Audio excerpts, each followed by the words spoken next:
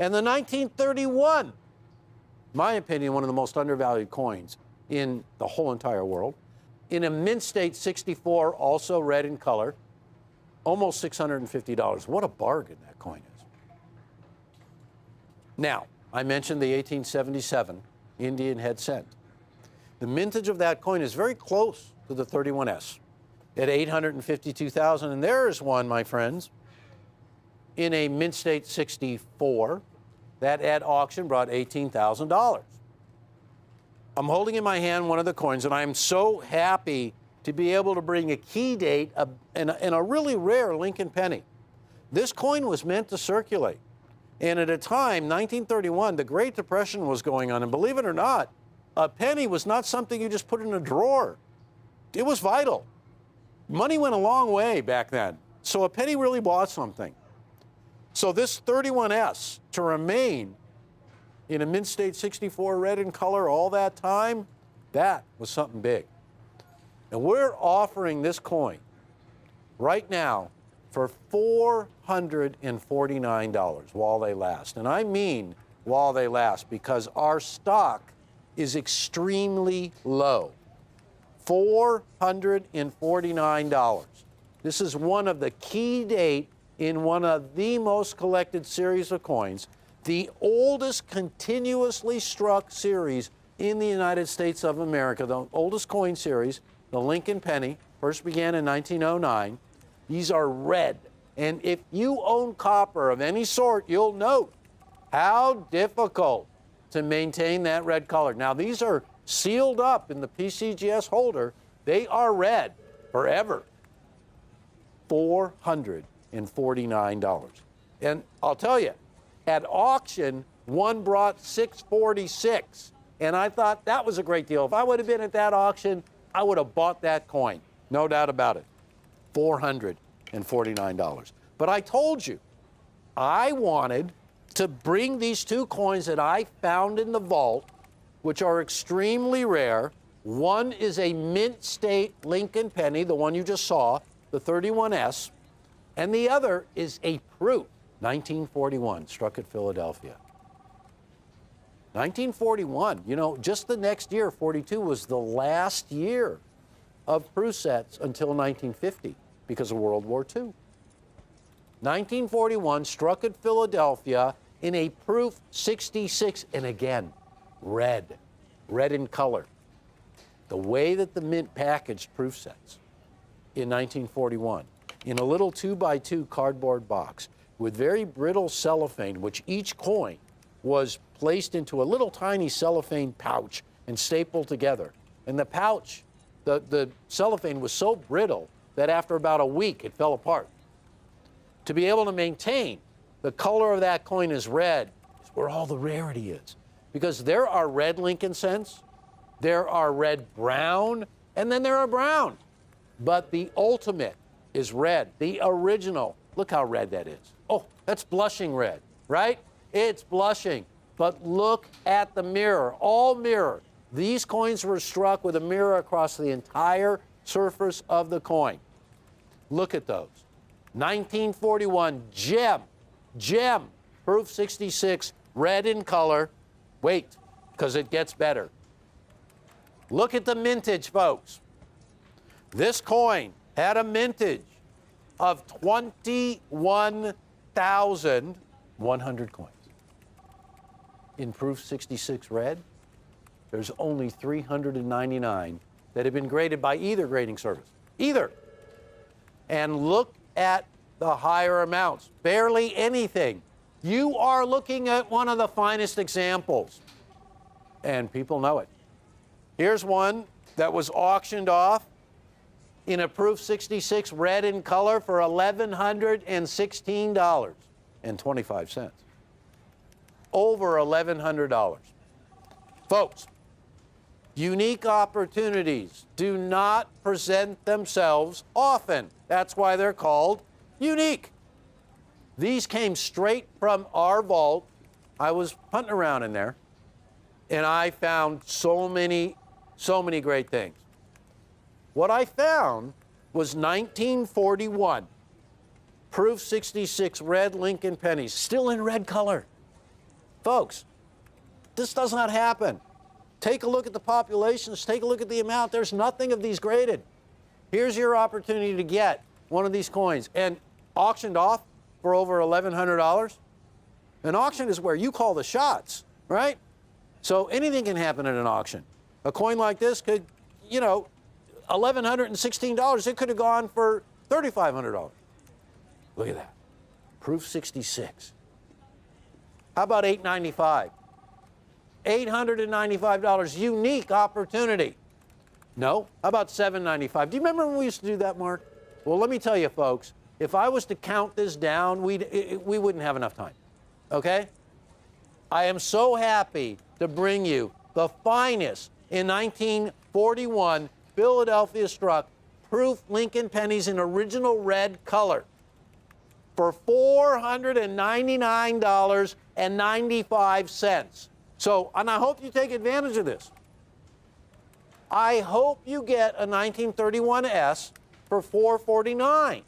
And I hope you get a 41P for $499.95.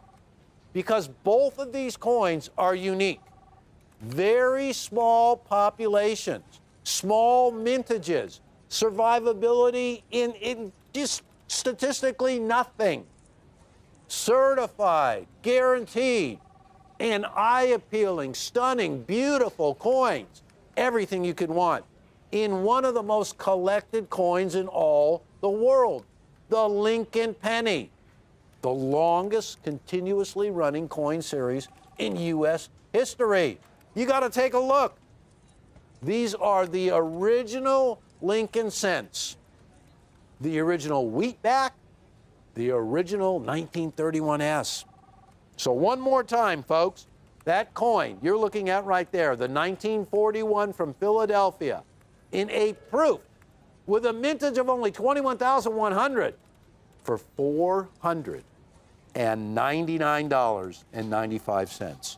And by the way, only 399 of these have ever been graded by both NGC and PCGS. 399 in a proof 66 red.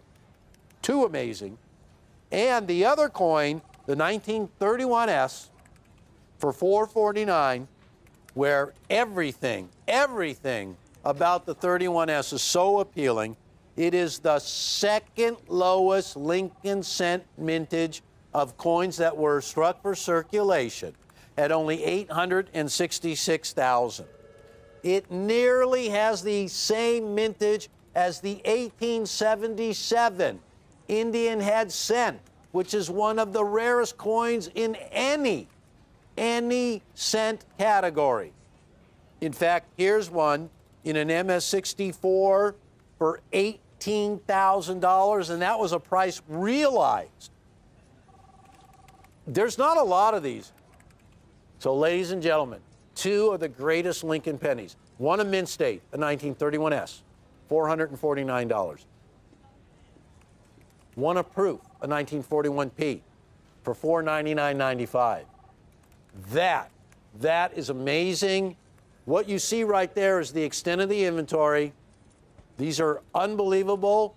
They're extremely rare, and they're priced so right. That's why I love Rare Collectibles TV, because of deals like this and the opportunity to bring collectors in for stuff you would never see anywhere else. So thanks for watching, and hey, don't go anywhere, because I'll be back.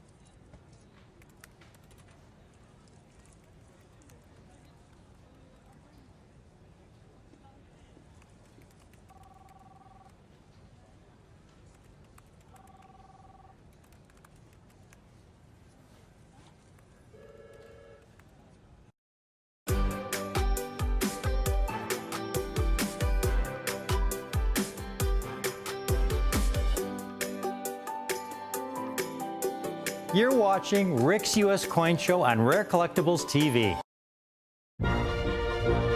From the snow-covered peaks in Nepal to the mystical jungles of Peru to the desert sands of Cairo and snake-infested tombs deep beneath an ancient city. Rare Collectibles TV has long been searching for lost treasures.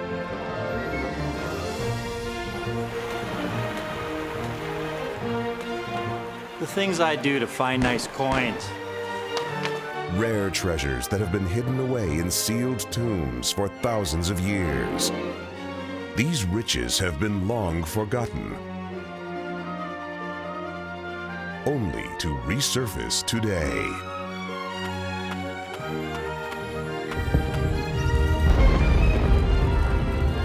A king's fortune in rare coins at prices not seen since King Tut ruled the lands.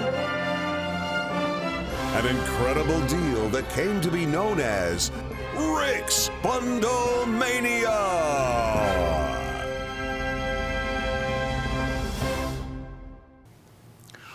Welcome to Rick's Bundle Mania, folks. I have not had a Bundle Mania in at least, Dave, would you say 2-3 years? At least 2-3 years? The only reason, I decided the only reason I'm going to offer a Bundle Mania a long time ago is if I have something truly extraordinary, really special, really top quality, that has a lot of rarity, that I can offer to you at literally below dealer prices. And being a specialist in the finest United States proof coins, I sometimes have an opportunity to acquire deals that nobody else in the country gets to see. And I acquired a deal a couple months ago that was historic. I mean, take a look at this box. This is one of the last remaining sealed boxes from this collection. This is a 1957 box of United States proof sets that has never been opened. Think about that. Think about that, folks. It's over 60 years old. There's 50 United States 1957 proof sets in here, and the owner never bothered to open the box. And there are literally hundreds of boxes of various dates in this collection dating from 1955 to 1964. And I bought the deal. And when you get something like that, when you get sealed boxes like that, there is a bit of risk involved because you don't know what you're getting. And, I had to pay a premium to get these sealed boxes. I mean, when you go to your typical coin shop or coin show today, you'll see proof sets, but they've already been picked through and mishandled, and the coins are typically very, very low quality. So to get this deal where these things were, sitting in this individual's, I don't know where he had them, in his attic or in his closet or in a safe for over 60 years. And so I have put together a 7-coin set that highlights 7 years from this collection. The latest year from the collection is 1964, and I've got a 1964 Kennedy in the highest grades from this collection.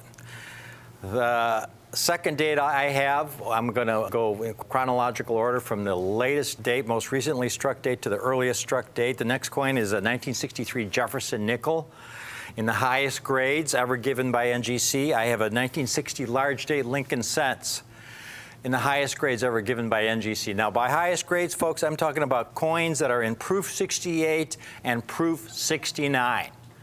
NGC has never given proof 70s out to dates in this set. The fourth coin I have is another Lincoln cent, but it happens to be the last year of the Wheatback Lincoln, the 1958. I got to have a Wheatback Lincoln if you're going to have, a Bundle Mania set. The next coin I have is a 1957 Washington Quarters in proof 68 and proof 69. And then I have a 1956 Franklin's in proof 68, proof 69. And then finally, the earliest date, some 1955 Roosevelt dimes in proof 68 and 69. Now, there were literally tens of thousands of proof coins out of this collection. And normally, again, this is from an earlier era in proof coin production, when proof coins were made what I call the old-fashioned way. They were using technologies that were basically carried over from the 1800s. So typically, even though these coins had never been opened, most of the coins graded between proof 63 and proof 67 condition. The 68s and the 69s were the very finest examples known. Now, the prices I have this set at is really, it's a dream come true for me because I know what a great opportunity is for you. This is a great, great collector set, folks. I don't have to do this. I don't have to offer them at this price. I could literally price this set for 50% more, and you would be getting an exceptional deal.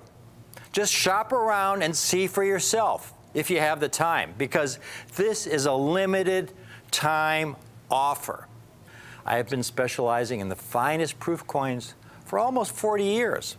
My clients have received many, many awards for proof coins and proof sets and proof collections that were the finest known. From NGC, here's one award given to one of my clients for a Morgan proof set. Finest known, best classic set in 2006. This is what I do, folks. This is what I do. You know, I love offering the best to my clients. The best possible quality and eye appeal and rarity at the lowest possible price. I'm not doing this to get rich. You know, I have my business operating costs, and as long as I have enough at the end of the day to pay my bills, you know, we have a home, I got a color TV, I got a couple hobbies, I love golf, I have a saltwater fish tank. You know, actually though, I do have a third hobby, and it's been my favorite hobby since I was 10 years old, and that's the United States rare coins. That's my favorite hobby of all. So this is truly a labor of love when I get something this extraordinary like I have for you today and at this price. Here I have among the greatest collections of United States, original United States proof coins to surface in decades. I got the deal because every dealer in the country knows I'm the proof coin guy.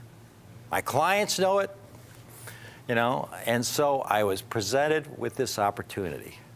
Coins that had been tucked away, you know, for around 60 years. The latest box in the series was 1964. And the earliest were some boxes of 1955s. What I have for you today, again, are the very finest. And by the very finest, I mean the highest possible grades. Proof 68 and proof 69. There are no proof 70s from this early era. They don't exist. Now, very briefly, if you're new to collecting and are wondering what proof 68, proof 69 means, well, first of all, I have to explain the Sheldon grading scale, which goes from a low of 1 to a high of 70. It's a 70-point grading scale. The higher the number, the higher the quality of the coin. In proof coins and mint state coins, again, 70 is the highest possible grade. It represents perfection under high magnification.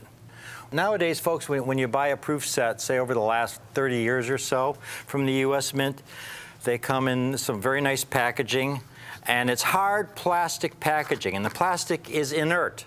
And that's really important because it means that the plastic will not chemically react with the coin and tone the coin. And the hard plastic protects the coin.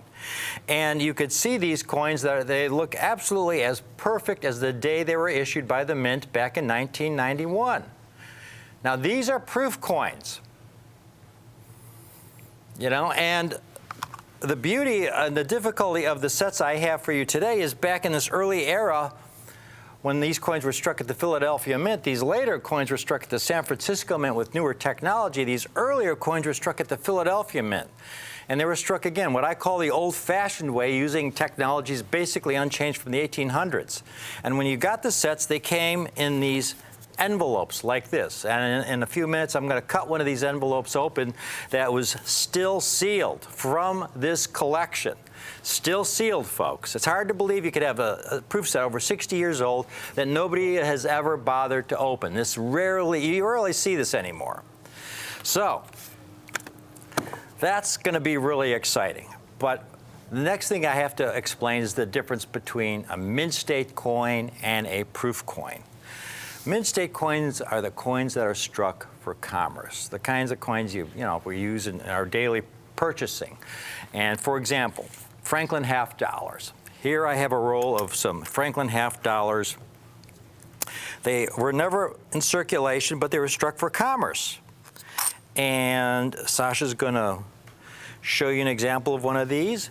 These coins that are struck for commerce, they are struck on high-speed presses, struck once, and there you can see this coin has never been in circulation, but you can see a lot of bag marks. If you look at the top of the head there, if you can tilt it, Sasha, it looks like quite a deep gouge there.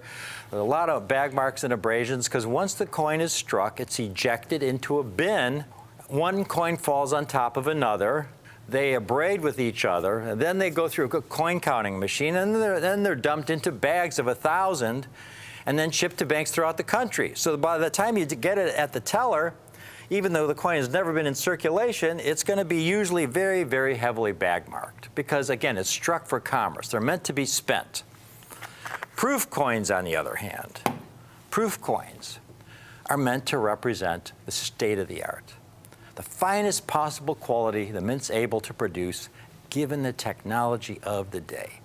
And that's what's always attracted me to proof coins. Since I started collecting at the age of 10, I mean, I had my penny book where I would look for the Lincoln pennies in my mom's change and grandmother's change purse, and I'd actually take my lawnmower money, my $2, and go to the bank and buy four rolls of Lincoln cents and try to fill my penny book with those worn Lincoln cents, those mint state Lincoln cents. But then I bought a red book, and I began looking at studying these proof coins. And I began to learn about proof coins. Now, what I didn't know back then is that, this was back in the 1960s, is that while proof coins are meant to represent the state of the art, it's important to understand that they represent the state of the art given the technology of the day. And that is the key phrase to remember. Because, again, you look at this 1991 set, these were struck in an era at the San Francisco Mint where the mint had very, very advanced technology by that time. Back at the Philadelphia Mint, folks, they did not have that technology. Again, they had technology that was basically the same technology to make proof coins that was being used back in the 1800s when they first started striking proof coins.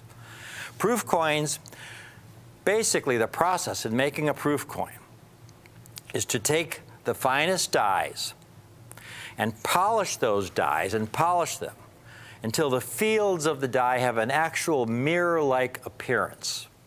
They would take the coin blanks, give them a kind of polishing treatment as well, and carefully weigh them so that they were the exact proper weight. And then, very importantly, they would feed the coin blanks slowly into the die. And each coin would be struck at least twice under higher pressure to bring out every possible detail of the design. Where mint state coins were only struck once, and they were struck under lower pressure, so you'll get a lot of mint state coins that you don't have all the design detail because the coins were softly struck. Well, proof coins are struck under that higher pressure, struck twice, so you see every possible detail as intended by the mint. And then, most importantly, where mint state coins are dumped into bins, proof coins are individually handled. They're not allowed to abrade with any other coins, and they're each put in their own separate compartment for packaging. So that is the labor-intensive process that they've always used to make proof coins back in the 1800s and in those years at the Philadelphia Mint. So remember this 1958 that I originally showed you that's still been sealed, that came from this collection? Here we have a set. It's never been opened, and we're going to, for all of you new viewers who have never seen a presentation of the United States proof coins, here we have this set that's over 60 years old, never been opened. But 1958 is a particularly problematical year when it comes to the silver proof coins. And so I'm picked this one to open because typically the $50 has what we'll call issues. In other words, as I said, proof coins are meant to represent the state of the art, given the technology of the day. And so we're going to take a look at this 58. Okay, we just opened it up. And in the cellophane envelope, it looks pretty nice. But what we're going to do is cut it out of the cellophane envelope. Okay? And again, this is a problem that we see with all the silver coins struck from 1958 through 1964, issued by the Philadelphia Mint. Take a look at all those spots on the obverse. Those don't come off. It has beautiful mirrors. Imagine what it would look like without those spots. Without those spots, it could be a proof 67, maybe even a proof 68. For the reverse, is almost spot-free, a couple tiny little spots. Now, again, though, putting them side by side, aside from the spots, you can see the difference in the surface between a Mint State Franklin and a proof Franklin. You see the mirror on that 58? That's an actual mirror. But these spots, with spots like this is going to be about a proof 63. This was one of the big quality control problems that they had at the Philadelphia Mint. One of the procedures in preparing the coin blanks, the proof coin blanks, was to wash them in a soap solution. And then they were supposed to wash that soap solution off the blank before it went into the die. But the quality control back then, 60 years ago at the Philadelphia Mint, was not what it is today, folks. And typically, they would not wash all that soap solution off the blank. So any solution, any little specks of soap residue that was left on the blank, when that blank went into the die, and you had 200 tons of pressure coming down on that coin blank, that soap residue was struck into the coin. It's part of the coin. I actually took the time and spent the money to do a chemical analysis of a coin with soap spots. And it is a kind of soap or cleaning agent that this spot is composed of. And so we call them milk spots because they have a milky appearance, but it is from a cleaning agent that the Mint was using to clean the coin blanks. And that's a problem you see on all the dimes, quarters, half dollars from this era. I mean, it's so frequent that you get these coins with all this spotting. Now, first of all, proof coins, they only could be acquired, especially from the Mint. You have to pay a premium to acquire a proof set. They're struck in very limited numbers. And here are the different dates you're getting in the set there along the left column there. You can see the 7 different dates and denominations you're getting. And to the right there, you see the number of examples of that they struck for commerce in Mint State and the number that they struck in proof condition. In 1964 Kennedy, for example, they struck over 433 million for commerce, but only 3.9 million in proof. The 1963 Jefferson, 455 million in Mint State, only 3 million in proof. And you go on down the page. You go to the 60 large date Lincoln, over 2 billion in Mint State, 1.7 million in proof. And then you get to the very bottom, into those earlier years at the proof-making facility in Philadelphia, 1956, while they struck 4 million Franklin half dollars for commerce, only 669,000 were struck in proof condition. In the 1955 Roosevelt, 44 million examples were struck for commerce, but only 378,000 in proof condition. That's a coin that's rare in any condition. 378,000 coins, total mintage. And here today, though, we have the finest examples. And here is a chart showing you the populations of these coins in those highest grades that I have for you today. The 1964 Kennedy, well, they struck about 4 million examples. NGC's only graded about 13,000 in proof 68 and about 5,400 in proof 69. none higher. 1963 Jefferson, about 2,600. In proof 68, 922 and 6.9, none higher. 60 large date Lincoln, you can see even tougher, only 727 and 6.9. The 58 Lincoln, Wheatback, only 1,100 coins in 6.9, and so on down the page. And then you get to the 56 We the People Franklin, the toughest of all. It's in my proprietary We the People Franklin holder. Only 222 that I have certified so far as being We the People quality in 6.8 and 152 coins in 6.9. Folks, if you were to shop around, putting together this set in proof 68, this Bundle Mania set, that 1960 large date Lincoln in proof 68, here's one example, that's $140 in proof 68. Here's another one in proof 68, $129, okay? $129 for that first coin, the 1960 large date Lincoln proof 68 red. That's a dealer with 100% positive feedback.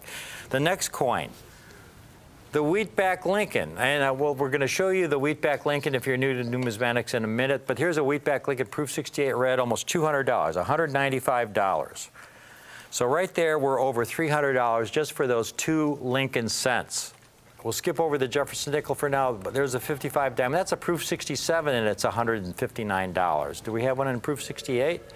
There's a proof 68, $249, a top-rated seller, $249 for that coin. So we're already now about $550. 57 quarter, and that's a 6.7 for $115. Here's a 68 for $115. So we're around $700 for those 4 coins. Then we get to the Kennedy half dollar. Here's a dealer with 100% positive feedback. But if you want one next to the highest grade, here's a 6.8 for $400. There's another 6.8 for $600. Let's take the lower price. We're over $1,000, around $1,100 for those coins. And we haven't included the 63 Jefferson nickel. And here is the last coin, the biggie, the Franklin half dollar, the rarest of all in high grade, most difficult. Just a regular proof 68, $1,100 for a proof 68. That's about $2,200 if you have to pay that top price. But here's one, he's got it for only $800, okay? So there you've got this set. You take that lower price, you're still at close to $2,000 for this entire set, and I didn't include the 63 Jefferson nickel. Here's why I'm so excited about this opportunity, because this is a set that I could offer at $990, and it would be a good price. $795, it would be a fabulous price. But I had the great fortune of getting some outstanding coins out of this collection, and while I have these in proof 68, I've got this set for $590, folks. That's well under $100 a coin in proof 68 condition. 1 point from the highest grade ever given by NGC for every single coin in this collection. And I should add that Franklin in there. It's not just any old proof 68 Franklin. This is a Franklin in the NGC proprietary We the People holder. With this collection, you're going to get a brochure explaining all about the NGC We the People holder and what makes Franklins in these holders so special. Because every Franklin that goes into the We the People holder is reviewed by yours truly first. And only the finest examples for the date and grade go into that NGC proprietary holder. I've been specializing in Franklin and Kennedy half dollars since the early 1980s, folks. I take a lot of pride in these coins. If you're going to get a proof 68, I want you to get the very finest, eye-appealing, quality example possible. Same with the Kennedy half dollar, same with the Washington quarter, Roosevelt dime, Jefferson nickel, and those Lincoln cents. You're going to get spectacular problem-free, spot-free, haze-free examples, all for only $590. We've got a lot of people calling in, and they're already, we've already sold a couple sets of Proof 69, which I haven't even priced yet. But Sasha, let's get to these Proof 69s. If you thought the Proof 68 set was great, folks, usually when you jump from a 68 to a 69 grade, you triple the price. That's usually how it works. You know, so this set at $590, you might expect something around $1,800. I've got a few comps, just to give you an idea how the price radically jumps. Because we're talking about the highest grade coins ever given by NGC. A 60 large dates, it's $320 in 6.9 grade. Here, 58 Lincoln Cent, the Wheatback Lincoln Cent. Again, that's the last year of the Wheatback series. Proof 69 red, $500. So those first two coins right there are over $800. Then I couldn't find a comp for a Proof 69 1963 Jefferson nickel, so I found one for a 62p, and there's one for $145. Let's just figure the 1963 at $100. We'll be really, really conservative on that, only $100. We'll go to the next coin, the 55 Roosevelt, the earliest date in this series. They only struck 378,000 coins. Top-rated seller, Proof 69, $300. Okay, we're at around $1,200, and we haven't even gotten to the quarter and the $2.50 yet. There's a 57 quarter, Proof 69, that's sold in auction, $235. Here's another one, $207. And now we get to the Kennedy half dollar. The Kennedy half dollar, this is the first year of the series. The only year the Kennedy half dollar was struck on a 90% silver planchet at the old Philadelphia Mint. Here's a dealer asking what I consider a very high price, $1,700, just for that one coin. Here's another asking price, $1,600. So with those 6 coins, we're around $3,000. And then the 56 Franklin, there's one for $900. There's another one for around $1,200. Again, these are all top-rated sellers or dealers with 100% or 99% feedback. They're not, you know, low-rated dealers. Here's one more. The lowest one I could find is $650. Okay, so if you're able to get a bargain, get that 56 for $650, you'd be around somewhere between $3,500 and $4,000 for this set, folks. Call in now. I have a limited number of the sets in Proof 69. A limited number of these sets. These are not $2,900 or $1,900. $1,495 would be a great price. As a specialist in the finest United States proof coins, $1,495 for these 7 coins. That's just about $200 a coin. I've got the entire set, folks. Call in now. I have a limited number of these sets. I have this 7-coin set priced at $135.57 a coin. $949 for the entire set. Every coin, the highest grade ever given by NGC, folks, for $135.57 a coin. You notice every one of those coins has my Everest seal. That means it's a coin, not only is it highest grade, but it's a coin that I have personally reviewed for eye appeal and quality. They're essentially flawless coins. That's what you're getting. And you're getting it all for $949. Now, you can shop around and spend a lot of time looking for these 7 coins. And to try and find these 7 coins for even $1,500 would be a minor miracle. But you wouldn't be getting this quality. You wouldn't be getting that 56 in the We the People holder. And again, I must remind you, when you get either set, the Proof 68 set or the Proof 69 set, you get this brochure, which is, it's a 22-page brochure which talks all about the We the People holder, why these coins, the process these coins go for in the review process, the rarity of these coins in this proprietary holder. Only the Franklins that are the finest possible eye appeal and quality for the grade, reviewed by me, go into the NGC We the People holder. And so far to date, out of all the Franklins I've reviewed, and I have the largest Franklin inventory in the country, folks. I've only certified 222 examples of the 1956 in proof 68 and 152 in proof 69. Now, you look at the Franklins for the entire series to give you an idea, if you're new to collecting, at how rare these are. And these are for all NGC coins in the We the People holder. From 1950 to 1963, for the entire Franklin series, the U.S. Mint struck almost 16 million proof Franklin half dollars.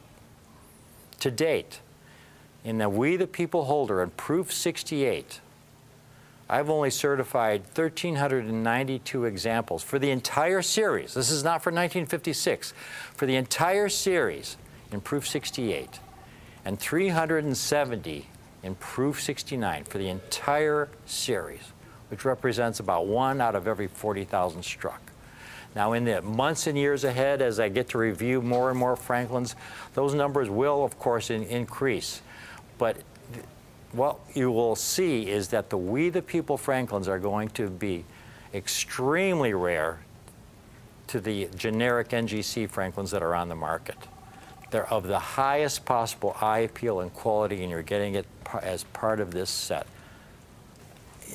In closing, we've talked a lot about the Franklin and Kennedy, but I can't stress enough the importance of those 2 Lincoln cents, because the Lincoln cents are often the hardest coins to find in high-grade condition because they're struck in copper. Copper is the most reactive of all metals. I've got some 1941 Lincoln cent comps, for example. That coin sold for $18,000, over $18,000. A few years later, that same coin appeared in auction, sold for over $28,000. Same coin. The Lincoln cent in proof 67 red. Now, again, I've got the 1958 Lincoln in this set in proof 68, and I've got the ultimate proof 69 set. It was really important that I include a wheat-back Lincoln for you in this collection. That's what really puts the cherry on top, folks, to get a wheat-back Lincoln in this kind of condition. This is the perfect set. If you've never bought a United States rare coin before, this is a great, great collector set, folks. This is a set to put away for your kids, your grandkids. If you've got children, get one for each of your kids. I mean, you can't do better than this. To get this kind of eye appeal and quality at this kind of really great, great price, especially from me to you. This is the best I can do. This is one of the greatest, greatest collections I've ever come across. And to be able to pass the savings on to you with these top grade coins at these prices, folks, really, it's something that I hope you can take advantage of. I hope you do while they last. I have a limited quantity of the 6/8 sets, but an especially limited quantity of the 6/9 sets.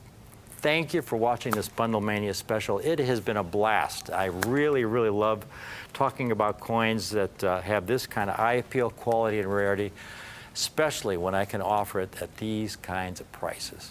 Thanks again for watching.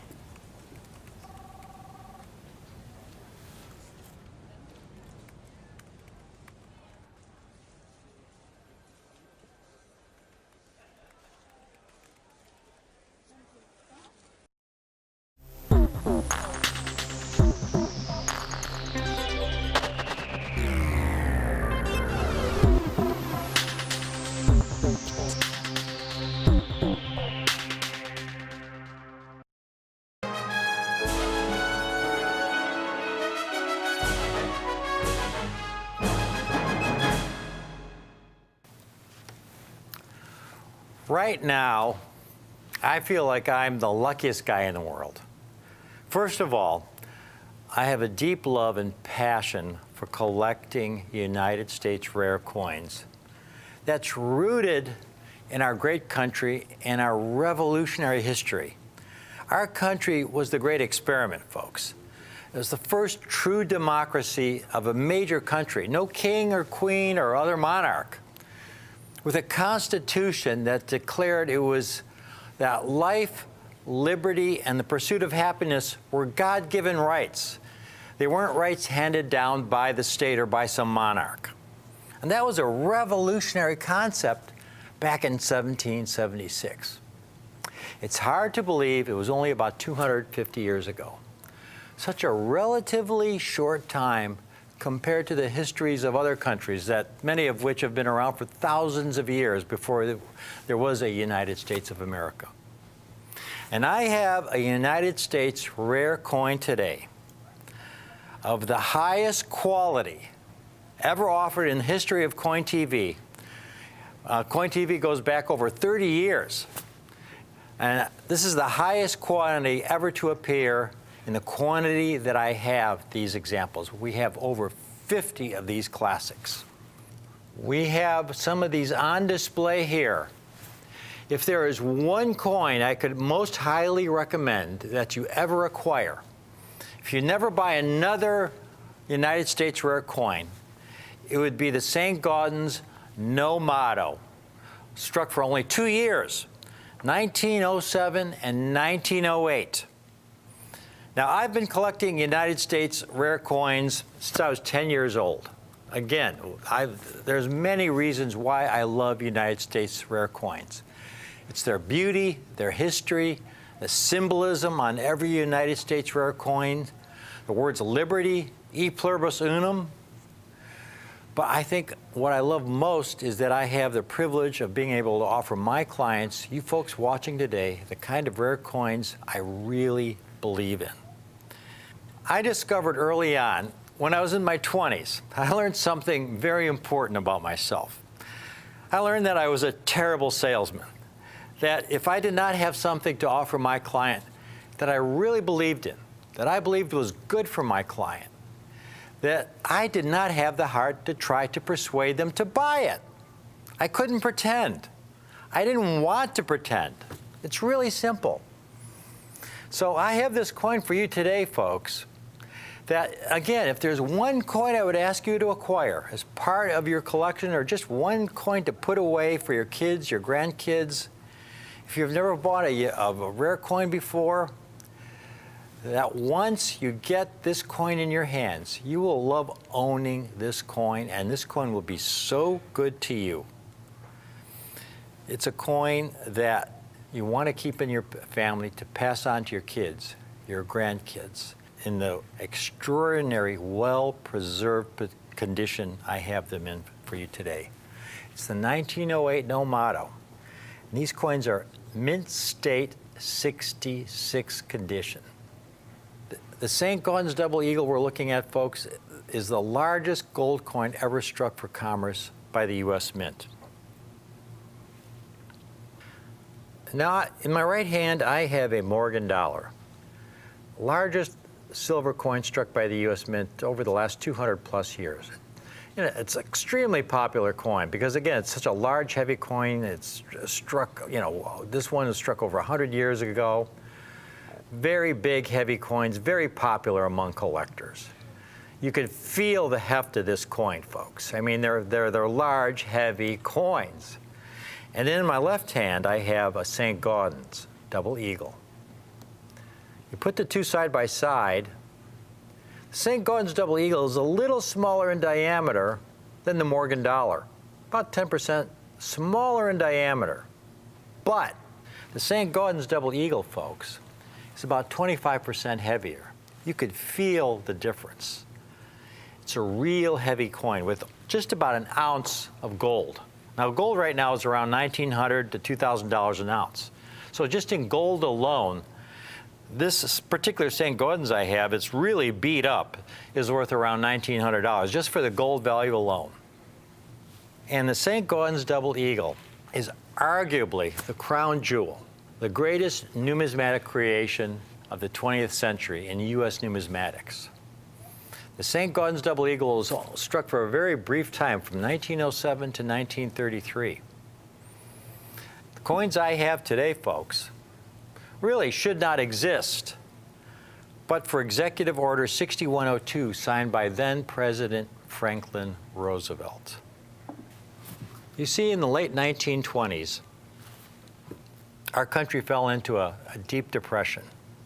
It was estimated that in 1933 alone, there were approximately 4,000 bank failures.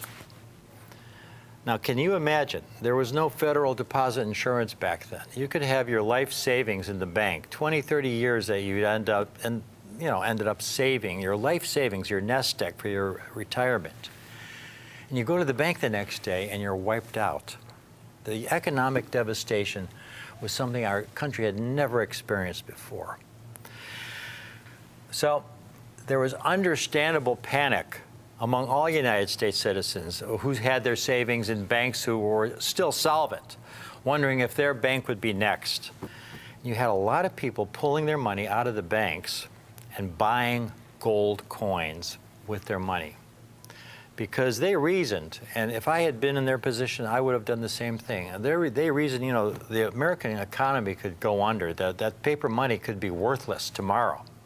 But gold, throughout human history, I mean, going back to Egyptian times, gold in every culture has always had value.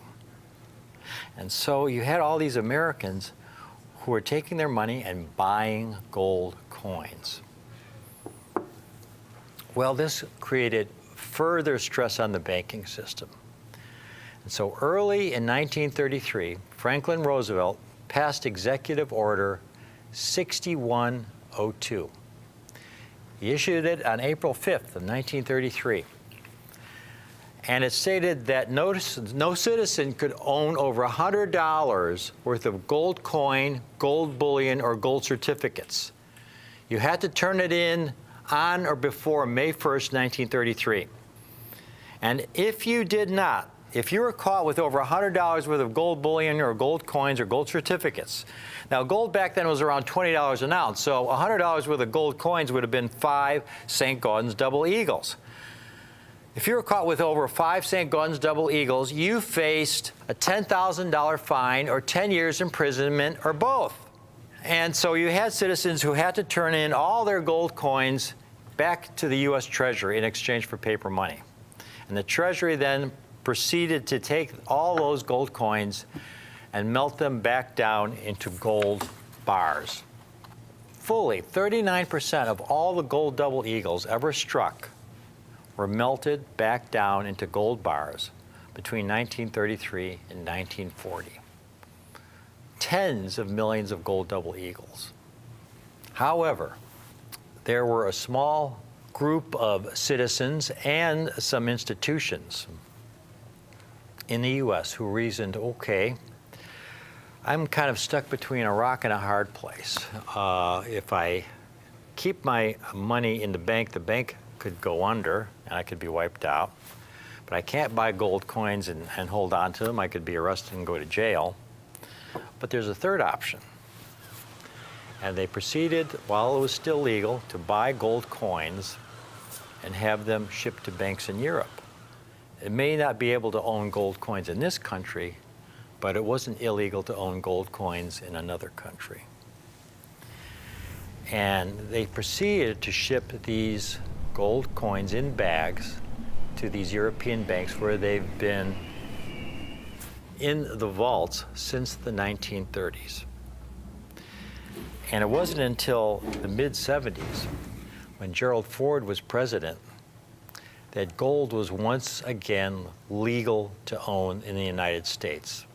And you began to see some of these gold bags coming out of Europe.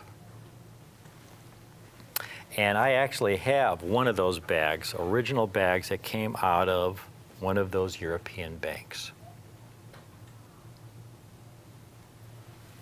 Now, folks, what makes these coins so extraordinary is their state of preservation. These coins are 1908 no motto St. Gaudens double eagles in mint state 66 condition. They were only struck for just over a year in 1907 and early 1908. They're called the no motto variety because there is no "In God We Trust" anywhere on the coin. Now, folks, what makes them so extraordinary and what makes it so unique is the quality, the state of preservation of these coins. They're among the finest known. These St. Gordon's Double Eagles, as I said earlier, they're the largest, heaviest gold coins struck by the U.S. Mint. Here's a 1924, folks. This is a typical St. Gordon's Double Eagle. Notice the deep gouge by the rim there at 8 o'clock. A deep cut right through the midriff of Liberty, and other scuffs across Liberty's face and some cuts in the field. Here's a second piece I have, a different date. Look at the deep cut, again, in the field at 8 o'clock. These coins are not even gradable, but this is the kind of quality you expect from a coin that's struck for commerce. They were struck for commerce. All right, they were heavily used in the banking system. These heavy gold coins, when they were struck, they'd be ejected into the bin. One coin would fall on top of another. From there, they went through coin counting machines. They were dumped into bags, and the bags were shipped to banks throughout the country. So when you got one at the teller, even though it was never in circulation, it would already be heavily bag marked. The vast majority of St. Gordon's Double Eagles are very heavily bag-marked, low-grade coins. Now I'd like you to take a look at one of the 1908s that we have for you today in Mint State 66 condition. Mint State 66 condition, that is the Sheldon grading scale that grading services use. It goes from a low of 1 to a high of 70. 70 is the highest possible grade. There are no St. Gordons. They don't exist in MS-70, folks. That's impossible. 66 is extraordinary. Look at this coin.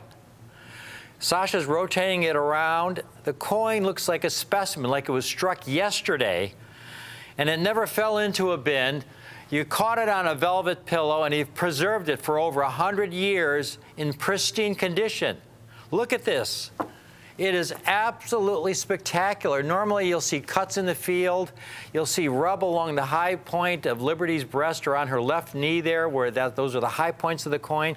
You'll typically see abrasions there and cuts in the eagle. This coin looks like it was struck as a modern coin, as a specimen. How it ever survived the process, being dumped into a bin, being dumped into a bag, surviving in this condition, well, the fact is, very few did. And that's what makes these so special. In fact, folks, to make the most important point, if you went to the Smithsonian and looked at their collection of St. Gordon's Double Eagles, the Smithsonian has the finest collection of United States coins in the world. Here are the grades of the St. Gordon's Double Eagles that are in the Smithsonian. You can see all the different dates and mint marks. The Smithsonian example of the 1908 no motto is an MS 66, exactly the grade we have for you today. You can see the rest of the dates are AU 58s, MS 62s. They're all lower grades. We go to the second and third pages. Very few coins grade 6.5 or 6.6 in the Smithsonian collection, folks. Then you get those last few dates, the 1930s, finest known MS-68. It's worth probably in the millions and millions of dollars if it ever came onto the market. When we look at all the St. Gordons struck and number that have survived in mint state condition, folks, this will help put it in perspective. Again, there were about 70 million coins struck. Remember, about 40% of those were melted back down into gold bars.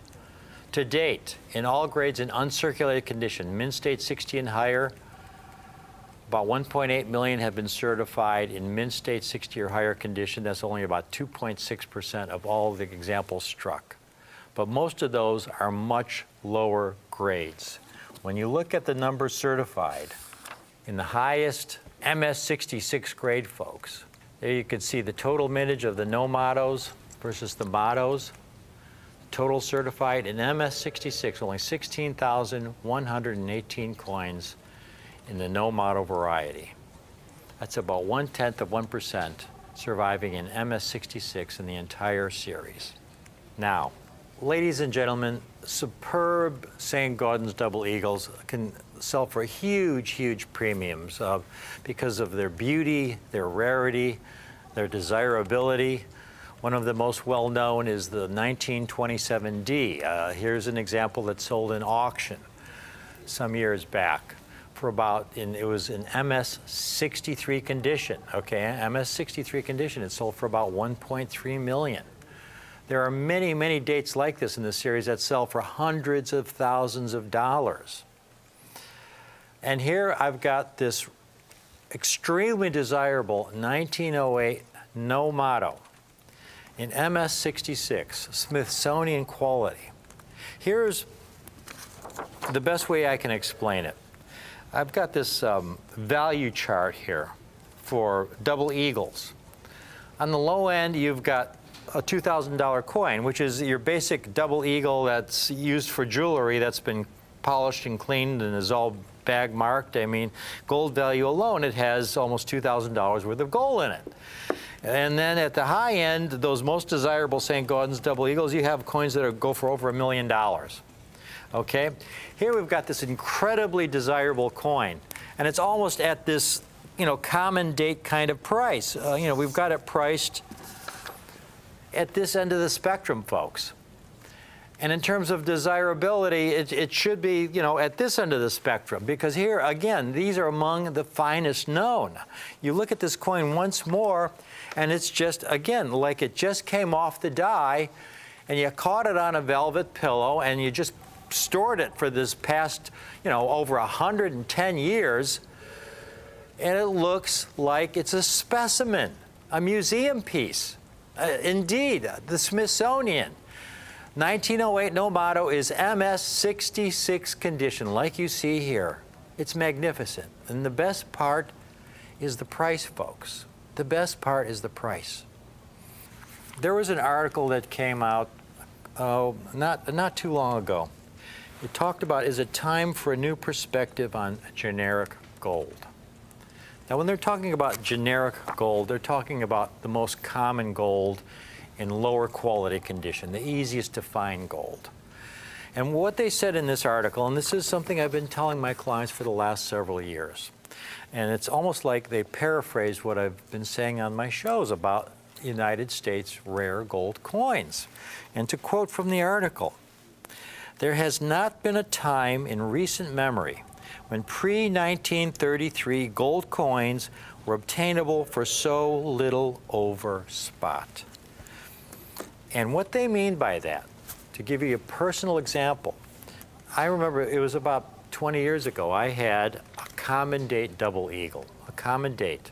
It was in MS63 condition. Now at that time, gold was about $300 or $400 an ounce. And I sold the coin to a dealer for about $3,500, which was about 10 times the gold value. Again, and this is for a common date in MS63 condition. And that is the premium those coins were going for. Today we have gold at $1,900 to $2,000 an ounce. 5-6 times higher than what it was back then, 15, 20 years ago. 10 times the gold value for an MS63 would be around $20,000.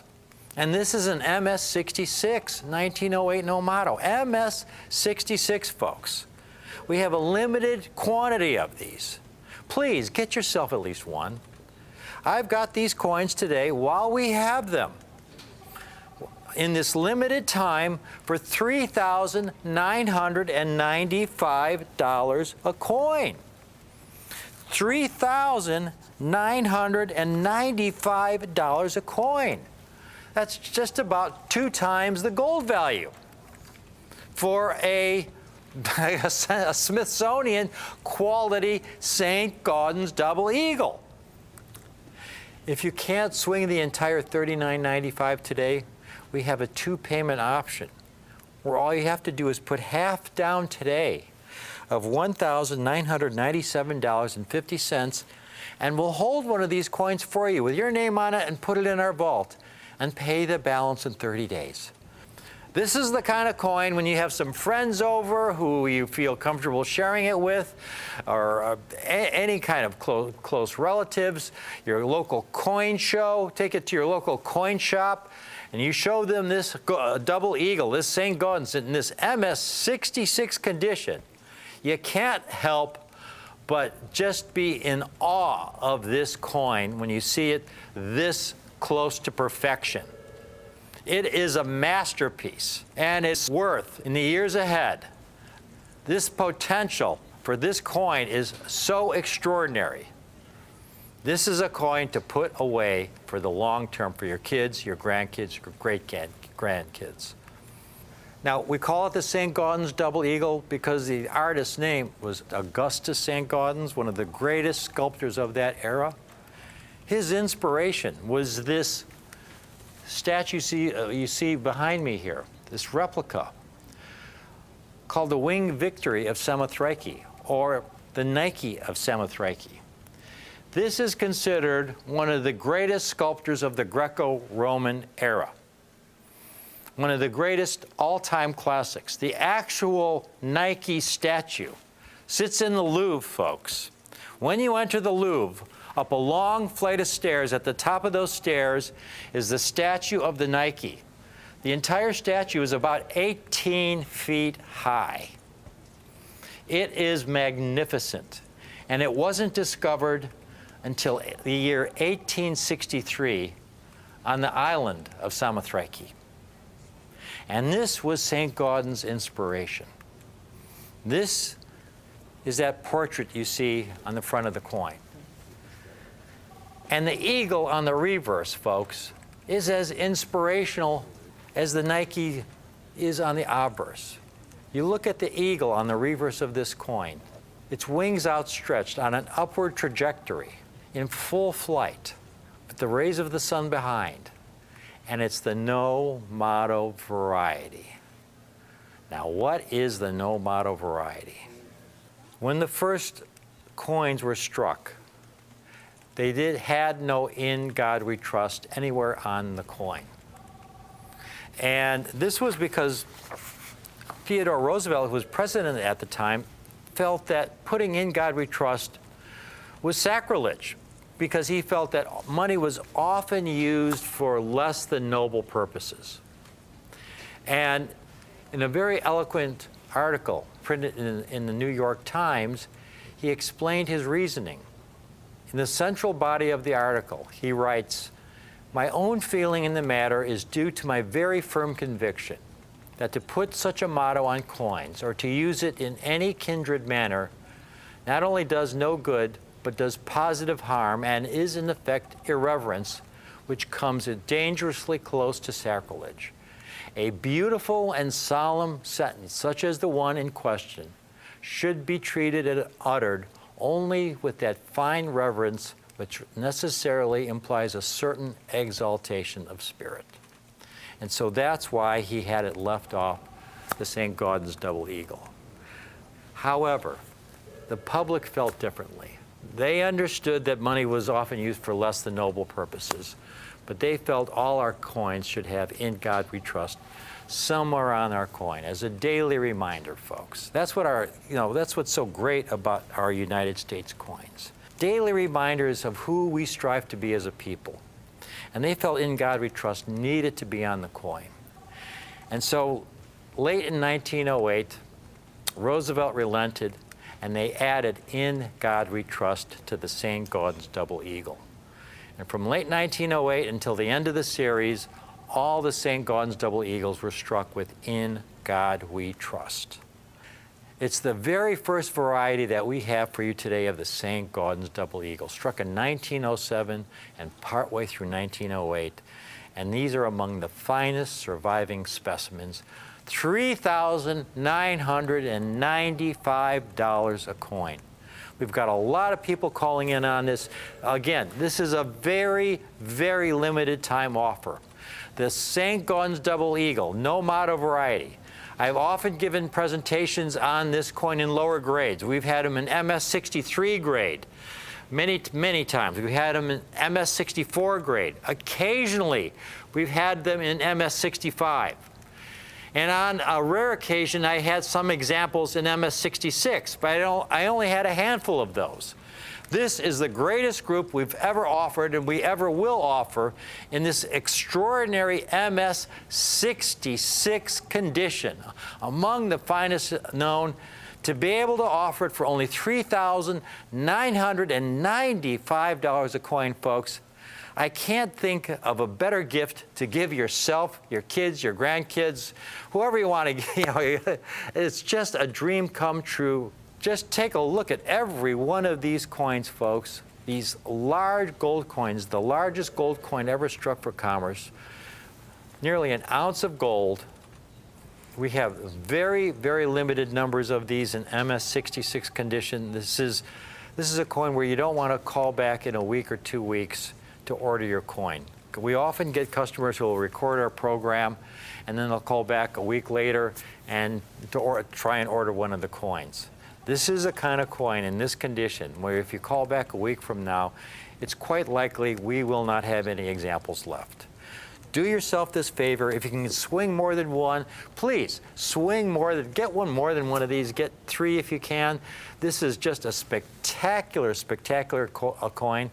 As I've been saying for several years, if there's just one coin you could own in all of United States coinage, it would be this first variety of this St. Gaudens Double Eagle, a no motto. And to be able to offer it in MS66, folks, it truly is, for me as the host of Rick's U.S. Coin Show, it truly is a dream come true. I mean, I never thought I'd be able to offer something like this in this condition at this price. Again, we have very, very limited quantities. Do yourself a favor, get at least one.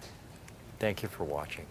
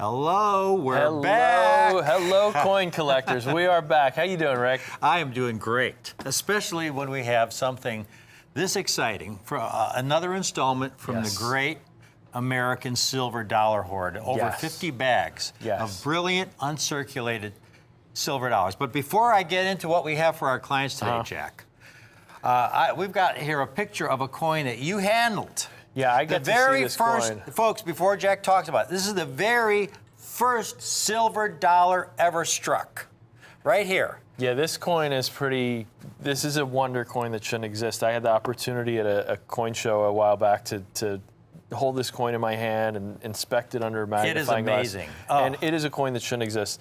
1794 was the first year we struck silver dollars at the U.S. Mint.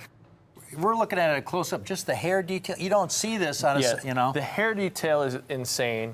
You know, most 1794 dollars that exist, first off, I think there's only about 100 or 200 that exist, period. Yeah. And typically, even in high grade, you know, the date isn't even all there. There's hardly any hair detail. When you look at this coin, you know that there's something special about the way not the way it survived, which is also special, but the way they made the coin. This coin looks like a proof. It has mirrored surfaces, and PCGS graded it SP, meaning special strike or specimen, because there's no record of the making of proof. But when you look at this coin, there is no doubt that this was made in a very special way, and that's why most experts believe this is the very first silver dollar that was struck by the You U.S. studied Mint. every square millimeter of this coin. You handled it. I believe it's the highest price ever paid in auction for any U.S. coin. Yeah, I believe it's the only coin to break the $10 million barrier in numismatics. period. I would wager, Jack, that if this coin came up today, it would go for at least double that. For you folks who may not have seen our Great American Silver Dollar Hoard presentation in the past, again, this is a once-in-a-lifetime opportunity. We've never handled anything like this. Over 50 bags of brilliant, uncirculated silver dollars. That is just extraordinary. And we've been going through these bags, and what we have for you today are some really, really special coins from this incredible once-in-a-lifetime hoard. Now, before we go any farther, Jack, we have to talk about the fact that Morgan dollars were struck in very large quantities. They Yes. struck over 600 Yes, million. millions and millions. Most years Sasha it has a struck chart millions. here. The key to Morgan dollars, folks, is condition rarity. Right. Because they were struck in very large numbers, but it isn't until you get into the higher uncirculated grades that they become really valuable. And you can see here by this chart, over the entirety of the series, they struck over 650 million Morgan dollars. A lot of them were melted down during the Pittman Act, Yeah, almost 1918. half. But Approaching half. that still left, close to 400 million coins, but only about 6.5 million of those have been certified in uncirculated condition. That's Right. only 1.7%. Now, as an example, typical Morgan dollars, I picked these up in a coin shop, Jack, for like $30, $35 a coin. Right. First one, Those are pretty typical. Yeah, I'd say so. And that's the most common. They struck, what, about 40, 50 million 1921 Ps? Yeah. And you see it's heavily circulated. That's among the most common dates. Mm-hmm. But now we get to this next coin here, this 1886, and you flip it over and there's an O mint mark at the bottom. Oh, wow. Much better date. 1886 Tough O, but I got it for the same price because it's very common in low grade Right. condition. They struck about 10 million of these. date. Yeah. And then the next coin is a 96 O, which they struck in the millions. But they all circulated. But they're, Virtually you all know, of and 96, and again, you can see the O mint mark. But then if you find these coins in uncirculated condition, this is where they become really, really rare. They have Exactly. tremendous condition rarity. There's one of the finest 86 O's, and it's a 6.5 that sold many years ago for $161,000. It would be well over $200,000 today. Right. But even 6.3s are, tens of thousands of dollars. And there's a 96 O in MS63, a nice choice piece for over $20,000 because it's uncirculated. This Right. is where they're really rare. So what we have, if you've never collected silver dollars before, we're starting off with a date, Jack, that is a great coin to build a Morgan dollar collection with. We have an 1880s Morgan dollar. You take a look at this piece. It's a gorgeous, brilliant, uncirculated specimen. You look at that luster. ADSs are known for their luster. I mean, the San Francisco Mint in that first part of Yeah. the series is known for Very really, few bag marks. really great quality control. Incredible luster, full strike, just incredible eye appeal. This is not the kind of coin you find in your local coin shop in this kind of uncirculated condition. You see a full strike, you see the S mint mark at 6 o'clock at the bottom there, meaning it was struck in San Francisco. I spent a day putting this chart together, ranking the rarity of Morgan dollars in terms of their condition rarity in uncirculated condition. With the most common Morgan dollars in uncirculated condition first, and they become progressively rarer as you go down the list. And it's several pages long because there's over 100 different dates and mint marks in the Morgan dollar series. In our earlier presentations, Jack, the first coin we offered was the 1881S. Right, which makes sense. Yeah, you can see there, it's the most common Morgan dollar in uncirculated condition. Even though they struck 12.7 million, you can see they've only graded about 268,000. So You know, again, most of the coins are circulated, but you do have about 270,000 in uncirculated condition. There's an MS63 for almost $400. That's a dealer with 100% positive feedback, over 20,000 happy customers. Right.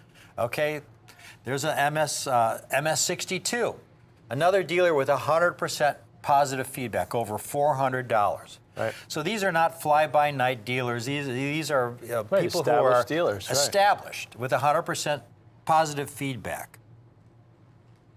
If you've never purchased a Morgan dollar before, this is the perfect time to start. We have these ADSs. We're starting with this coin 1.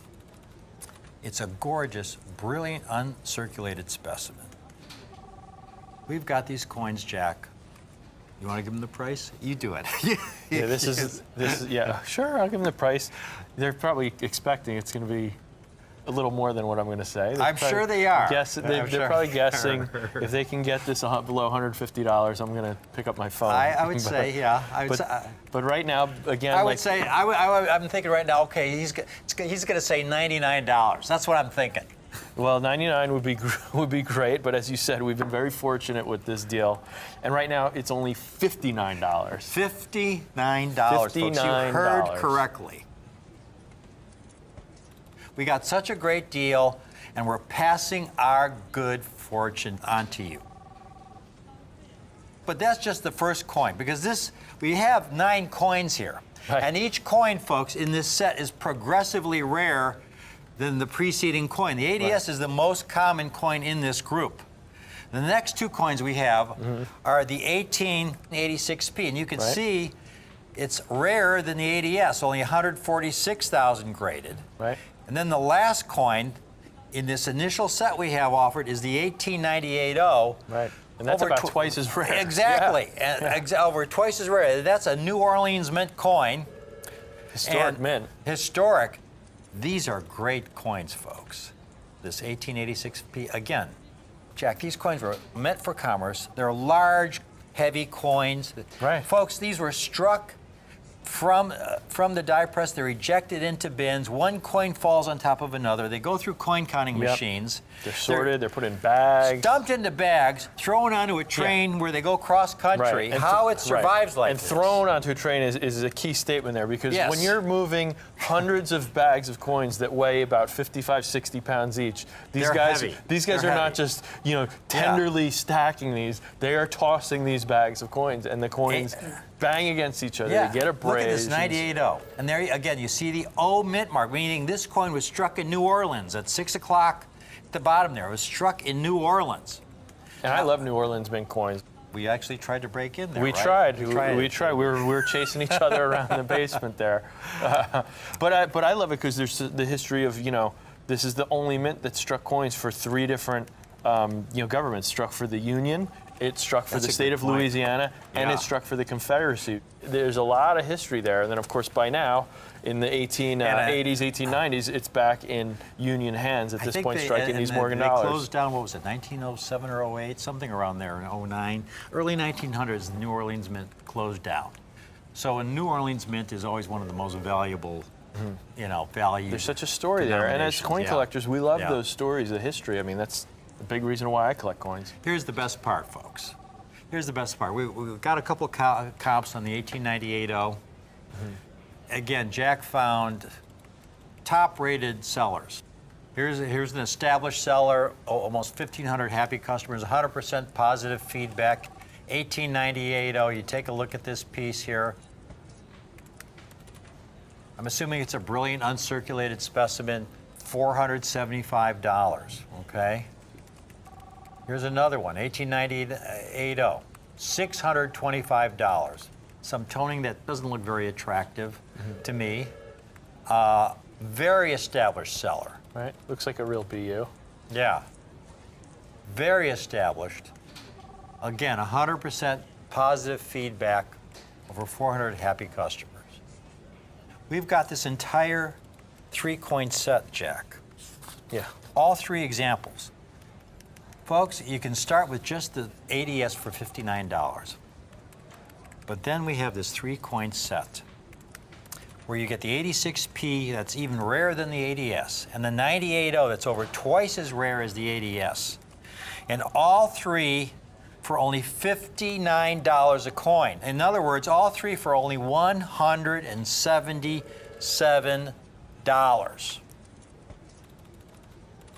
Doesn't get any better than that, Jack. And these are, as we mentioned, increasingly more rare. That 98O is twice as rare as the ADS and almost twice as rare as the 86P. Well, that's the amazing. But we didn't raise the price. We left at $59. That's the a amazing coin. thing, because when you get talk about the Morgan dollars, it's really only the first, 10 or so dates. Relatively easy to get an Right, where there's- uncirculated. right, where there's After over that, they get 100,000, really right. scarce, beginning with this 98O. But folks, okay, this is where it gets really, really interesting. Okay, those are the first three coins. We've got 5 coins to go here. But if you want just that, if you can only swing, like a couple $100, if that's your coin budget, that's a great place to start with those three coins. I mean, it doesn't get any better than that. But now we get to the next coins. Here we go, the scarce dates section of our Now chart. look at this. We started with.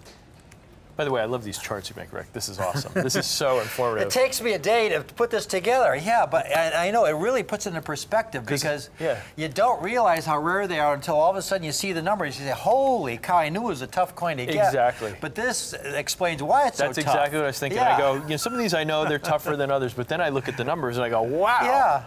The fourth and fifth coins are the 98P and the 82P. And you've got coins that are about almost 10 times rarer than the ADS in the 98P and the 82P.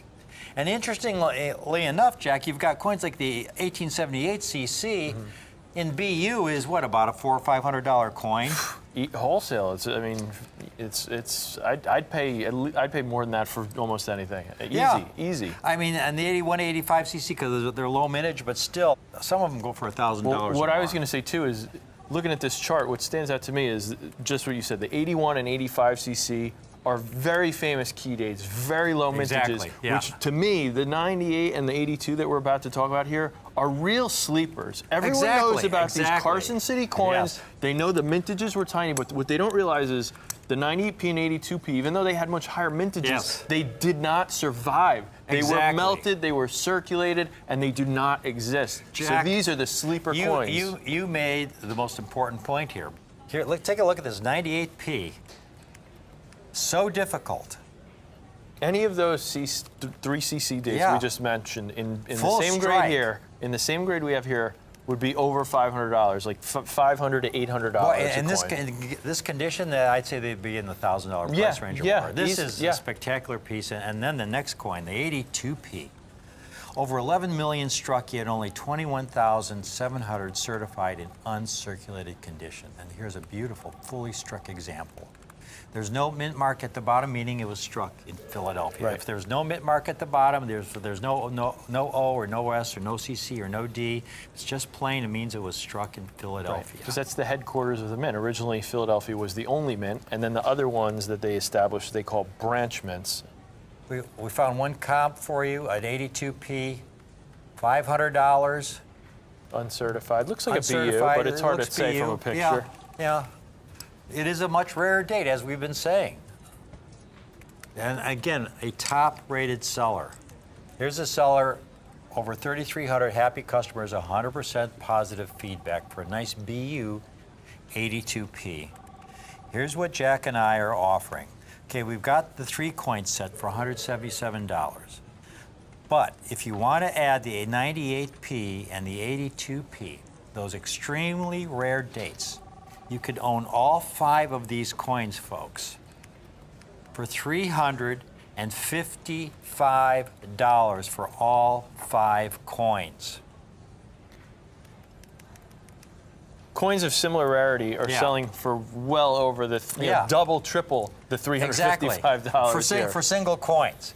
And again, these were coins we hand selected. There were a lot of other coins in the bags.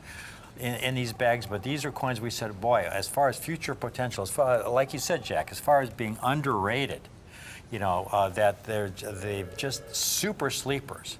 These are our top picks in this collection from this great American silver dollar hoard in this particular set here.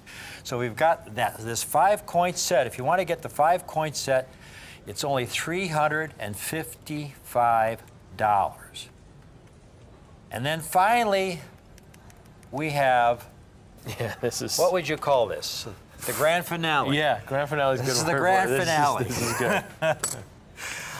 We've got 4 other coins. You saw that last page where we're getting into the scarce dates, so we call them the scarce dates, the 98p and the 82p. So you saw we added those scarce dates, the 98p and the 82p. Now the last 4 dates, though, are going to be on the following page. Take a look at this. Extremely scarce. Total certified under 20,000 coins. Look at this, wow. 97p. Only 19,500 certified. 810. 18,000. The 03p. 13,500. And then this is the best coin of all. Yeah, this is the cherry on top here. 1878, 8 tail feather. We started off this presentation, folks, talking about the first silver dollar ever struck that Jack handled, Yep. the 1794. The 1878 8 tail feather was the first Morgan dollar ever struck. Right. First struck 1878 at 3:17 p.m. at the Philadelphia Mint. They only struck this coin, what they call the 8 tail feather variety, for maybe 3 or 4 weeks. Right.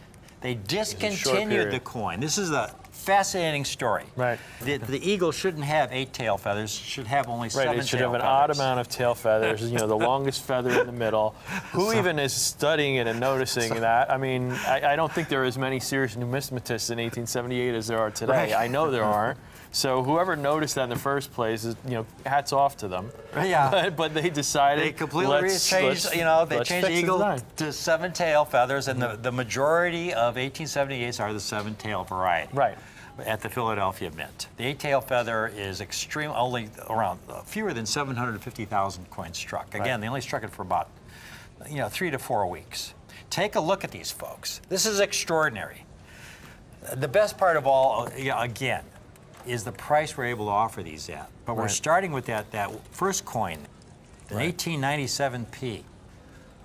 So rare in this condition. Right. In brilliant uncirculated condition, only 19,500 certified in all grades of uncirculated condition. Look at this brilliant uncirculated specimen. Absolutely breathtaking. The luster, the strike, everything, Jack. Love getting to look through all these different dates and mint marks and Yeah. varieties. Oh, it's so fun for me.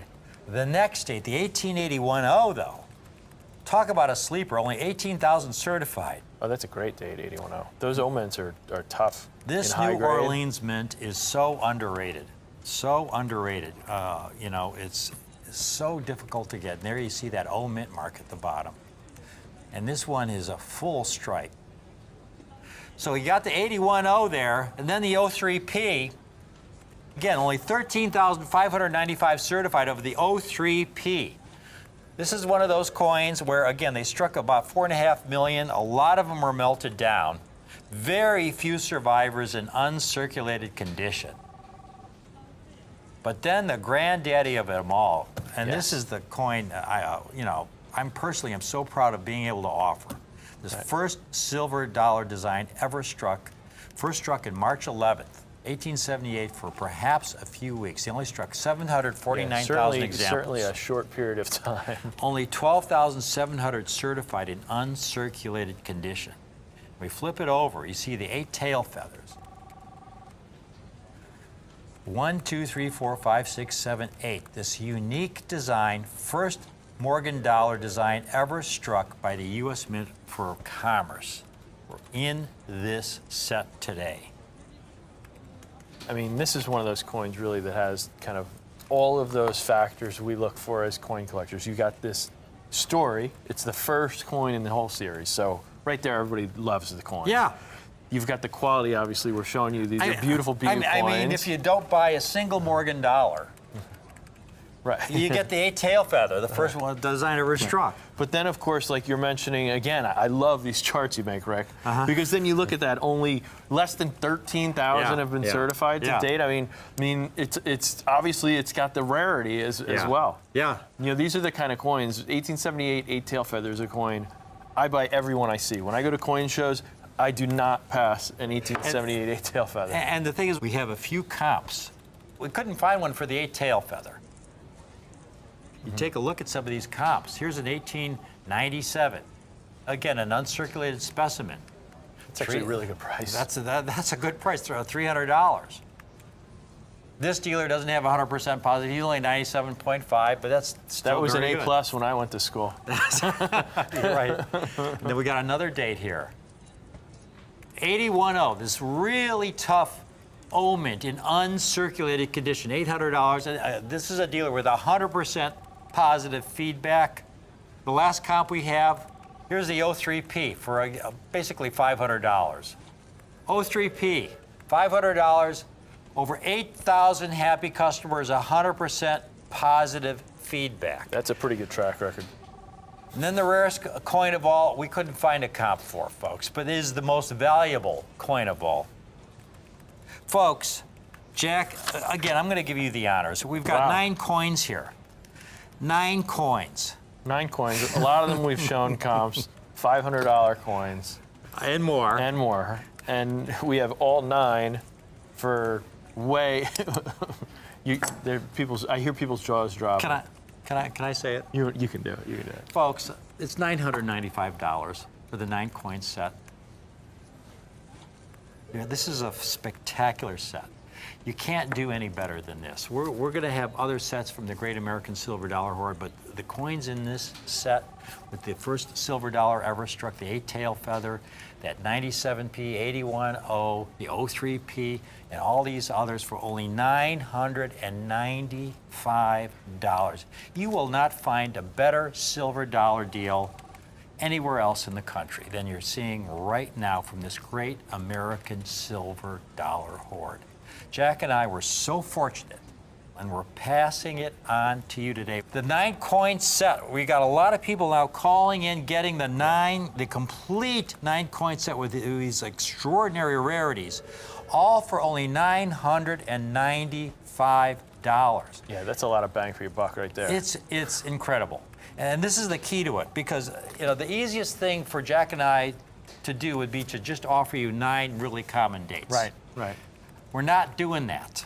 If you're going to start collecting these coins, we want to give you a taste of the entire series. A couple common dates in the set, but then you're getting some scarce dates and some extremely scarce dates. Right. You're getting the entire package, the full range, for only $995. Again, as we showed the viewers earlier, there's some dates like that 96.0 and MS6263 is a $20,000, $30,000 coin. 1893S, the king of them all. Yeah, MS60, just an MS60, not a 63 or 65. MS60 is about 200,000 or so these days. Yeah, exactly. So these are the dates that have tremendous rarity, tremendous condition rarity, tremendous bang for your numismatic dollar. Again, when we got these coins out of the Great American Silver Dollar Hoard, to be able to get these key dates and to put them in a package for only $995. We've got a lot of people calling in on this. We have a limited number of these sets, I should add. We don't have that many because of the difficulty of the 8 tail feather, especially that one coin. There's a few coins, but this in particular, that one. Because not only is it extremely rare, but it's understandably a date that's in the highest demand because it is the first silver dollar design ever struck. Again, March 11th, 1878, at 3:17 p.m. at the Philadelphia Mint. That's when the 1878 8 tail feather was first struck, and they only struck them for a few weeks. 3 to 4 weeks, 749,000 examples. They discontinued the design because they decided that the eagle should not have 8 tail feathers. Right. It should have only 7 tail feathers. So they stopped production. We have to have Stop it with the presses. 7 tail feathers. So anyway, that's the story of the coin. And I'm looking at this one. Did this one have seven tail feathers?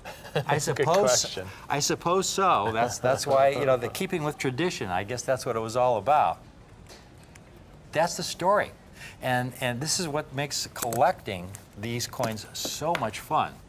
I wish I counted the tail feathers now when I got to look at that coin in person.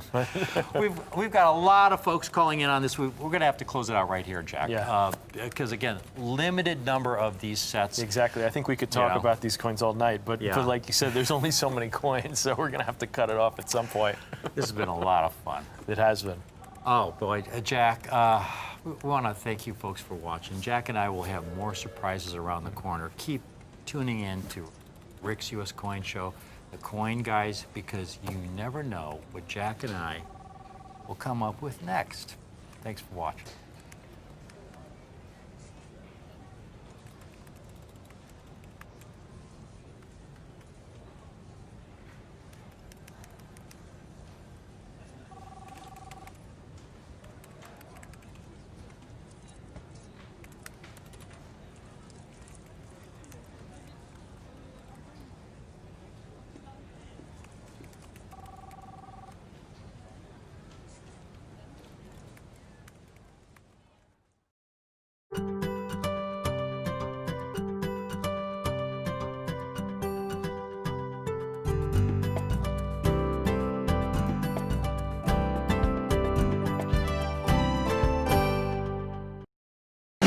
This is a special announcement for all silver enthusiasts. Stay tuned to find out how you can acquire a rare, limited production American coin struck from pure silver.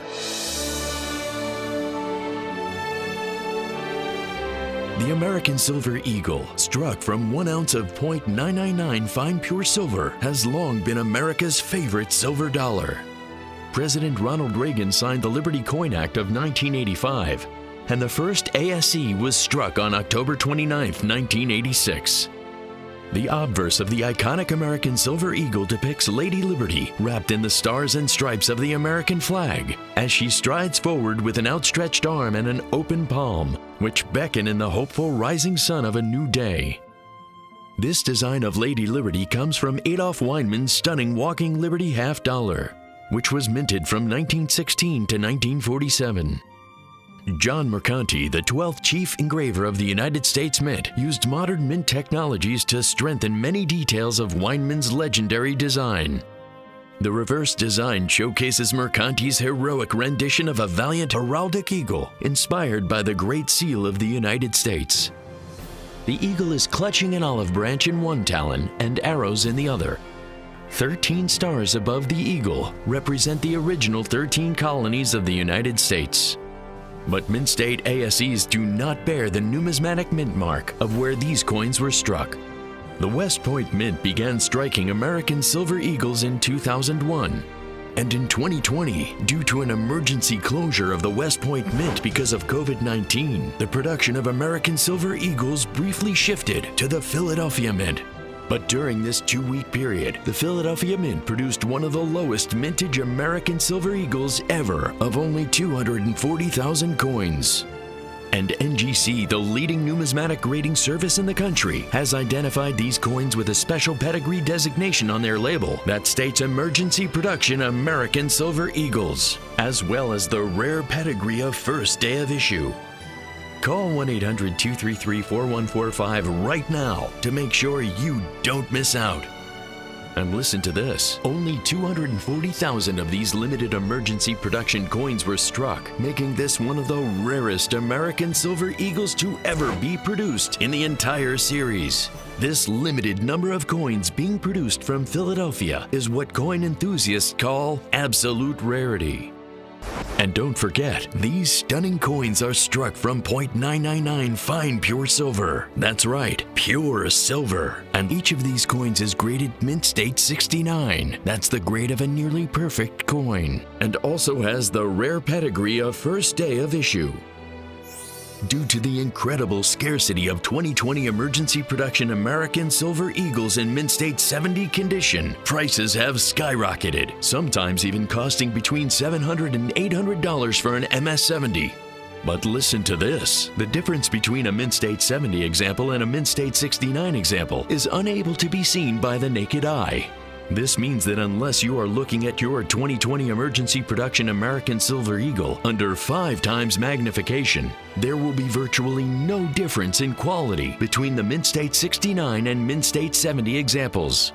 And that's not all. Each of these stunning American Silver Eagles will come with an RCTV exclusive Reagan Pop Art label inspired by a Ronald Reagan sculpture that John Mercanti designed himself. Call 1-800-233-4145 right now to add this exclusive 2020 emergency production American Silver Eagle in Mint State 69 condition to your own personal collection for the low, low price of just $99.95. That's right, only $99.95 for one of the rarest American Silver Eagles to ever be produced. Wow! Due to the minuscule mintage and immense demand for these remarkable coins, we must limit this exclusive offer to 5 coins per household. And listen to this. If you order right now, you will also receive free shipping and handling. With such a low mintage of only 240,000 coins, this limited production pure silver American Silver Eagle is truly a historic and rare treasure. Lady Liberty on the ASE has always represented America's desire for life, liberty, and the pursuit of happiness. Call 1-800-233-4145 right now or visit our website at rarecollectiblestv.com. That's rarecollectiblestv.com.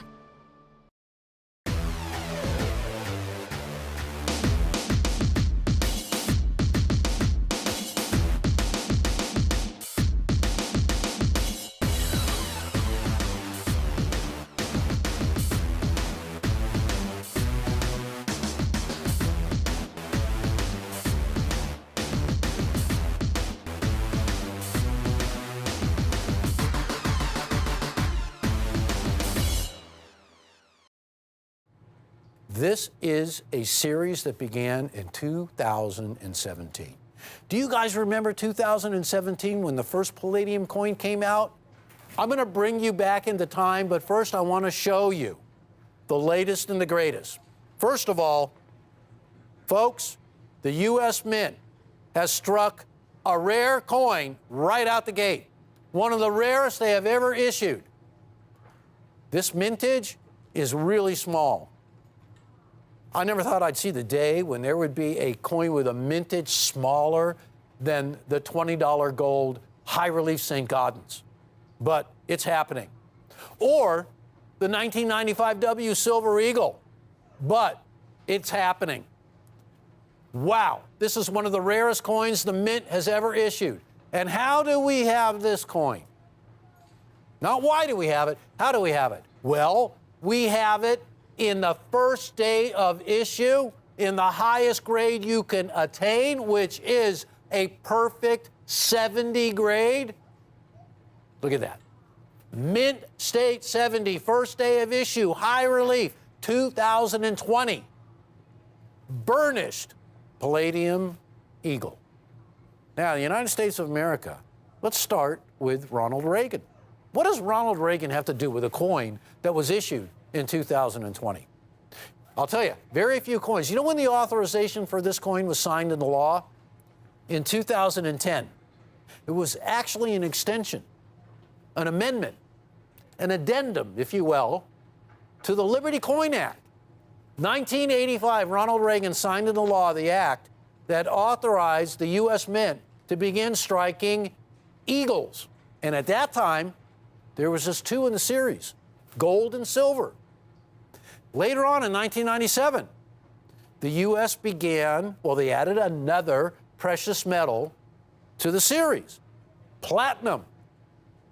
And then 2017. Now, 2017 was a special year because the newest addition to the Eagle family, palladium. And the design on the coin, Adolph A. Wyman's original designs. Adolph A. Wyman, he was a protege of Augustus St. Gaudens. He was a student of Augustus St. Gaudens. He was a man who was an artistic genius. This coin sold out in one day. Have you heard? It was recently released by the United States Mint. And before the day was even over, they were all gone. Because in 2017, 2018, 2019, and now 2020, it is the lowest mintage of them all. There's a great story that goes with this coin, but I get asked this question all the time. What in the heck is palladium? Right? This is a real easy way to think of it. Palladium is part of the family of platinum metals. It's known as the platinum group. Now, in the platinum group of metals, there are some that you may never have heard of. Ruthenium, osmium, iridium, rhodium, platinum, and the number one, palladium. 30 times rarer than gold. Here is your opportunity to own this coin in the highest grade with the earliest designation on the label that you can get. First day of issue. There's a lot of great labels with great early designations. There's early release. There's first release. There's first strike. But there was only one first day of issue. That's what these are, which means that these were the earliest coins to arrive at the grading service to be granted the special label of first day of issue. So in 2017, the Mint struck 15,000 palladium eagles. It was a very successful coin. 2018, the second year, also 15,000. And then, because the coin was so popular, 2019, 30,000 coins. 30,000 coins was the maximum amount, the mintage. So for 2020, we were all just blown away because we expected maybe 50,000. Instead, 10,000, and it came in even lower than that. But before I show you those facts and figures, here's something you must know.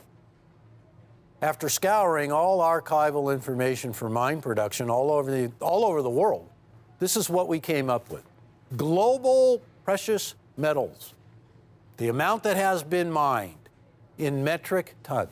Silver, 1,740,000 metric tons. Now, this isn't just one day. This is recorded production for all of history. Gold.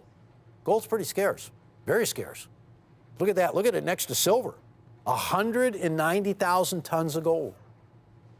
You know, they say that all the gold production that has ever been mined can fit into just 1/3, the bottom third of the Washington Monument. And that thing is 550 feet tall, right? But if you took all the gold ever mined, it would only fill up the bottom third, 190,000 metric tons. Now take a look at palladium. 210. 210. So that could make like maybe a step, right? That's it. So it is really, really scarce. It is one of the platinum-based metals, extremely rare.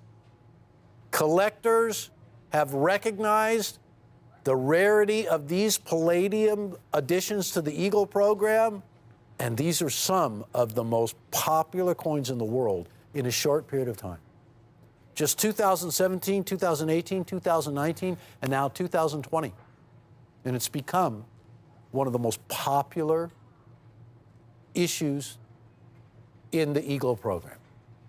But I want you to take a look at why this is so important. Starting with the Kennedy half dollar. Look at the mintage, 73,772. That was one of the most popular coins ever issued. And you folks all know that in 1995, from West Point, the Silver Eagle in proof was issued with a really low mintage of 30,125. In 2019, they won up that one with an enhanced reverse proof Silver Eagle, where the mintage was about 30,000. And then I went back into time. The very first St. Gaudens, the $20 high relief. It's really a rare coin. 12,367 were issued. But I want you to take a look at that 2020 palladium coin and the dramatic low mintage. 9,971. The mint is sold out on these coins. They are gone. The 2020 West Point struck. British die is another way of saying uncirculated. High relief palladium eagle, first day of issue. 9,971 coins. Now, I mentioned the $20 gold St. Gaudens, and I want to tell you, when we talk about coin collecting, one of the driving forces are mintage. 1893S, Morgan dollar. Why is it the king of the Morgan dollars? Well, there were only 100,000 struck. There's no other Morgan with that low mintage. And when it comes to rarity, that's the driving force, because if there are very few minted to begin with, there's going to be hardly any out there, and they won't last as long, and you'll have a hard time getting one if you wait. And that's been proven with the previous issues of the palladium coin, and they were a lot higher in mintage. So, I mentioned the 1907 high relief, higher mintage than the palladium. There's a 6.5, proof 65, $67,000. Here's a 6.4, $30,000. I had mentioned the 1995 proof, the W, mintage of 30,125. It's one of the most popular coins, almost $16,000. And just a mere year or so ago, the mint came out with an enhanced reverse proof with an even lower mintage, 30,000, 10 grand, 30,000 coins. There's a third fewer of the palladium coin. That coin is an instant winner. Now, when you couple that with the fact that it's sold out, I mean, in no time whatsoever, that means that how many hundreds of thousands of people wanted one and didn't get one, were disappointed. Almost 8 grand. That's the coin we're talking about. It's the first day of issue. It's a perfect grade. $7,900. The latest palladium issue sold out in record time at the U.S. Mint. And we are offering this coin pre-delivery. But I can guarantee you that right now at the grading service is a coin for you in a first day of issue. And as soon as we get them here at Rare Collectibles, they will be coming to you. Rare Collectibles TV is pricing this coin at $5,595. And we are splitting the payments into 3 equal payments of $1,865. So when you call up right now, your name is placed on one of the coins. It's put aside for you. You make a payment of $1,865. A month will go by and another payment of $1,865. Finally, one last one, another month goes by, $1,865 again, and that coin that was reserved for you will be coming to you. And I know that when that comes around, nobody's going to have any of these coins. They'll be impossible to get. So in 2010, Congress authorized an addition to the Liberty Coin Act. When the Liberty Coin Act was written in 1985, its main purpose actually was to authorize the striking of the Statue of Liberty commemorative coin series, which was to be issued in 1986, and it was signed by Ronald Reagan. Well, there was a little addendum to that bill. The second part of the bill authorized the striking of the American Eagle coin program, which began with the gold and the silver. Later on in 1997, as I said earlier, an addition of the platinum was made to the bill. So the government was authorized to strike eagles in platinum. And then finally, in 2010, the palladium. Now you may ask yourself, why? Was the law signed in 2010 and the first coins didn't appear until 2017? And I'll tell you why. As expert as the United States Mint is in striking coins, because they have shown the world how to strike coins, it's really tough to strike palladium. It has different striking properties than gold or silver or platinum. So there's characteristics of strike that you have to know, and a lot of experimentation with the pressure of the coining press and the engraving of the dies, and even the production of the plangents, the blanks. So trial and error is the only way that this coin came to fruition, where the quality that the mint demands was at such a point that the coins could be issued. And that took 7 years. Now, usually it's just the other way around, right? Where the beginning year usually has the lowest mintage. This year has the lowest mintage of them all. Now, something else that is very, very amazing about this coin. It is the original design on the obverse of the Mercury dime. The Mercury dime was designed by Adolph A. Weinman. Adolph A. Weinman was a master sculptor. But he didn't work for the U.S. Mint. He was commissioned during the Renaissance to produce some of the final coins of the Renaissance. One was the Walking Liberty half dollar, and the other was the Mercury dime, or the Liberty dime, became known as the Mercury dime. These were both originally issued in 1916.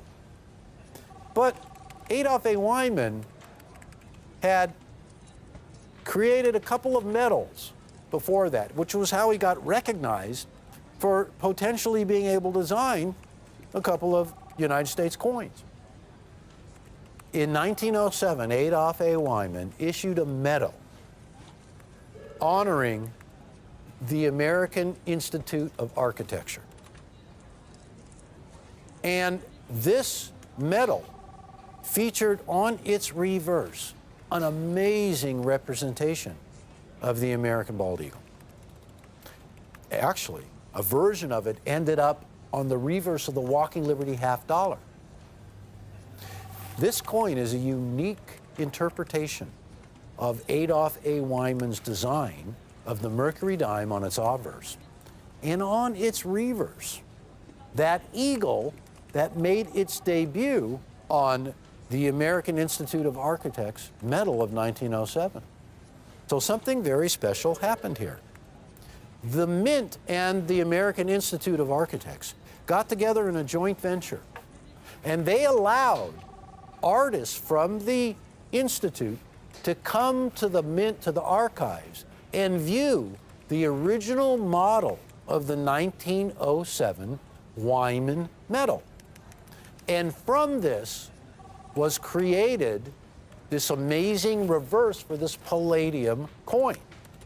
So this is unlike any Weinman edition ever. It features the design of the Mercury dime on its obverse, but it features on a legal tender coin that design that came from a bronze medal that Weinman created in 1907. And it's so faithful to the original design because it was taken from the exact plaster, from the model that was used to create that original design. So, a unique legal tender coin has been issued. One of the greatest things about the palladium issue is that it has a unique design on its obverse and reverse when you couple it together. Never been anything like it before. I want to show you how the mintages stand right now for the previous years. So for a new issue in a precious metal that most people are unfamiliar with, look how it has been embraced. In 2017, it was a sellout. In 2018, a virtual sellout. The mintage was 15,000. In 2019, the cap on the mintage, 30,000. And I will tell you this, that coin will reach its 30,000 mintage. There's no doubt about it, especially since this one had a strict limit of no more than 10,000, and it sold out immediately. I know that's going to bring people to the previous year, but there will only be one 2020. And I think it's a reason really that it's such a low mintage was the circumstances that the mint is working under right now, where they have very, very limited crew, and their hours are highly constricted, and their quantities of coins are really being limited. So this is unheard of. There's actually less than 10,000. The maximum for this coin was 10,000. And when you look at the history of American coinage, it is a lower mintage in a really, really special precious metal. It's a lower mintage than some of the greatest American rarities, both old and new. It's easy to see why this coin is so sought after. Now, here's the thing. First day of issue goes by like that. The opportunity to get a first day of issue, if you're not taking advantage of it right now, is so fleeting. If you want the best thing in the highest grade, something so unique, less than $5,600, $5,595. And we're splitting the payments into 3 payments. That is going to make it a lot easier. This is a first day of issue, ultimate grade for this coin. There is no higher or rarer example of this coin that you can attain. And because of that, that's a very fleeting opportunity. There is so little palladium on the face of the earth that it really is considered a rare earth mineral. And because of that, there are nations all around the world who want palladium because it has applications that go far beyond coins. It's vital to many industries. And there's a limited amount of coins that have been issued. Now, this is a big coin. And it also gives you an opportunity to see the obverse of the Mercury dime as Adolf A. Wyman saw it when he was sculpting it. Because when he was creating this design, he was working on sketches that were large. He was working on a plaster model that was large. So the detail that he imparted to this design, you don't see on a little Mercury dime.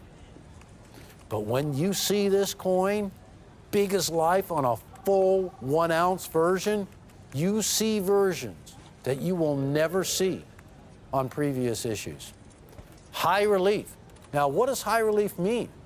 Well, high relief means that the coin is struck not just 2 times, but as many strikings as it takes to lift the detail of the design off the surface of the coin dramatically, where the pressure is so great that the design and the striking so intense that the design has detail on it that can only be described as high relief.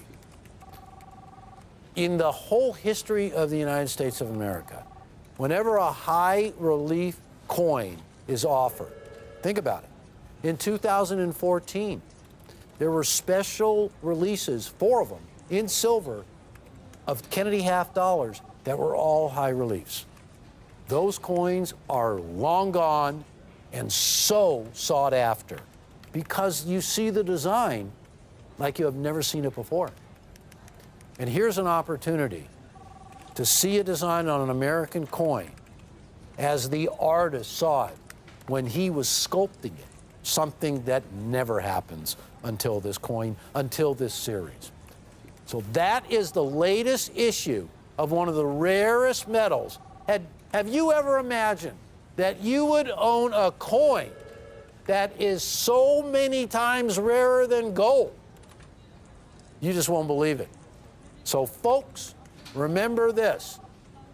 Throughout all of history, there hasn't been that much silver when you look at metric tons. There certainly hasn't been a lot of gold. And then when you look at palladium, you think there's a typo. There's got to be an error. It is such a small amount.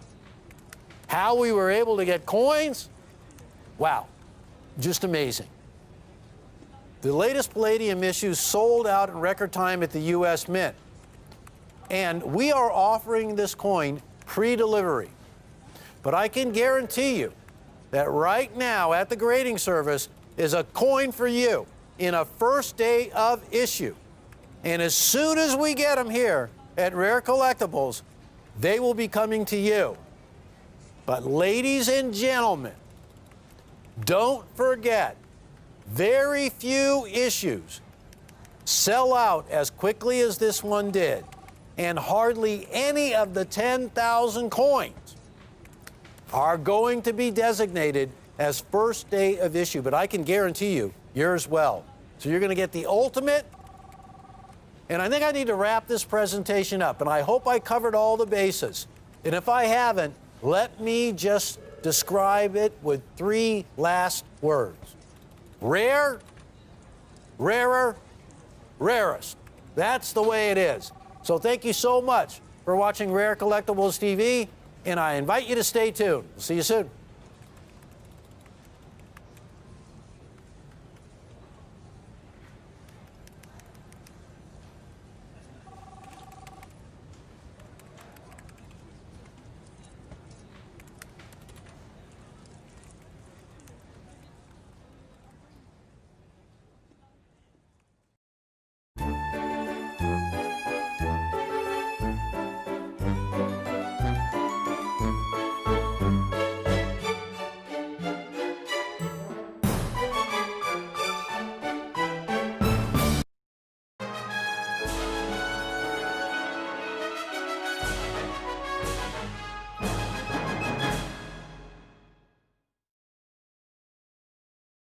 What I have today is the finest group of $10 Liberty Gold Eagles ever offered in the history of Coin TV.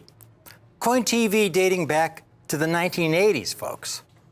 Now, being a coin collector myself, I've watched a lot of coin shows on TV over the years. And there have been many, but not a one of them offered a collection of extremely rare gold eagles over 100 years old, like I have for you today.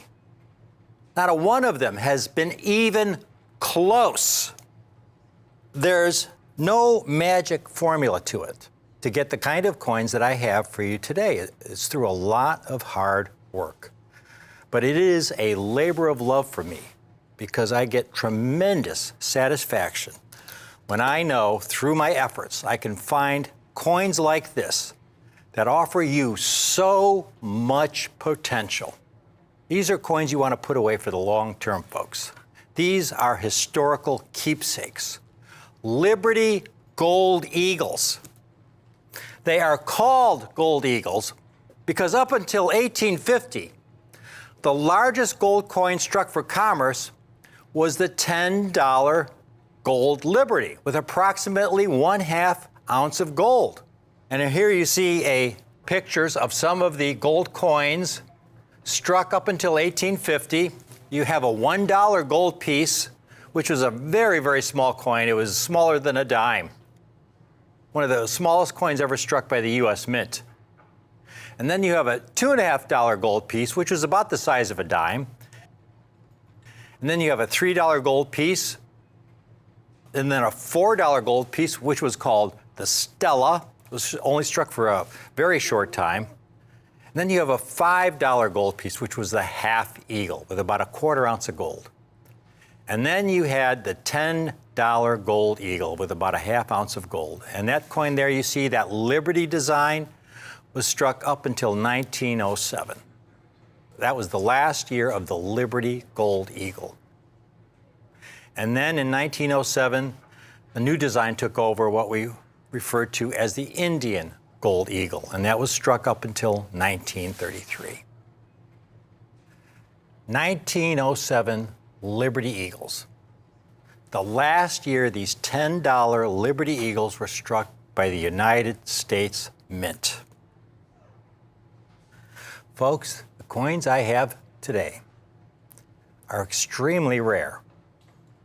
They are among the finest known. The Smithsonian has the greatest collection of United States coins in the world. The single most valuable United States coin in existence lies in the Smithsonian. It's the 1849 Liberty Double Eagle. And that coin there is in the Smithsonian. There's no question it's valued in the tens of millions, maybe the hundreds of millions of dollars. It will be forever in the Smithsonian. But even this coin, and when you look at it, even though there were only 2 examples struck, even this coin, you'll note some prominent bag marks below Liberty's chin. Even though only 2 examples were struck, those marks were probably from the other coin. What typically happens when they strike these gold coins, one coin is struck, it's ejected from the die press. I'm speculating that this was the first example struck. The second example then struck was ejected. The rim of the second coin landed on the obverse field just below Liberty's chin, and there you see those 3 prominent reading marks right below Liberty's chin. This probably grades MS-62, MS-63 when you have deep reading marks like that, deep cuts like that in the surface of the coin. But this just goes to show you how difficult these coins, these large gold coins, are to find in high-grade condition. Gold is a very soft metal, and they weren't specially handled. They were struck, dumped into bins. From there, they go through coin counting machines, and they're dumped into bags, and they went to banks throughout the country.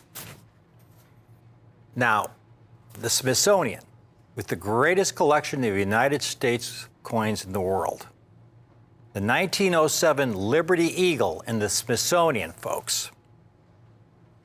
The Liberty Eagle in their collection, the 1907, is a magnificent example. It's especially noteworthy because, again, the 1907 was the final year these coins were struck. The Smithsonian specimen is an MS-64.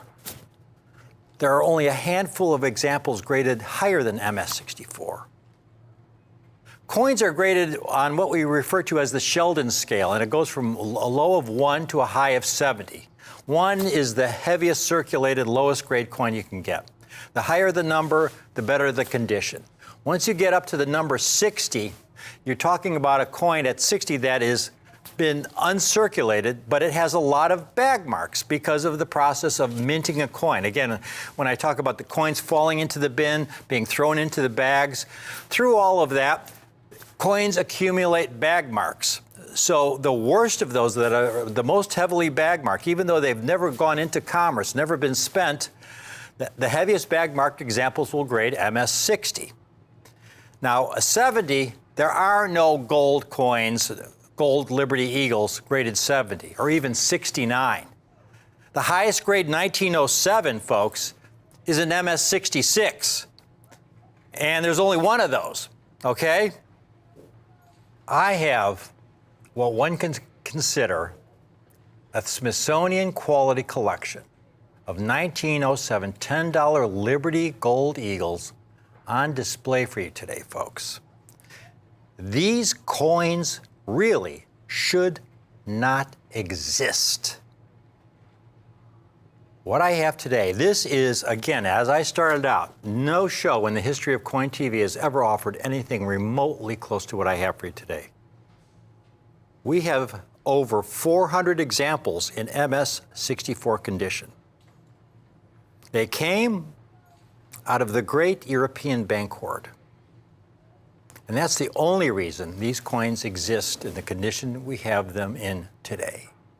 So what exactly is the great European bank hoard? Well, interestingly enough, it really all started with the Great Depression. Our economy was devastated. Unemployment was through the roof. In 1933, it was estimated that there were 4,000 bank failures. Back then, there was no federal deposit insurance for your savings account. So you could have your life savings in a bank, and if the bank failed, you were wiped out. 4,000 bank failures in 1933 alone. Think of all the hundreds of thousands of families who were economically ruined with their life savings gone. And so you had a lot of people, a lot of citizens who had money in banks that were still solvent, who were understandably afraid, fearful that their bank would be next. They pulled their money out of the bank and they began buying gold coins. Because gold, you see, throughout human history, going back thousands of years, through every culture, gold coins have always had value. The citizens pulling their money out of the bank still solvent to buy gold coins put additional stress on those banks, which threatened their solvency. So in response, Franklin Roosevelt, who was president at the time, issued Executive Order 6102. He felt he had to put a stop to this. An Executive Order 6102, signed on April 5th, 1933, stated that on or before May 1st, 1933, all gold coins, gold bullion, and gold certificates over $100 in value had to be turned into the Federal Reserve. And if you did not turn in any of those gold coins, gold bullion, or gold certificates valued over $100 into the Federal Reserve, you faced a serious penalty, a $10,000 fine or 10 years imprisonment or both. And folks, they enforced it. There were a lot of people who were arrested when they were discovered having over $100 worth of gold. There were a lot of citizens who had the means, who said to themselves, well, okay, I'm in a tough position right now. They want me to keep my money in the bank, but what if that bank goes under like all those other thousands of banks and I'm ruined financially for the rest of my life? You know, that's my entire life savings. I can't own gold, otherwise they'll arrest me and throw me in prison. But there's nothing in that executive order that says I can't own gold in another country. So what a lot of enterprising citizens did with the means, before that due date, they proceeded to buy gold coins mainly in the form of double eagles and eagles. And they proceeded to have those gold coins shipped to banks in Europe. And this was in the early 1930s. And that's where they've been residing ever since. Think about that. Almost 90 years ago. Well, what happened to all the gold that was turned in by the citizens back into the Treasury? What happened to all that gold? Well, this is most astonishing. Incredibly, all the double eagles, 39% of all the double eagles ever struck were melted back down into gold bars. But the highest percentage of meltdown was with the $10 eagles, almost 50%, 47.15% of all the Liberty Eagles ever struck were melted back down into gold bars, folks. That's incredible. That's incredible when you think about it.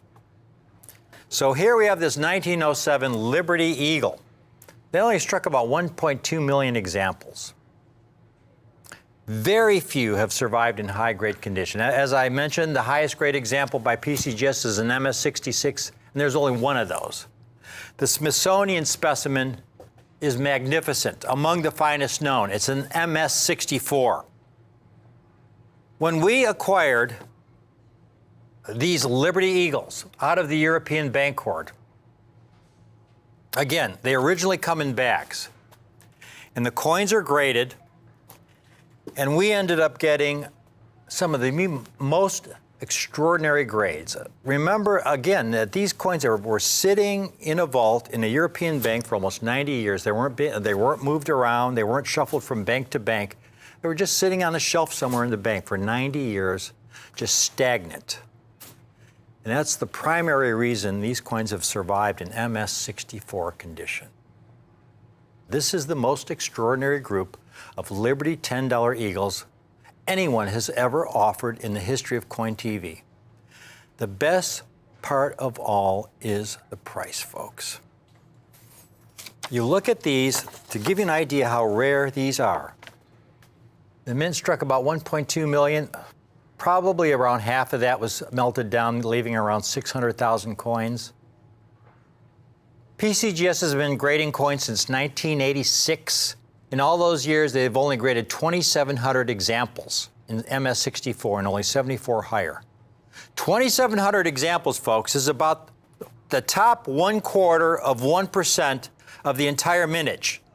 That's how extraordinary these are. Not the top 1%, the top 1/4%. Now, normally, rare numismatic coins like this go for tremendous premiums because of the collector value. And this is the best part of all. Here are some auction prices for 1907 Liberties from previous auctions. This is what these coins sold for in auction.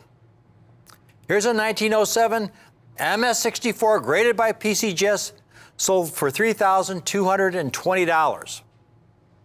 Here's another one, MS-64, $3,565. That's where the market is for this kind of quality, this kind of rarity in the 1907 $10 Eagle, MS-64 Smithsonian quality. Now you go up a grade to MS-65 and the price more than doubles. There's one for $8,400. You go down a grade, there's one for $2,300. So you go from 6.3 to 6.4, and the value increases by about 50% from an MS-63 to an MS-64. MS-63s are much more common than 6.4. 6.4 is the elite grade. This is a coin I would strongly encourage you to get more than one of at the price I have them for you today. Here you have these gold eagles. Gold eagles, folks, $10 gold eagle back in those early years, that was a lot of money. In those early years, I mean, most citizens did not carry around $10 in their wallet. In the early 1900s, in a 6-day work week, the average manufacturing worker earned $9.37 a week. Think about that. These gold eagles were primarily used in the banking system because it helped facilitate large transactions. That's what these large gold coins were for. And they would develop tremendous amount of bag marks through the banking system, going from one bank to the next, being thrown around, shipped in bags. Here we have 3 different denominations of gold coins from that era on display there. There's a 1904 $2.50 gold piece in MS-63, a 1900 $5 gold piece in MS-62, $5 because it has twice as much gold in it as the 2.5. And then that largest gold coin, or the coins we have for you today, in MS-64, the 1907s. Now, typically, the larger the gold coin, the more bag marks it'll have, and the lower it will grade. So typically, a 1907 would grade much, much lower than those smaller gold coins, because the larger the coin, when they're thrown into bags, the heavier the coin, one coin falling on top of another, the deeper the abrasion it will make on the other coins in the bag. And so it's very unusual to get a coin of this size, this large gold coin, so near mark-free in MS-64 condition. MS-62, MS-61 is the more typical grade. This grade is extraordinary. The only reason, again, these have survived is because these were stored in a bag in a European bank from the early 1930s. Call in now, folks. Gold right now is about $1,700 an ounce. Just a year ago, it was around $1,400 an ounce. I have these Liberty Double Eagles where in auction they sell for over $3,000, $3,500 in MS64 condition. Even MS63s sell for $2,300, $2,400, $2,500 in MS63. These are MS64s, equal to the extraordinary Smithsonian specimen, MS64, $1,995 a coin. $1,995 a coin. This is a coin I could easily have priced at $24.95, and I can say with 100% certainty you would be getting a great deal at $24.95. But it is based on our cost. When we got these coins out of the great European bank hoard, the grades were extraordinary. Our cost was essentially below market for the grade, and we're passing the savings on to you. You can own one of these today for only $1,995 while we have them. It's available on the 2-payment option. So if you can't swing the whole $1,995, just put half down today of $997.50, and we'll hold one for you. Pay the balance in 30 days. And you will own this extraordinarily rare 1907 $10 eagle. Look at this coin. To find a $10 eagle this clean, to be so free of bag marks, almost flawless. MS64. Again, this is the top 1/4% in quality for the mintage for this year.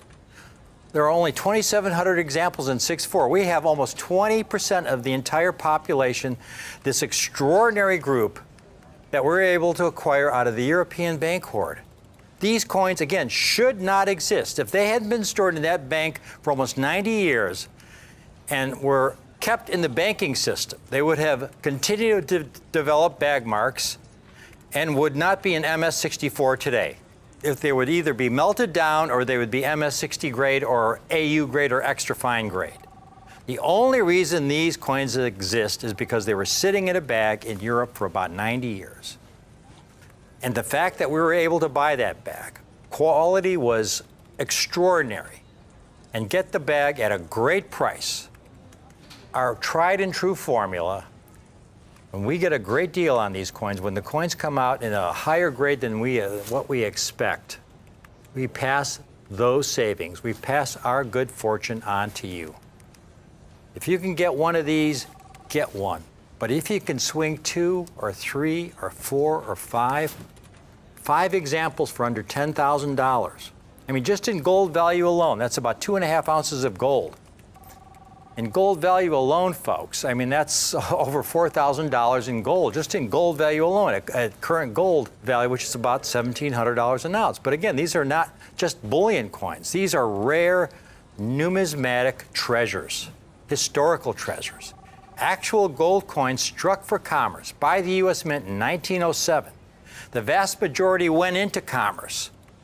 Almost half of them were melted down by the U.S. Mint in the 1930s, when Franklin Roosevelt passed that executive order, 6102, which made the ownership of over $100 worth of gold illegal. So all these coins had to be turned in. But for a handful of enterprising individuals who said to themselves, well, the government is putting me in a really difficult position. They want me to keep my money in the bank, but we just had 4,000 bank failures in 1933. My bank could be next. Well, they proceeded to buy the gold coins, but have them shipped to a bank in Europe.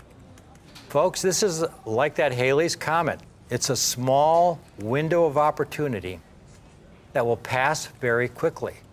The European bank hoard, there's a limited quantity of these coins, and it's being depleted very quickly. And the coins we got out of this European bank hoard were among the finest in the Liberty Eagle, MS64s. Traditionally, when you get coins out of the European bank hoard, bags of gold, they're usually circulated. Once in a while, when they are uncirculated, they're MS60, MS61, MS62 grade.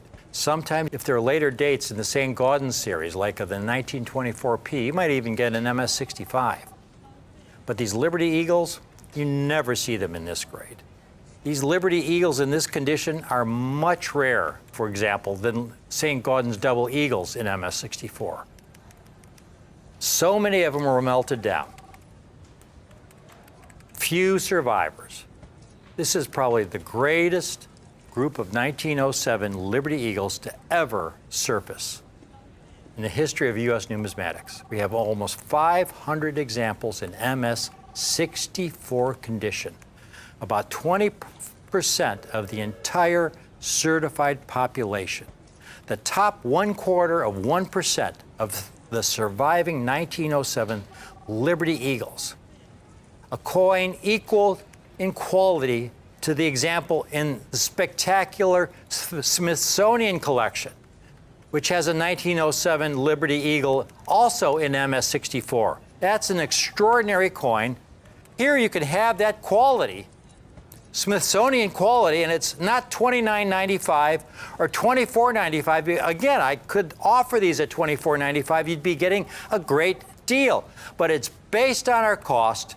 We've had some great fortune getting these coins at a great, great price, and we love nothing better than to pass our good savings on to you. I sincerely hope you take advantage of this, folks. This really is a once-in-a-lifetime opportunity. I really appreciate you tuning into Rick's U.S. Coin Show. But please, stay tuned, because you never know what we'll come up with next.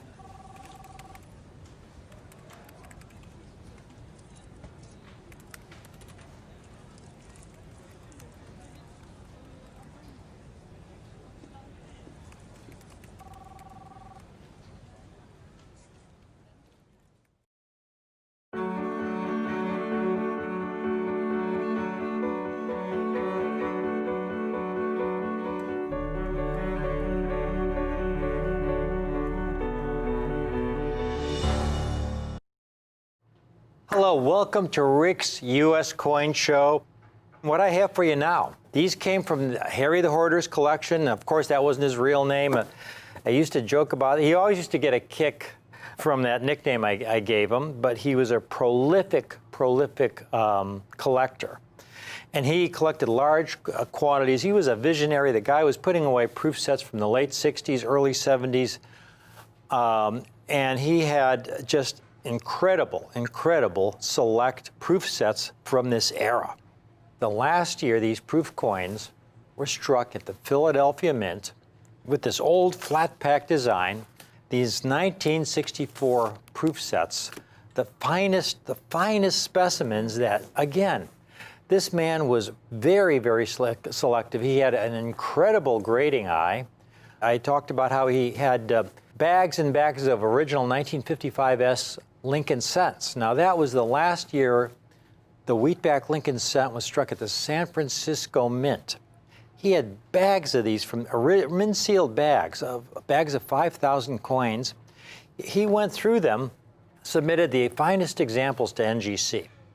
Now the highest grade NGC has ever given that date is MS67 red. Their current population, if you look on the NGC website, they've graded around 3,000 examples in MS67 red. None higher. Almost half of those came from Harry. This is how extraordinary his collection was. So when we're talking about these flat packs that he put aside, we're talking about something that's really a once-in-a-lifetime collector opportunity. He passed away in 2014. I just acquired all of his proof sets. I gave a presentation on the 1956 to 1963 Franklins in proof 6.8 from his hoard that we had graded. We sold out of those. I still have some proof 68s left, but I'm all out of the 1962s, the 1958s. So many of these dates. The Franklins of all years, 1950 through 1963, are in really high demand and high grade condition. And the 1964 is tied in with these because, again, they were struck at the Philadelphia Mint. They're from the same era. They're the same flat pack design. After 1964, proof making was shut down at the Philadelphia Mint, transferred to San Francisco, where they began incorporating new die preparation technology. They began using a new kind of hard plastic packaging that better preserved the coins. The quality improved once once proof making was transferred to San Francisco. This 1964 year set is historic, important in so many ways. Again, it's the last year these proof coins were made at the Philadelphia Mint. It's the only year that the Kennedy half dollar was struck on a 90% silver planchet at the old Philadelphia Mint. And again, using these old technologies, this old packaging. Now, folks, they made less than 4 million proof sets in 1964. You have to understand that point number one, when President Kennedy was assassinated in late November of 1963, this was an event that the entire country witnessed because this was the first time we had presidential assassination in the age of TV. And I remember as a little kid, every day when my dad would come home from work, we'd be watching the evening news, and we'd be seeing the events of that week. You know, the day I remember distinctly where I was when he was shot. You know, I was in Mr. Nelson's math class, and all through the week, we were glued to the TV set. And it didn't matter if you were a Republican or a Democrat. I mean, my dad voted for Nixon. My mom voted for Kennedy. But he was our president. So the Mint rushed out this new Kennedy half design in 1964. Supposed to be the Franklin half, but Congress passed some special legislation in December of 1963 to change the design from Franklin to Kennedy. And so the first coins issued were the proof sets for 1964 with the Kennedy half dollar. And I remember when they first arrived at our local coin shop, I could barely get in the door. Now the original issue price of these sets, it was $2.10 when you ordered them from the U.S. Mint. Within a short time, these sets were selling for $20, just about 10 times their original Mint issue price. Now here's the thing, folks. In their haste to get these sets out, quality really suffered. Now, these 64 sets definitely were better quality than the 63 and earlier sets, but there are so many problems that they still encountered. Here's a set, for example. Now, you're expecting these proof coins that are supposed to be the state of the art. You know, the finest possible representation of a coin design the Mint's able to produce given the technology of the day. So you special order your proof set from the Treasury. You wait maybe 2, 3, 4 months. It arrives, and all the coins have fallen together. They've all escaped through their compartments, and they're abrading with one another. Now, there's really nothing you can do about that. That's just one of the problems. Here's another set. You open it up, and you take a look at this, and it looks pretty nice. Much nicer than the other set. However, if you were to cut this coin out of the cellophane compartment, the Kennedy half dollar, you would see a really common problem that so many of these silver issues, the Kennedy, Washington quarter, Roosevelt dime, encountered. Milk spots. There's a huge one right in the middle of his cheek, but you can also see a lot of smaller spots around "In God We Trust" and on his neck. These spots were random. They were very, very common. Now, I left it in this envelope because if I had cut it out, you wouldn't believe that you could get such a coin, a proof coin that's meant to represent the state of the art from the U.S. Mint. But such was the case. You see, again, they were in a rush to get these out. One of the procedures was to wash all the coin blanks in a soap solution to get them as clean as possible. And unfortunately, they didn't do a very good job of washing all that soap residue off the blank. So you had this residue still on the blank when it went into the die. You had 200 tons of pressure coming down on that blank. And at that point, the residue was struck into the coin. They're one and the same. We actually had a chemical analysis done on these spots, and it's a residue from a type of soap compound.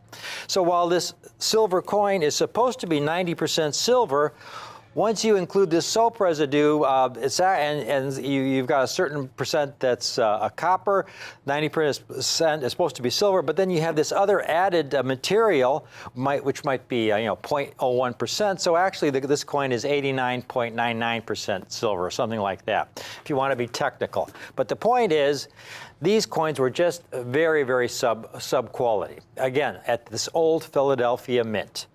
Now, Harry's collection. What I've got, again, this man was a genius. He was a visionary. He started putting these things away decades before they became popular. He put the nicest sets away.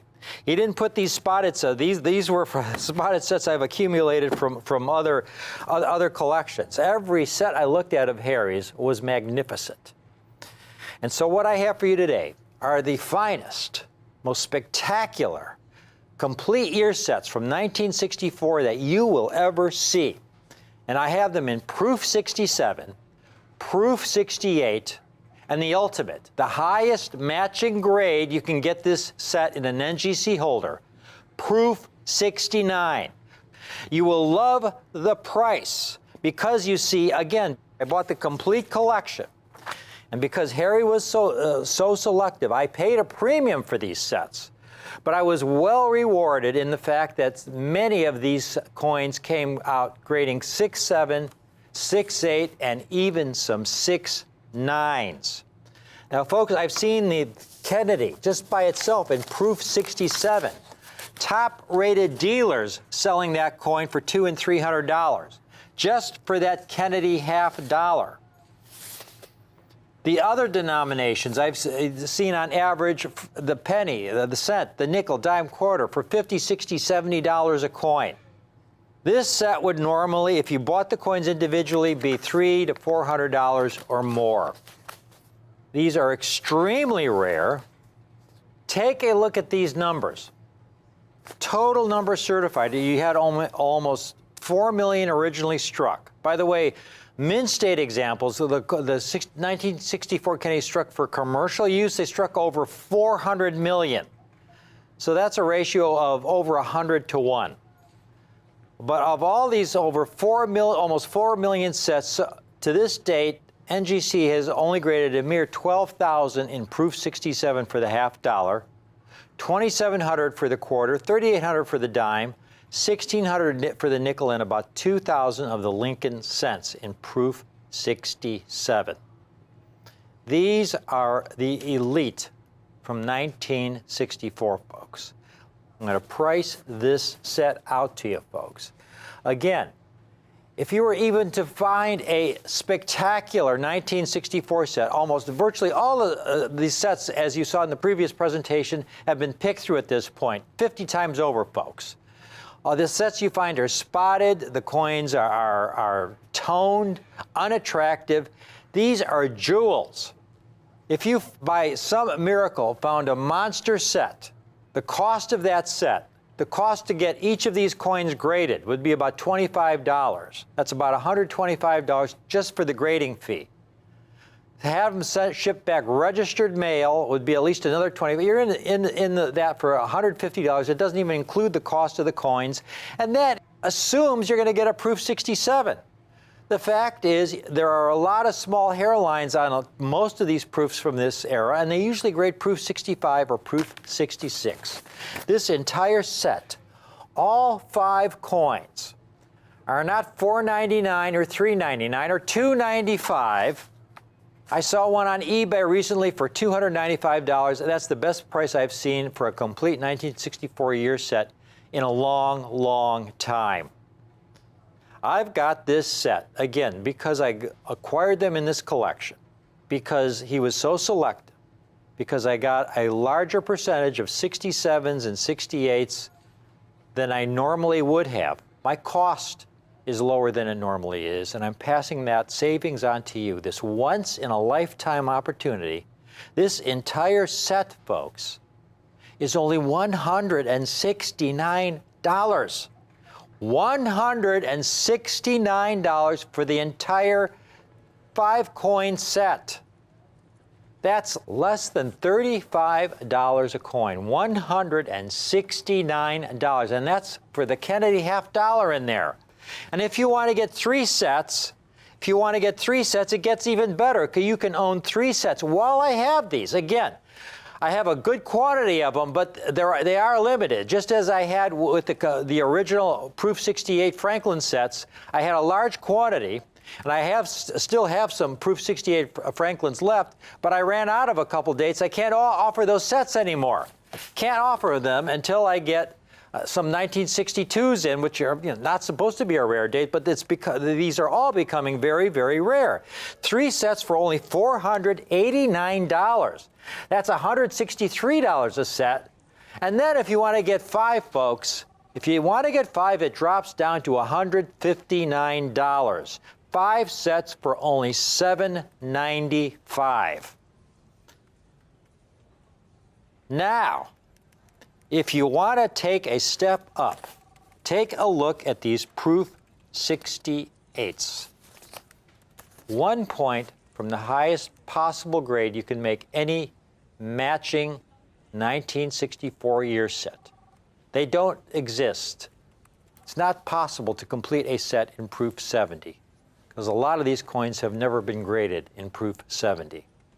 Here's a Washington quarter, a top-rated seller on eBay, over 57,000 happy customers, top-rated seller, which means he's had over 57,000 sales of very happy, satisfied customers who were happy with his coins, his quality, and his prices. $100 just for the quarter. I've got this complete set. Take a look, all 5 of these. Look at this Kennedy half dollar. Again, there are dealers selling the Kennedy half dollar alone for over $300 in Proof 68.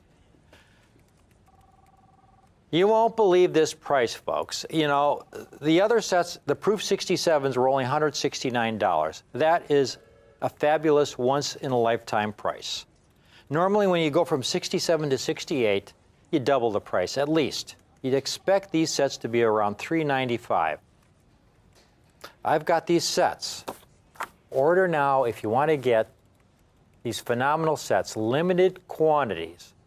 $189, only $20 more than the 6.7s.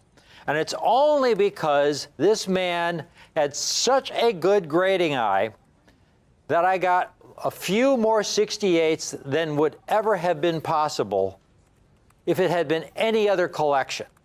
I'm able to offer these sets for a limited time while I have these coins from Harry's collection for only $189. And if you want to get 3 of these sets, the price drops down to $176.33, folks. That's $35 a coin.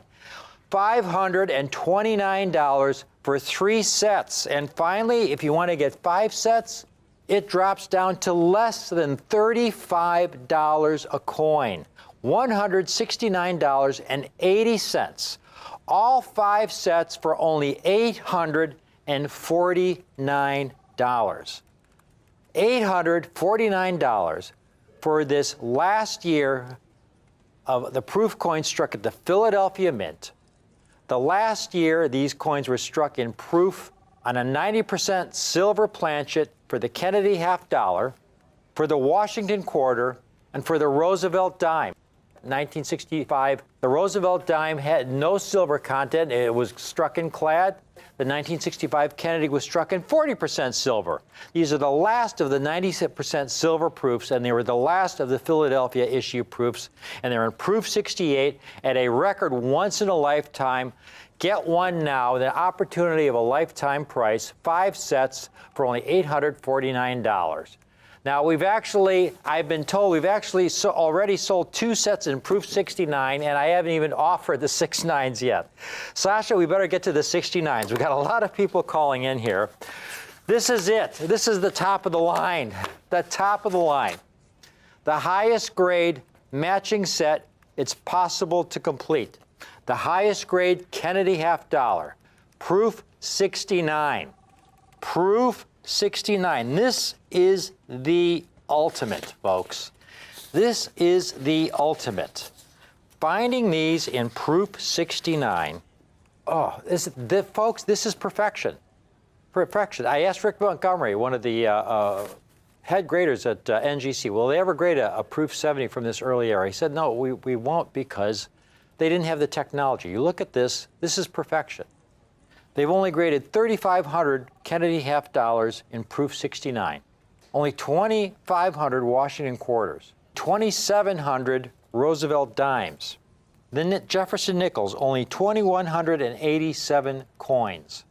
The Lincoln cent, only 1,699 graded in Proof 69. The Lincoln cent, again, a very problematical coin because it's struck in copper, over 50 years old, a copper coin, no toning, red condition, original red condition. It looks like it was struck yesterday, highest grade.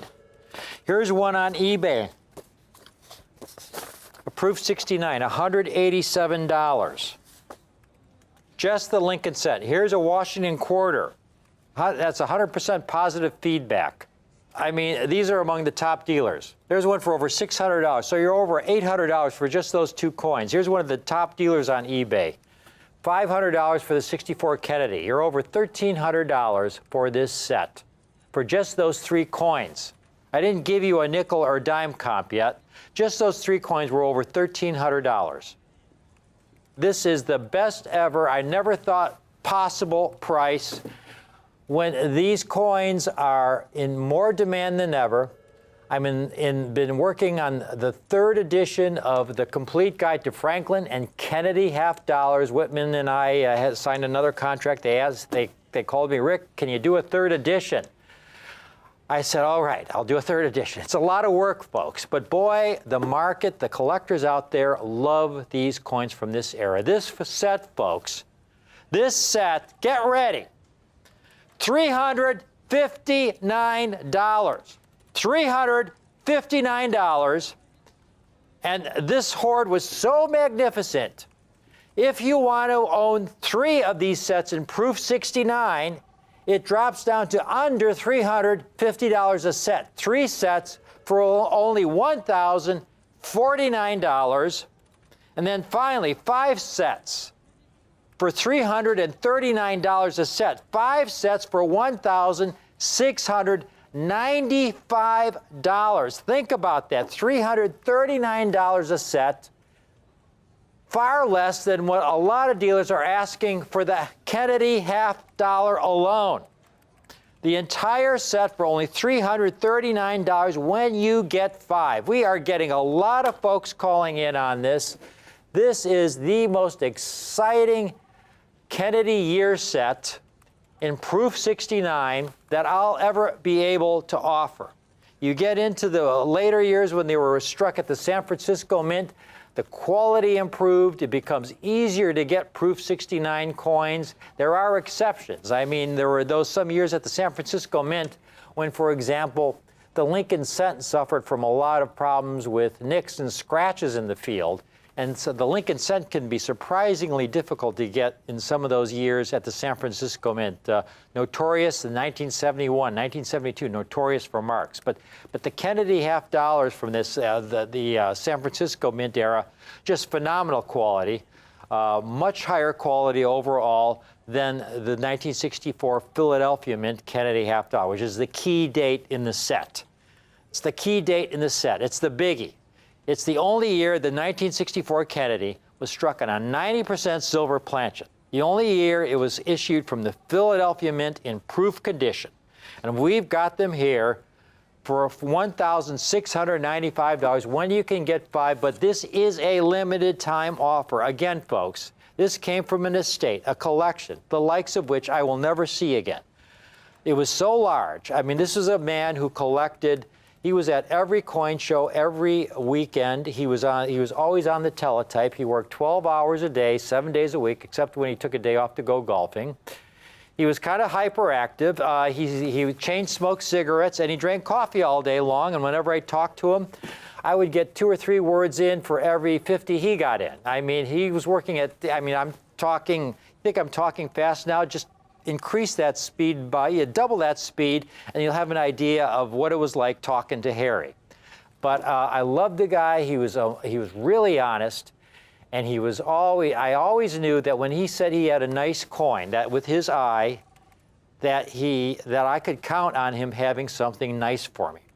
And this collection from him is just a dream come true for the collector of today. Please take advantage of it. Let's run through it once more. At the very bottom there, we've got these 1964 year sets. We have them in proof 67 condition, which is an extraordinary grade. Dealers are selling the $50 alone for $250, $300. I've got the complete set for only $169. Again, I forgot to mention, these will all be encapsulated in these latest state-of-the-art NGC holders. These holders are sonically sealed. They're airtight. They're made from an inert material, so the coins will not tone. Additionally, the plastics used are the highest medical-grade plastics. They're much more difficult to work with. On the other hand, they will preserve your coins like you see them now. 20, 30 years from now, they will be every bit as magnificent as they are today.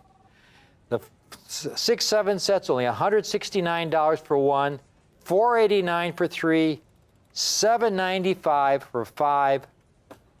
These magnificent Proof 68s, and this is the buy of the lifetime here, because they're only $20 more, folks. They're not double the price. They're not double the price. They're only $20 more, $189. Don't just get one of these. Get 3 or 5 of these, because I do have a decent quantity of these. They will run out, but for now, I've got a decent quantity. I have 3 sets for only $529, and 5 sets for only $849. That's only $169.80 a set for 6/8. That's 2 sets in 5. 2 sets in 5. Thank you. 2 sets in 5. 2 sets in 5. And finally, these 6/9 sets, the top of the line. You can't beat quality. Here you have the highest possible matching grade in existence for this last year of the Philadelphia Proof Series. These beautiful, beautiful proof coins from 1964 for only $359.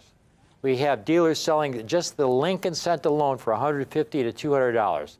Some dealers selling the quarters for $500, $600. The $50, $500. There was one set we saw on eBay in 6/9 for $1,300. And that was a dealer who had over 20,000 happy customers with 100% positive feedback. You know, he had over 20,000 people who liked his coins, liked his prices, been in business for many, many years, and we've got this set. Guarantee you will love this set. You will be so happy. $359 for one. While we have them, you can get 3 for only $1,049 and 5 for the incredible price of $1,695. Think about that. That's 5 sets for just a little bit more than that one top-rated eBay seller was selling a single set for. Right here on Rick's U.S. Coin Show. It's been a thrill. In this last year at the Philadelphia Mint, the only year with the Kennedy $50, these 6/9 sets for those once-in-a-lifetime, opportunity collector price of only $359 if you get one. And if you get 5, it drops down to $339. Got a lot of people calling in. It looks like we still have a bit of a queue here, but we will get you in just a moment. Just stay on there. Take advantage of this, folks, while I have them. This is a great opportunity.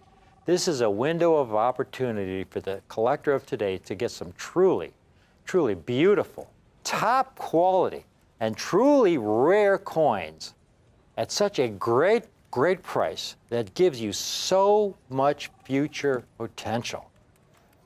Thank you for watching.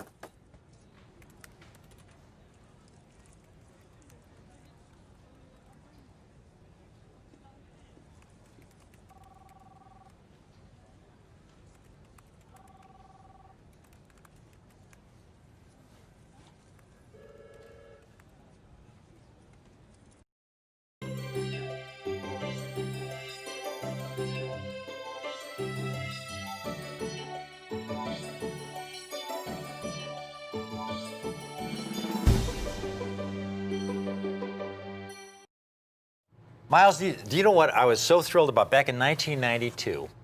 After all these years when you're buying proof coins from this 1971 for decades, all the coins were clad. They had taken all the silver out. Right. Remember that? It felt like such a loss. And then in 1992, the Mint decided to reinstitute the 90% silver half-dollar, quarter, and dime in their proof sets. Exactly.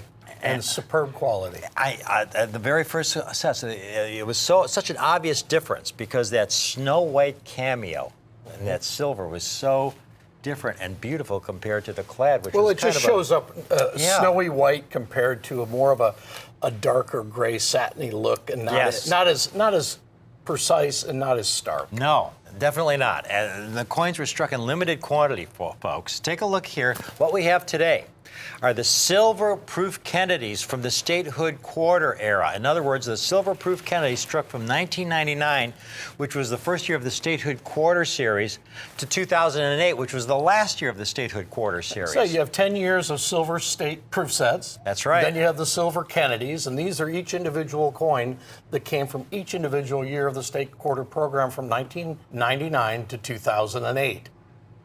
Now, folks, we've got an option for you here. This is going to be a short presentation because while I have almost 30 of the sets in 6.9, I only have 7 of the sets in 70 condition. It's really difficult. You guys, NGC is really strict when it comes to the 70 grade. And I'm sure, Miles, as a verifier over all the decades, there were a lot of times when the graders would hand you a coin that they graded 70, and as the finalizer, as the verifier, you would look at it and say, no, guys, I'm sorry, this is not a 70, and you would kick it back it's out. human nature to always find something wrong. Yeah. And that's why coins fall out of those holders and they go down to 69 from 70. So, you know what? We try to have the quality be consistent and precise, Yeah. and keep the coins beautiful for Exactly. collectors to like. Exactly, yeah. Folks, these are incredibly elusive. To get one of these coins, I mean, And you've got a couple of good offers here. You've got them both in 69 sets and 70 sets. every one of these, again, folks, I review every one before I even submit it to NGC. That's why it has my ECC seal, because again, I review these, and you can see beautiful 90% silver Kennedy half dollars during the statehood quarter era from 1999 through 2008.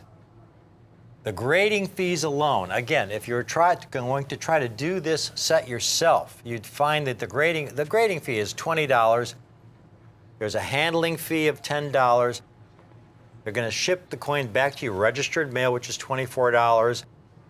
The cost of the coin, some of these silver issues, folks, Kennedy half dollars are $30, $40, $50 just for the coin ungraded. So if you try to do it on your own, for a 6/9 set would end up costing you well over $1,000. And then we have these same sets in 70. And very importantly, they struck a lot fewer of the silver sets than they did the clad sets. The silver sets are very, very low mintage. And look at these 70s. Absolutely flawless. Flawless under higher magnification, and that, I understand, is the standard, where they take a coin, and if it looks flawless under normal grading conditions, they then review it under higher... Well, no more than 5 power magnification to find anything wrong with it. Exactly. And these coins have been deemed not to, and that's why they make the 70 grade, and they make it through the verification process, and they get shipped back to the owners. And you can see for most of those years, they struck fewer than 1 million examples. That's the total mintages, folks. Now, we've got these sets today, the 6/9 sets, okay? The 10 coin set. The entire set, folks, is only $479. That's $47.90 a coin for the 10 coin set. $479 for the set in Proof 69 Ultra Cameo. They're all going to be graded by NGC in the state-of-the-art NGC holders. With my ECC seal, I've reviewed every one of these before they get submitted to NGC. Ultimately, Rick, they've been double verified. That's NGC has exactly. verified them in their final state That's of the grade, right. and you've approved them for your I'm customers. really picky when it comes to proof coins for my clients. Extreme, I want my clients to have the best. Now we get to the 70s. you know, folks, now is the time for the 70 cents because I was not involved in the 70s back when they first came out some 15 years ago because the coins were going for moon money. I mean, here's some auction prices, folks, and these were for clad Kennedys with higher mintages. A 2000 that sold in auction for over $1,200, just the one coin. And here's one, a 2001, that sold for $1,725 for the one coin. Here's a 2002 that sold for $977.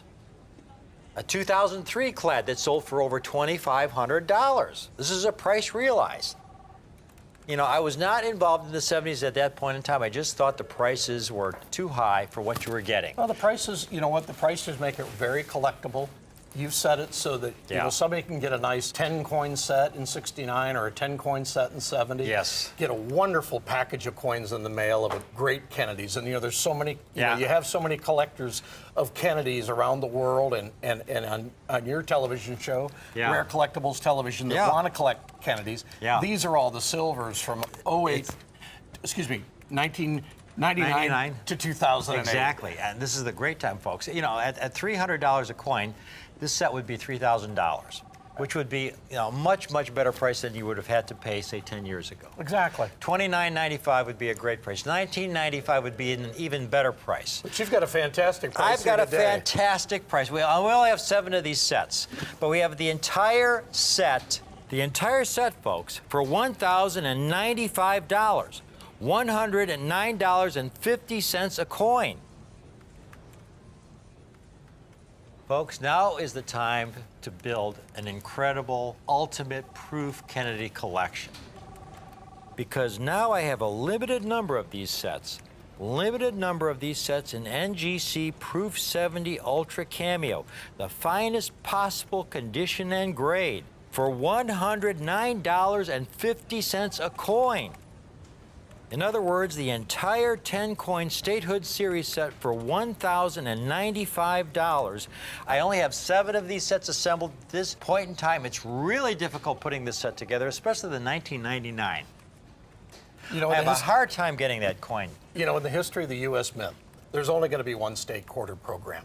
Yes. And these are going to be the largest size coins issued in those state quarter program. That's right, yeah. And they'll be the only silver Kennedy $half from that program, period. They're going to an incredible demand for these. The Kennedy $half series. When you look on the NGC registry, Miles, and you look at all the collectors who have sets entered in the registry in the $half series, I mean, there's a lot of collectors with Walker sets. But the Franklin and Kennedy sets have by far the most collectors with their sets on the registry. And especially the Kennedy. It's a global coin. Yes. His presidency of Camelot was very global. Yeah. You know, I know collectors in South America. I know collectors in Europe, and I know collectors in Asia that collect John F. Kennedy $half simply because of his presidency and what he meant at the time. I remember when he was in Germany. What was it? Ich bin ein Berliner. That's it. Yeah, John, that famous moment in time when he visited Germany. We have the set for you today, folks. Again, a short presentation. We have these sets in Proof 69 Ultra Cameo for only $47.90 a coin, $479 for the 10-coin set. Again, reviewed by myself and then submitted to NGC. In the state-of-the-art NGC holders, these are, again, the Smithsonian holders. The same kind of state-of-the-art holders that the Smithsonian uses to house their own collection, the greatest coin collection in the world. And here you're getting the greatest Kennedy set in the world, highest possible condition and grade, Proof 70 Ultra Cameo, for only $109.50 a coin. Now $1,095 for the entire 10-coin set in the finest known condition. And these two packages are great. You know, as a collector, you can get a 69 Great set place of to start. 69 set of 10 coins. Great for any collection. If you want to step up, spend a little bit more money, buy the 70s, you can get that set at a little bit more money. But either way, these coins are a one-time happening in American history, and over what, 227 years of the U.S. Mint. That's right. That these coins were made, period. That's it. They're not going to happen again. There's not going to be another state quarter program again. That's exactly right. Because people talk about investing in bullion, for example.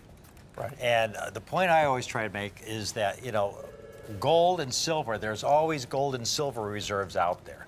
There's a lot of mines, though, that aren't operating right now that are closed because of the low price of silver. Right. But as soon as silver spikes, it becomes worthwhile to reopen those mines, and all of a sudden there's this greater supply of silver that comes onto the market.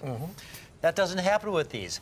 What struck is all there is. No, that's it. That's it. Like I said, in 227 years in the history of the mint, there's only been one state coder program, like I said. Yeah. These are the only Kennedys, Yeah. one of the most popular presidents in American history on a coin, one of the most heavily collected amongst beginning Yeah. collectors, A would I say continuing novice series. collectors, Yeah, yeah. or advanced collectors. Yeah, yeah. The global thirst for Kennedy and his coinage will always remain popular. Folks, get them now. 10 coin state series set. Kennedy half dollars, 1999 to 2008. The silver issues, not the clad, the lower vintage silver issues. 6.9 Ultra Cameo, only $479.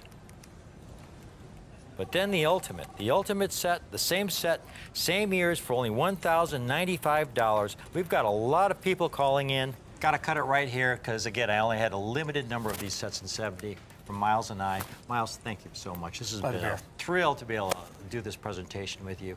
Thanks for watching, folks, but please stay tuned. We do have another great United States coin presentation coming right up.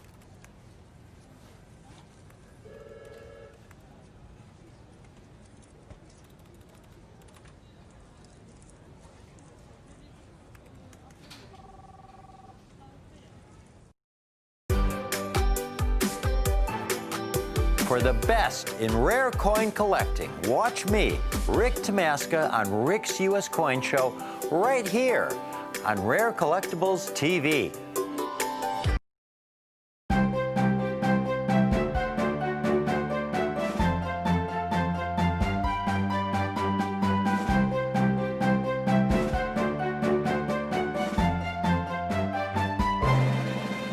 I've been telling my viewers the past 5 years, that I believe the time will eventually come when I'll be able to offer these coins at a great collector-friendly price. 5 years, folks.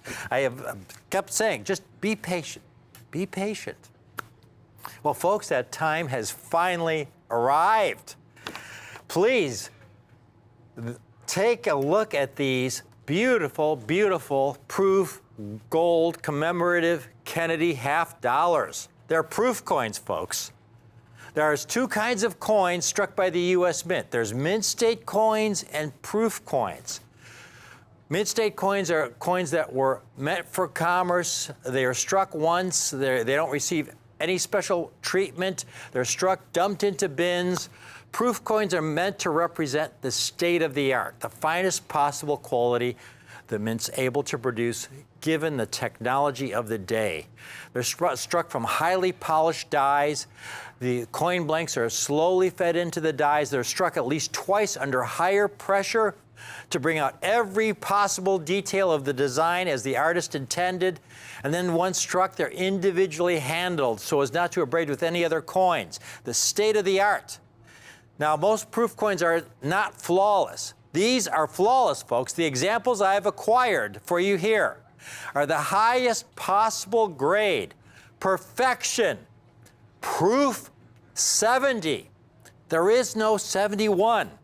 70 is a coin that is flawless under the highest magnification used at NGC and PCGS.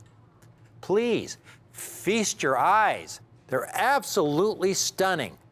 The only gold Kennedy half dollar ever struck, pure gold, struck in high relief using the same high relief dies as the first Kennedy half dollars ever struck in proof back in 1964, the first year of issue, in the highest possible grade, proof 70, flawless, perfection. Absolutely breathtaking. This dual date commemoratives commemorating the 50th year anniversary of the Kennedy half dollar. Finally, after patiently waiting over 5 years, I have them for you at a most collector-friendly price. Now, I've specialized in the finest proof and mint state Kennedy half dollars, built the finest Kennedy collections for my clients, written books about them since the 1980s. And yet, I have never offered the dual date 2014 pure gold Kennedy high relief proof for the entire time since it was struck. Not until now. My number one goal has always been to offer the best possible United States rare coins at the lowest possible prices I am able, offering you the greatest possible eye appeal, quality, and rarity at the lowest possible collector-friendly prices that I am able. Now, to truly appreciate the extraordinary opportunity this moment in time offers, let me give you a little background historical narrative of the Kennedy half dollar. When the U.S. Mint announced the striking of a special 50th anniversary pure gold Kennedy half dollar in 2014, the response in the collecting community was overwhelming. It was a collector frenzy in anticipation of this historic coin. I've got some pictures here. Scenes from the Chicago A&A when the 2014 gold Kennedy was first released. There were people that started forming lines the day before. This was 3 a.m. in the morning. People waiting outside. By 6 a.m., it was blocks long. It was much like 1964, when the Kennedy half dollar was first struck. The Mint originally planned to strike around 90 million examples of the 1964 Kennedy half dollar. Now, 90 million was a huge mintage for half dollars back then. There were some years in the Franklin half dollar series, which immediately preceded the 1964 Kennedy half dollar, some years in the Franklin series when the Mint only struck 2 or 3 million coins in a year. And here they were going to strike 90 million Kennedy half dollars in 1964? Now, from the first day the new Kennedy half dollar was released to the public on March 24th, 1964, Americans clamored to be able to own at least one, collectors and non-collectors alike. A line several blocks long formed at the Treasury Department window in Washington, D.C. to purchase the 70,000 coins initially allocated for purchase that day, with sales limited to a maximum of 40 coins per customer. But before the day was over, the coins were gone and the line was no shorter. Banks in Boston and Philadelphia quickly rationed quantities to each citizen, but they were sold out by noon. Why the national frenzy? Well, President Kennedy had just been tragically assassinated at around 12:30 Central Time on November 22nd, 1963. Now, this was the first such heart-rending, tragic event in the age of television. The entire nation witnessed in real time the events of the week as they unfolded.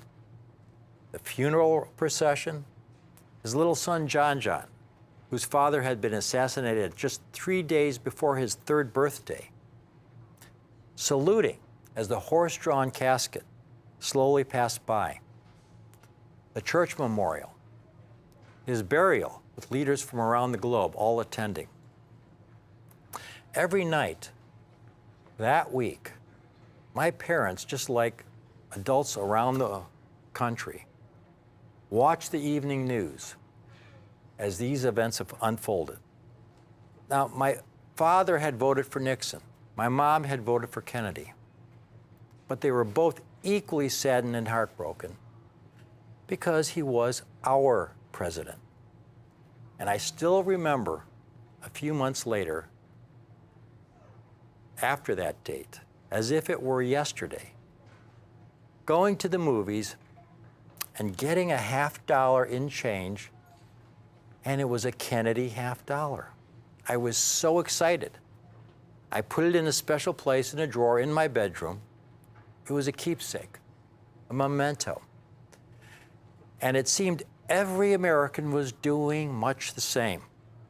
The 90 million Kennedy half dollars the Mint struck all disappeared. Americans were putting them away, saving them. So the Mint increased production to 150 million. Still, no coins in circulation. 250 million. Eventually, the Mint struck almost 430 million Kennedy half dollars. That, folks, is a single year total for half dollars I sincerely doubt will ever be broken. In fact, that single year total was almost as many half dollars that were struck for the entire Franklin half dollar series, which was minted from 1948 to 1963. Here again is a picture, 3 a.m. in the morning, people lining up the day before to get this new 50th anniversary 2014 gold Kennedy high relief proof half dollar. Lining up the day before. And then you have the picture, 6 a.m. in the morning. The line is blocks long. Now here is where the Mint did us a tremendous favor. And frankly, I don't understand their logic in all of this. Because if they had taken the time to think about it, they would have made a nationwide announcement on the internet, on the nightly news, in the local newspaper. They would have received a lot of free media because it's the U.S. Mint and it's the John F. Kennedy half dollar to alert the entire nation of this upcoming coin, this very special 2014 gold Kennedy commemorative, the only one of its kind. If they had done that, they would have sold tens of millions of these coins. As with the first 1964 Kennedy Mint State coin and the proof issue. That 1964 proof coin, even though it was 1964, over 50 years ago now, the Mint issued almost 4 million proof Kennedy half dollars, and that was back in 1964. But for this historic gold issue, this one-time 50-year commemorative, struck in pure gold, a coin they could have easily sold 10 million of if they put any effort into notifying the great American public. Instead, they quietly sent out a little press release and announced that they would be striking a grand total of 75,000 coins. 75,000? Now, to put it in perspective, here are mintages of all the proof Kennedys, ranked from highest mintage to lowest mintage since the first year of issue. The highest mintage is the bicentennial 1976 S clad. They struck over 7 million in proof. We go to the second page. 2.6 million, we're getting down to some rare issues where they're under 1 million. And then we go to the final page, 875,000 for the 2017 S, some of the lowest mintage issues. We have some 2014 50th anniversary special silver issues with a mintage of 225,000. And then at the very bottom, 75,000 coins, folks. That is a coin that is rare in any condition. That is what is called absolute rarity. The lowest mintage Morgan dollar is the 1893 S with a mintage of 100,000. One of those in even just fine condition, heavily circulated fine condition, is a $10,000 coin. So here you had people waiting in line blocks long at the ANA convention, the American Numismatic Convention, to be among the first to get one of these proof gold Kennedy half dollars. Collectors and dealers alike were then immediately getting them graded and selling them for what I considered extraordinarily high premiums. Folks, I'm a Kennedy half dollar specialist. It was a Franklin half dollar and a Kennedy half dollar that inspired me onto a path to eventually write my first book. An example of this beautiful gold commemorative 50th anniversary Kennedy half dollar is on the cover of my most recent book. And yet, up until now, I have not offered these coins for purchase. They were, in my opinion, so overpriced with the premiums people were commanding. Again, $5,000, $6,000, $7,000, $10,000 and more for Proof 70s. Even Proof 69s, folks. Here's some Proof 69s for $4,000. There's $38.97 for a 6.9 Ultra Cameo. There's another one, 6.9, $4,000. I mean, it was Kennedy gold fever. I've been telling viewers the past 5 years that I believe the time will eventually come when I'll be offering these coins at a great collector-friendly price. To just be patient. Thank you for being patient, because the time has finally arrived. Again, take a look at these. This very special 2014 Gold Kennedy commemorative, the only one of its kind. This one-time 50-year commemorative struck in pure gold. I have these coins today in the highest possible condition, not Proof 69s, Proof 70s, graded by PCGS or NGC, the two top grading services in the nation. The finest possible condition. Not $31.95, but $2,995 a coin. $29.95 a coin. And again, not in Proof 67, Proof 68, or 69, but the highest possible flawless Proof 70 condition, folks. Call in now. The time has finally come. I've got these 2014 commemorative Kennedys. Total mintage, only 75,000 coins. And I have them for this price today at $29.95 a coin.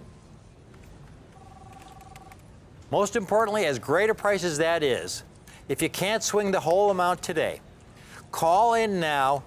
We have a two-payment option on this coin. All you have to do is put half down today of $1,497.50, and we'll hold one of these Kennedy half dollars for you.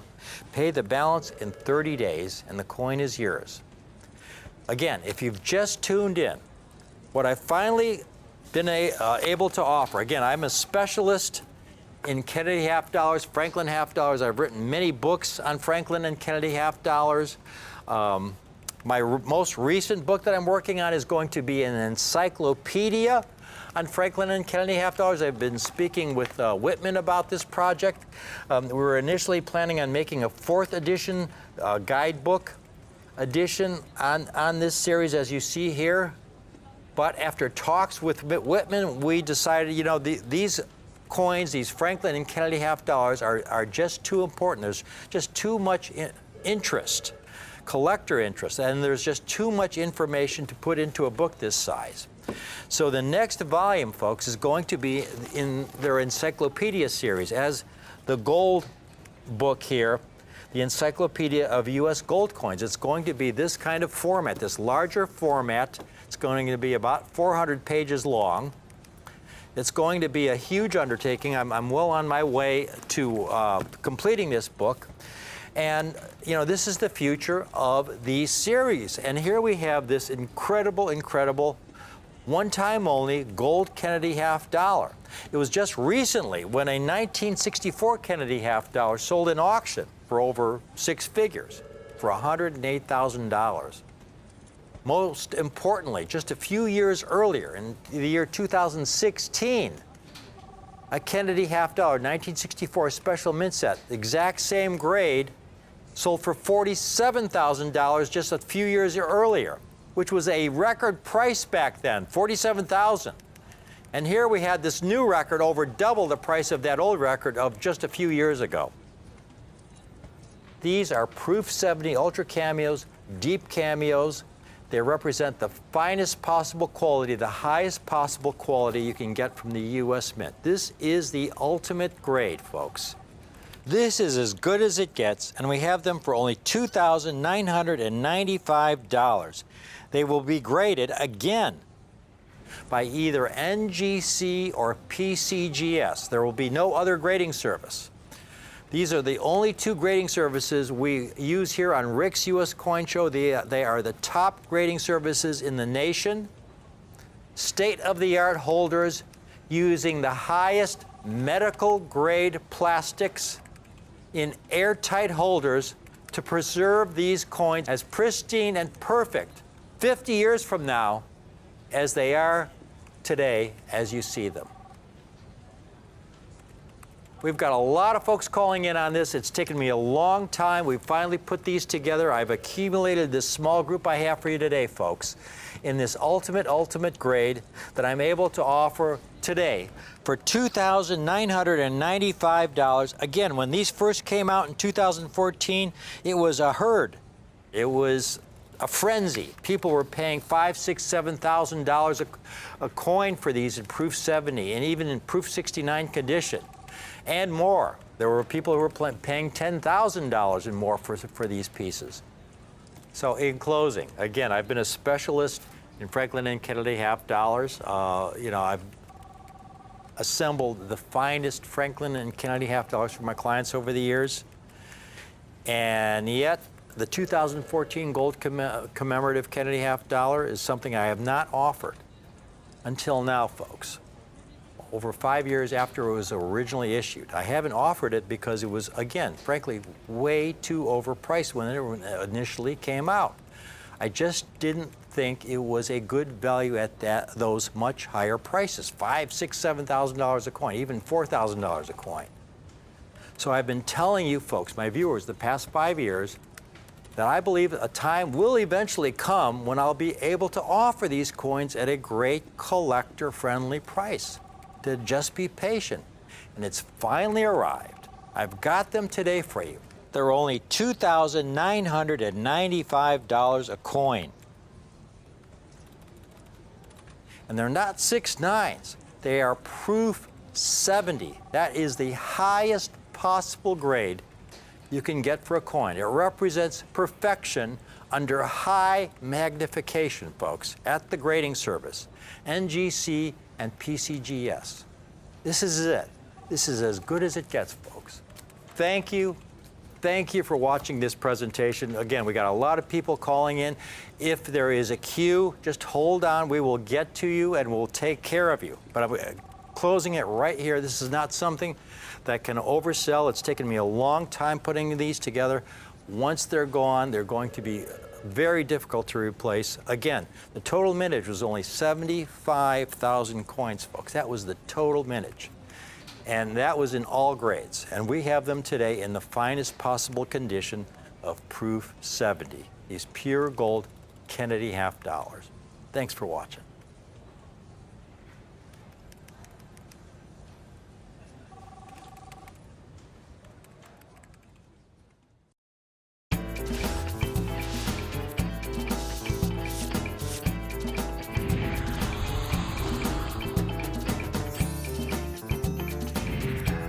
Thanks for joining.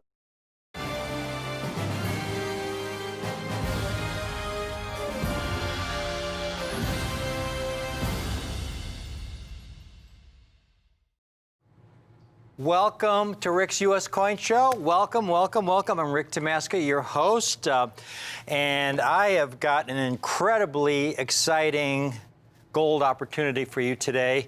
That's the good news. The bad news is I have real limited quantities of this coin. They're in mint state condition, folks, and they're Smithsonian quality. These coins are equal or superior to the example in the Smithsonian. Now, the Smithsonian has the finest collection of United States coins in the world. In fact, they own what is considered the single most valuable coin in all of U.S. numismatics. It's the first double eagle ever struck.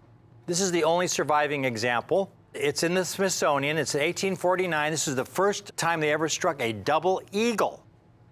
Up to that point, the largest gold coin was a $10 gold piece that they called the Eagle. The Eagle was just about a half an ounce of gold.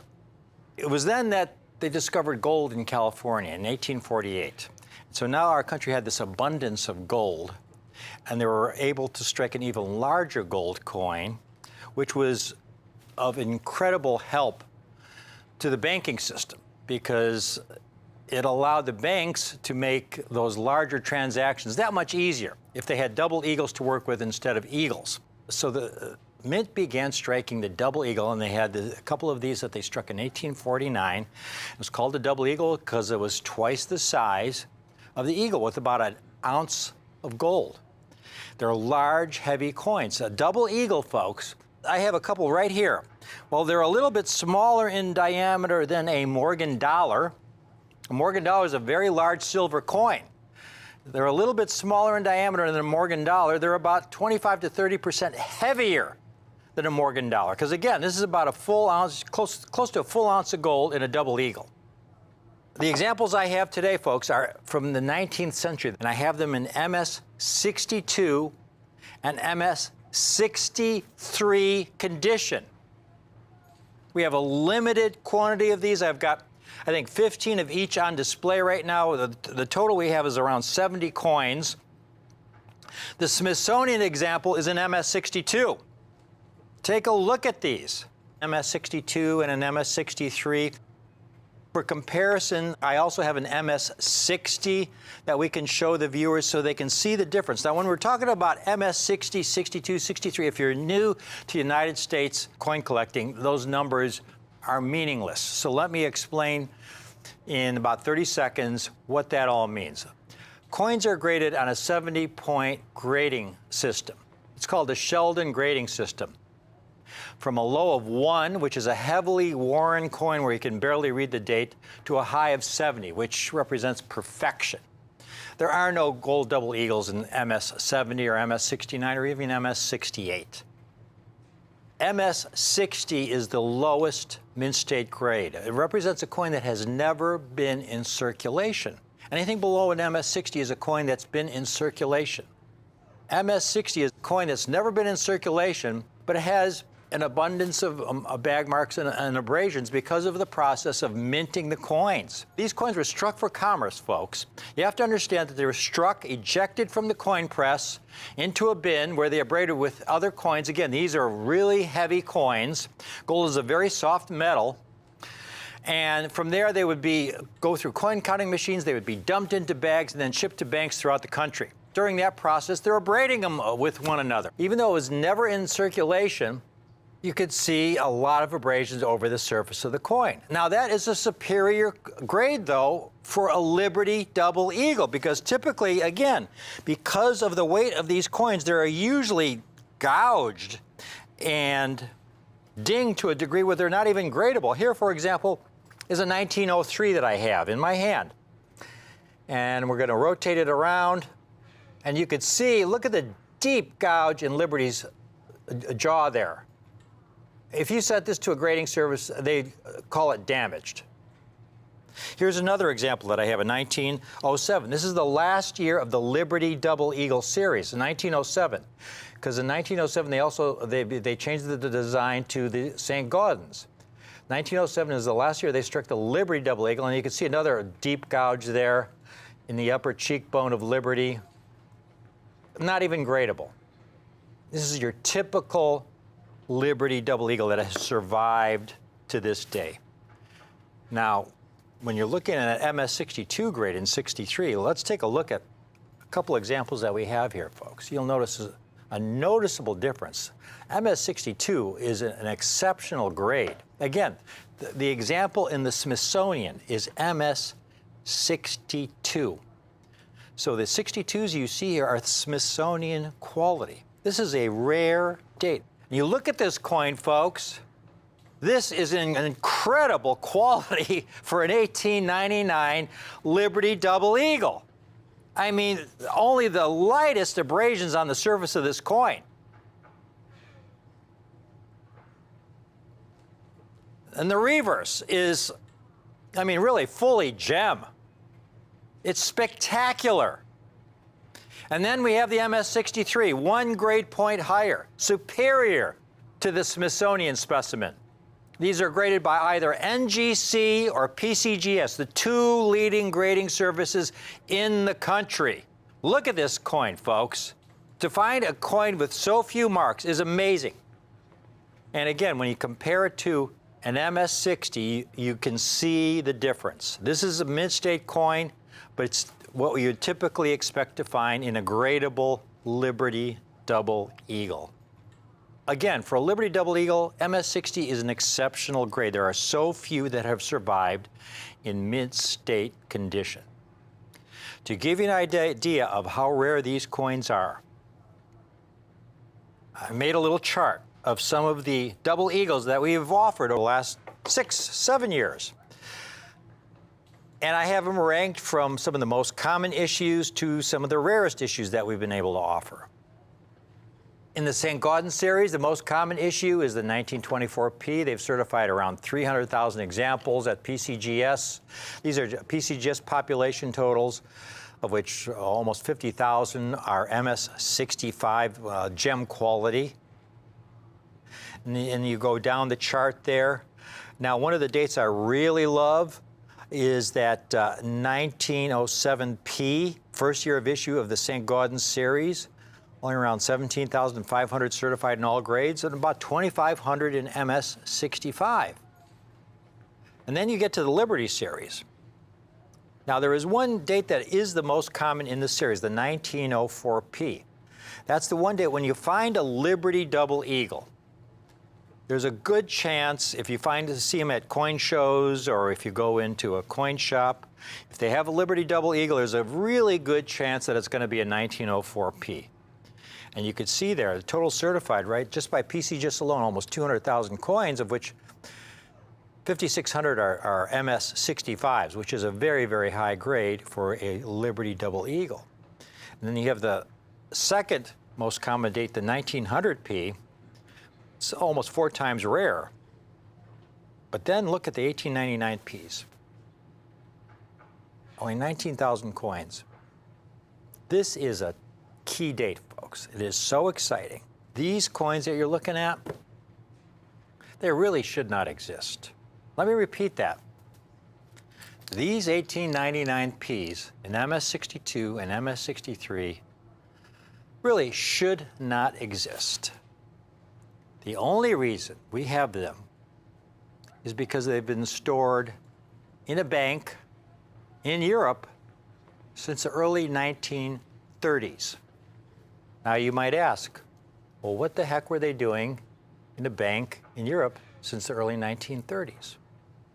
The story really begins with the Great Depression. Great Depression was economic disaster for this country. We had unemployment around 25-30%, and this was going on for years. So the Great Depression started in the late 20s, and it continued on for years, folks. In 1933, it was estimated that there were approximately 4,000 bank failures. Think about that, 4,000 bank failures in 1933 alone. This is in 1933. This is like, 90 years ago. So imagine all these citizens with their life savings in the bank, their nest egg that they had accumulated over 20, 30 years. That was going to be for their retirement. And they go to the bank the next day, and the bank's closed, shuttered closed. They had failed. You were wiped out. And this was hitting millions of Americans. Well, there was panic among all the citizenry because for all those citizens who had money in banks that had not failed, they had to wonder if their bank was going to be next. So what they began to do is to pull their money out of the banks, because who knows what this paper money could be worth, in in a year or 2 or 5 years. Again, this is 1933 during the Great Depression. With that paper money, they began to buy gold coins. Gold coins, folks, because that's the one thing they knew throughout human history, cultures around the world, going back to Egyptian times. Gold has always had value. Gold has always had value, going back thousands of years. And so they were pulling their money and buying gold coins. Now, this created additional stress on our banking system. So in early 1933, Franklin Roosevelt, then president, newly elected, passed Executive Order 6102. He had to stop this process of people pulling their money out of the banks and buying the gold coins. Executive Order 6102 made it illegal to own over $100 worth of gold coin, gold bullion, or gold certificates. Now, gold back then was around $20 an ounce, so $100 worth of gold meant you could only own a maximum of 5 gold double eagles at $20 each. That was it. If you had over $100 worth of gold double eagles, you had to turn them in to the Treasury. And folks, they enforced it. If you did not turn your gold in and you were caught with over $100 worth of gold, you faced up to 10 years imprisonment, a $10,000 fine, or both. And so citizens began, well, they had to, they were stuck between a rock and a hard place. They began turning their gold into the Treasury in exchange for paper money, and fully 39% of all the gold double eagles ever struck were then melted down by the Treasury back into bullion, forever gone. That's over 50 million coins. Now, here's where these 1899 double eagles come in. There were a lot of citizens who had the means who said to themselves, okay, I'm kind of stuck between a rock and a hard place. It's illegal to own $100 worth of gold, but if I leave my money in the bank, that bank could fail tomorrow and I'm wiped out. So before that deadline, where that executive order was in force, 6102, they began buying coins and they had them shipped to banks in Europe. Because while it may have been illegal to own over $100 worth of gold in this country, there's nothing that said you couldn't own over $100 worth of gold in another country. So a lot of citizens and institutions as well in the United States began shipping gold as payment and for safe storage to banks in Europe. They've been sitting in those banks in Europe since the 1930s. Now, most of the gold double eagles shipped to those banks were of the more recent vintage. For example, you saw the 1924 Ps. PCGS has graded over 300,000 examples. Most of those came out of the Great European Bank Hoard. Those 1904 P Liberties, most of those came out of the Great European Bank Hoard.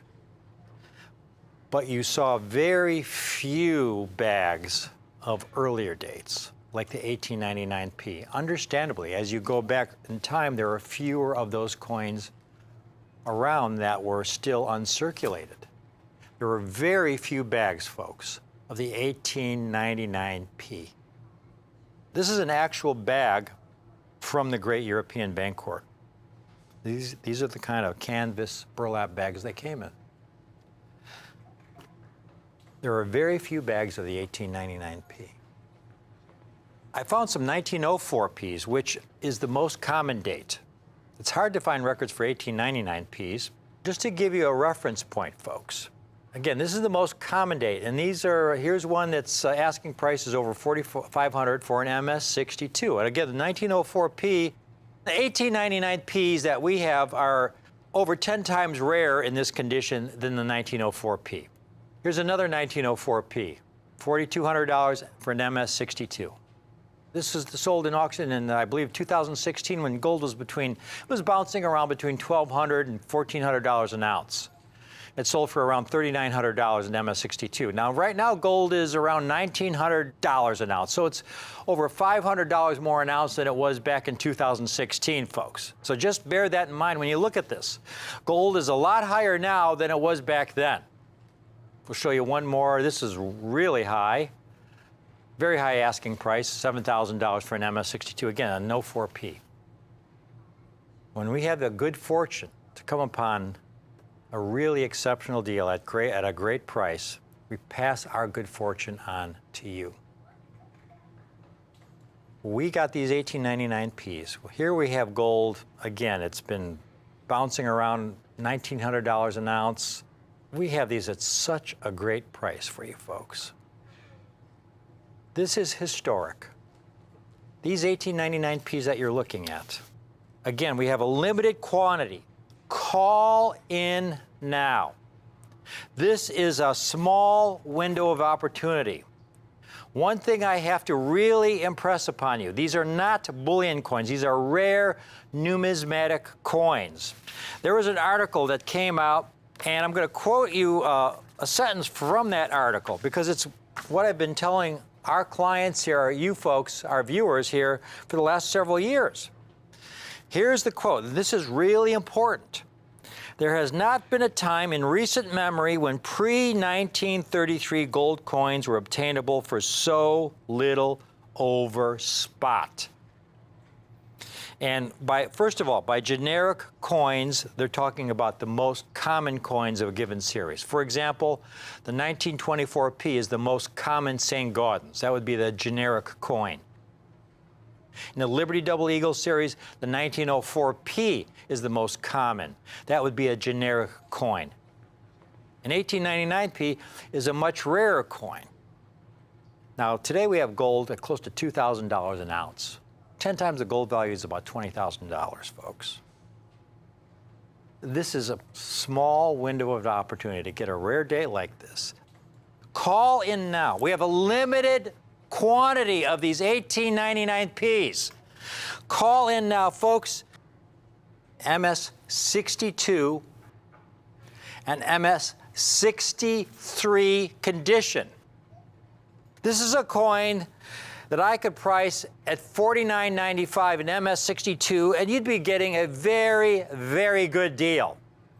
You know, you'd be getting a coin that's, again, with gold at close to $2,000 an ounce for $49.95. A rare date like this, that's a really good price. $39.95 for an MS62 would be an exceptional price, but it's not based on our cost. I'm able to offer these MS62s that you see here today. I have a limited quantity of these coins in MS62 condition, Smithsonian quality. That's the grade of the example in the Smithsonian. $3,495 a coin. $34.95 a coin. Call in now if you put half down today. $1,747.50. We will put one of these aside for you. Put your name on it, put it in our vault. And that, again, is so important because when we get these opportunities, especially when it's a rare date like this, once we sell out, they're gone. You know, we can't replace them at that price. So you put half down today, we will reserve one of these coins for you, pay the balance in 30 days. $3,495 a coin. Half down today, $1,747.50, and we will reserve an 1899P Smithsonian quality MS62 condition. I mean, look at this quality, folks. This is a coin, again, they were struck for commerce. These heavy gold double eagles, the largest denomination ever struck in gold by the U.S. Mint, with about an ounce of gold. To survive in this so close to mark-free condition, MS62, is a miracle. And it's only because of the great European banker, where they were sitting in a bank, gathering dust in the corner for close to 90 years. And we're able to offer them for half down today of only $1,747.50. We've got a lot of people calling in here. The lines are lighting up, and I haven't even priced the MS63s, folks. Now, the MS63s, this is amazing quality for an 1899P. Again, there are only 65 examples graded at MS65. You know, this is an extraordinary grade for an 1899P. Extraordinary. Look at this coin.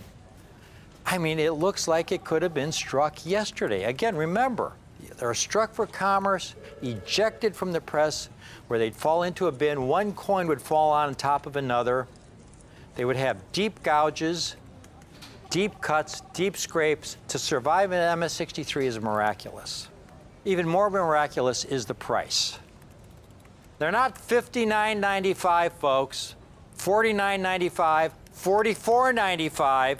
Again, you go up in grade, you would expect the price to increase by at least 50%. You expect something around at least $49.95. We've got these coins for only $3,995. Limited quantities.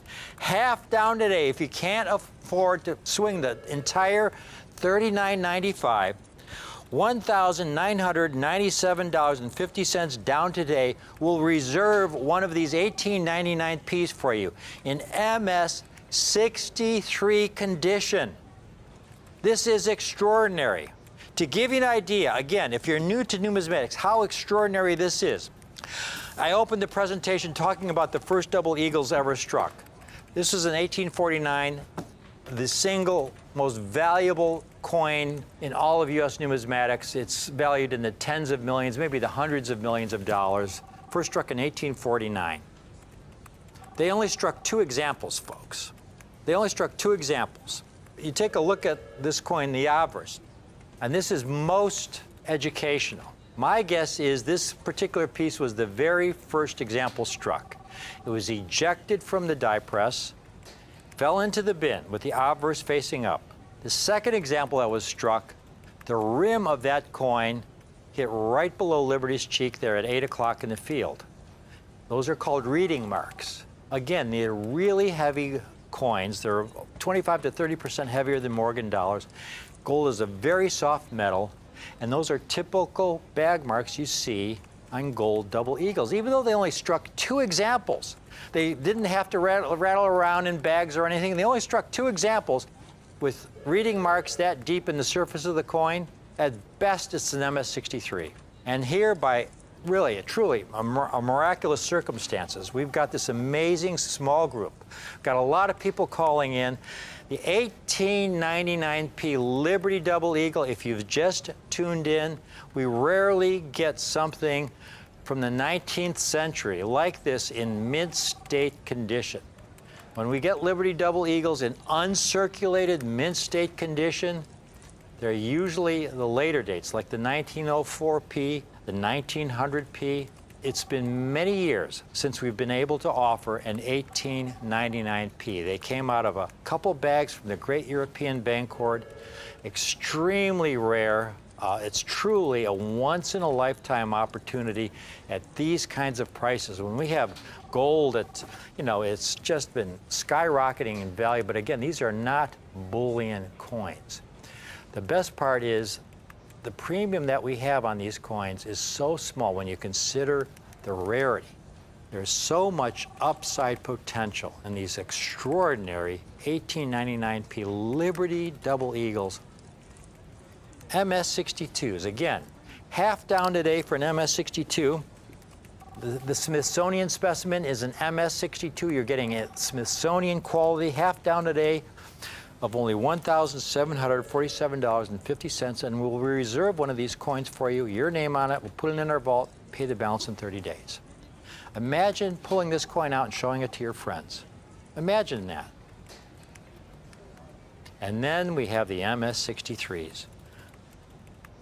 $3,995, half down today. If you can't swing the entire $39.95 today, half down of only $1,997.50, and we'll reserve one of these MS63s for you. Please call in now. This is a very, very limited time offer, folks, to get this rare date in this condition. Really, as the host of Rick's U.S. Coin Show, this is what I really love to do. This is what really makes my day, to be able to offer you an incredible double eagle that I know is truly exceptional for the date. At these kind of prices, this is what I love to do, folks. I hope you can take advantage of it. Thank you for watching this presentation here on Rick's U.S. Coin Show. But please, stay tuned. We have another great presentation coming right up.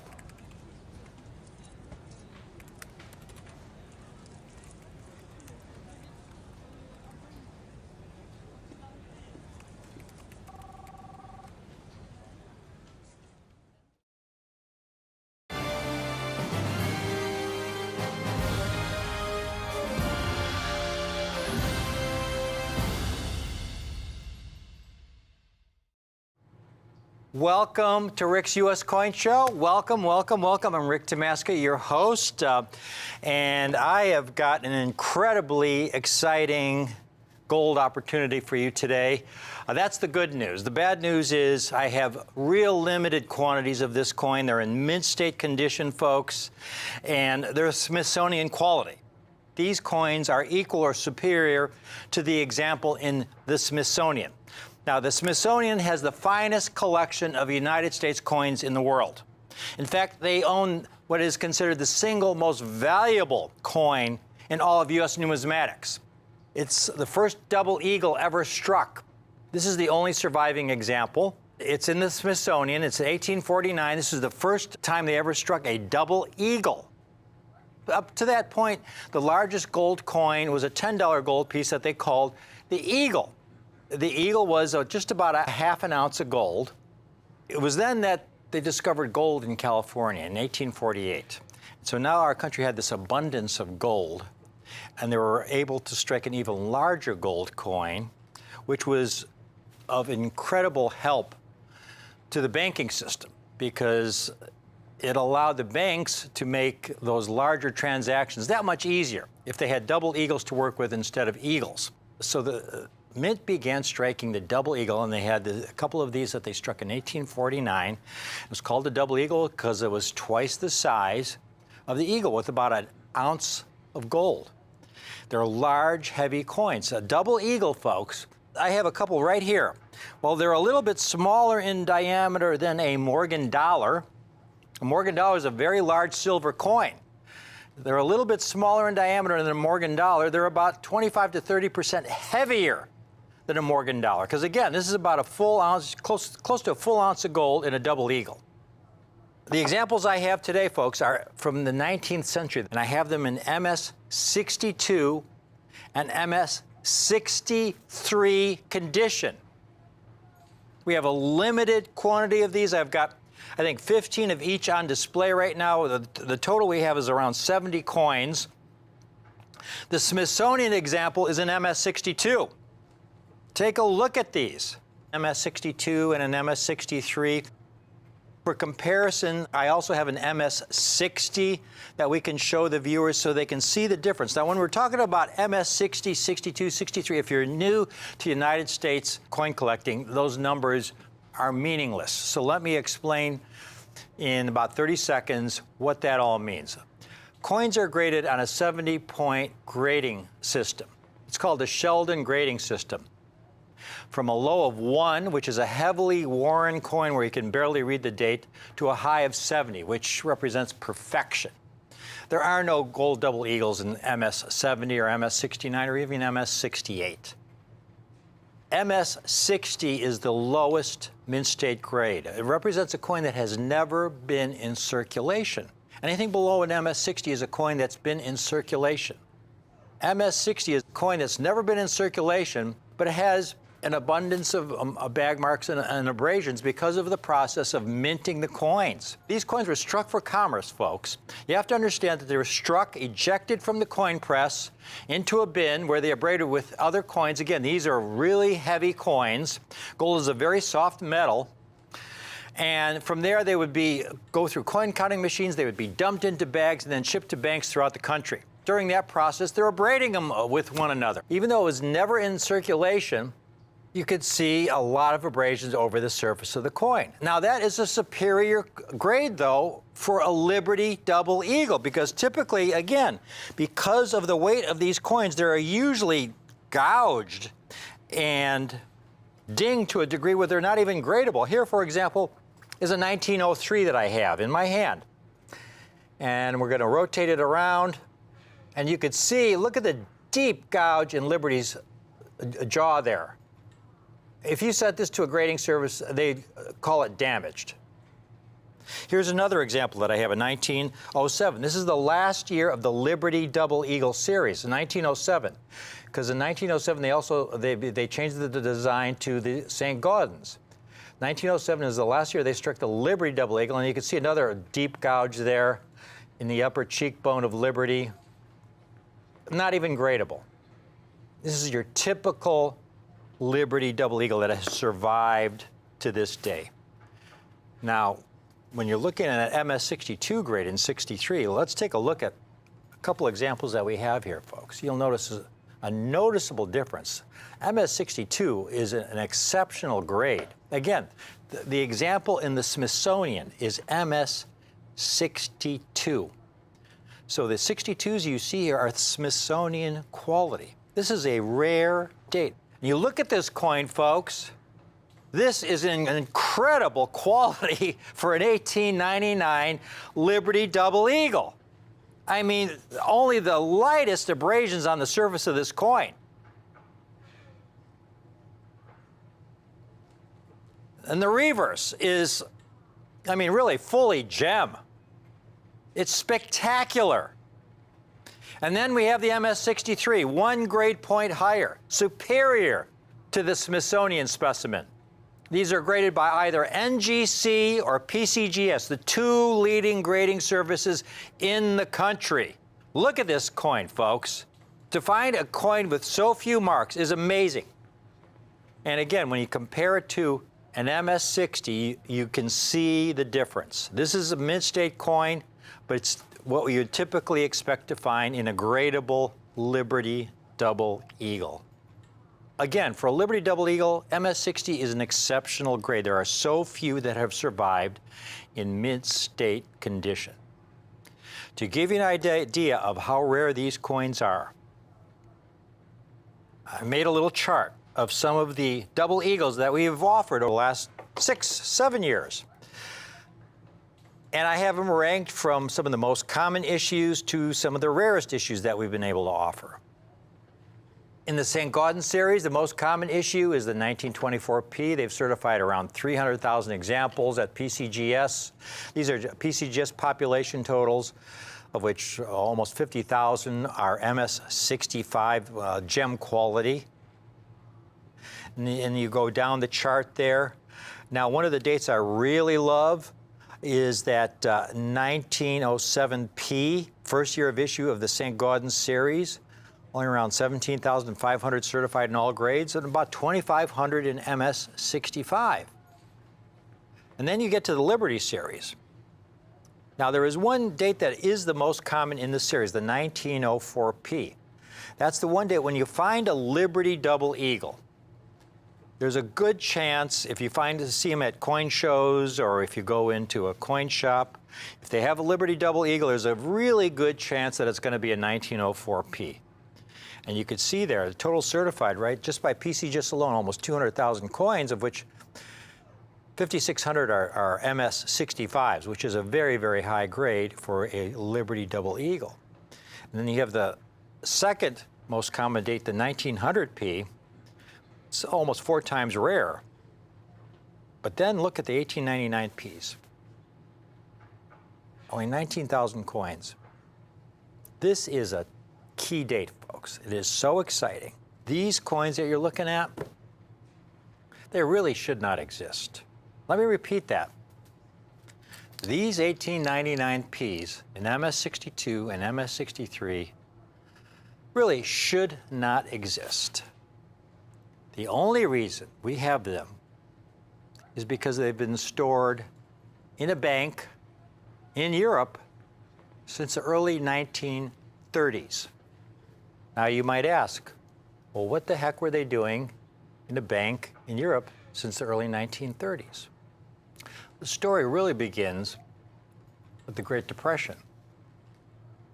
Great Depression was economic disaster for this country. We had unemployment around 25-30%, and this was going on for years. So the Great Depression started in the late 20s, and it continued on for years, folks. In 1933, it was estimated that there were approximately 4,000 bank failures. Think about that, 4,000 bank failures in 1933 alone. This is in 1933. This is like, 90 years ago. So imagine all these citizens with their life savings in the bank, their nest egg that they had accumulated over 20, 30 years. That was going to be for their retirement. And they go to the bank the next day, and the bank's closed, shuttered closed. They had failed. you were wiped out. And this was hitting millions of Americans. Well, there was panic among all the citizenry because for all those citizens who had money in banks that had not failed, they had to wonder if their bank was going to be next.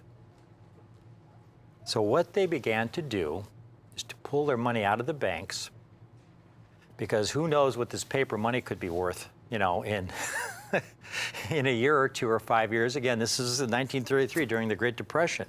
With that paper money, they began to buy gold coins. Gold coins, folks, because that's the one thing they knew throughout human history, cultures around the world, going back to Egyptian times. Gold has always had value. Gold has always had value, going back thousands of years. And so they were pulling their money and buying gold coins. Now this created additional stress on our banking system. So in early 1933, Franklin Roosevelt, then president, newly elected, passed Executive Order 6102.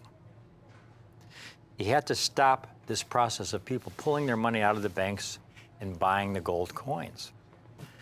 Executive Order 6102 made it illegal to own over $100 worth of gold coin, gold bullion, or gold certificates.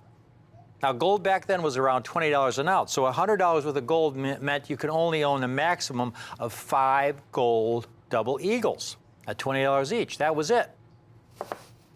If you had over $100 worth of gold double eagles, you had to turn them in to the Treasury. And folks, they enforced it.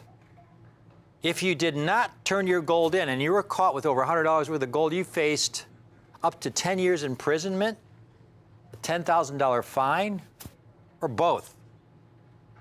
And so citizens began, well, they had to, they were stuck between a rock and a hard place. They began turning their gold into the Treasury in exchange for paper money, and fully 39% of all the gold double eagles ever struck were then melted down by the Treasury back into bullion, forever gone.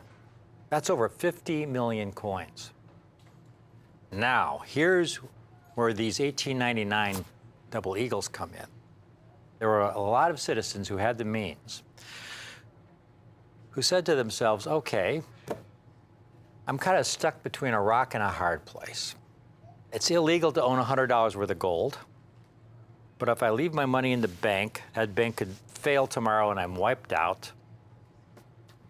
So before that deadline, where that executive order was in force, 6102, they began buying coins and they had them shipped to banks in Europe.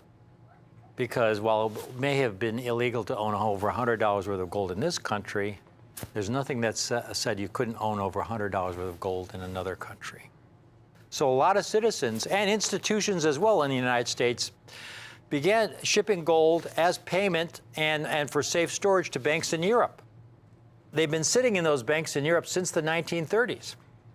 Now, most of the gold double eagles shipped to those banks were of the more recent vintage. For example, you saw the 1924 Ps. PCGS has graded over 300,000 examples. Most of those came out of the Great European Bank Hoard. Those 1904 P Liberties, most of those came out of the Great European Bank Hoard. But you saw very few bags of earlier dates, like the 1899 P. Understandably, as you go back in time, there are fewer of those coins around that were still uncirculated. There were very few bags, folks, of the 1899 P. This is an actual bag from the Great European Bank Hoard. These are the kind of canvas burlap bags they came in. There are very few bags of the 1899 P. I found some 1904 Ps, which is the most common date. It's hard to find records for 1899 Ps.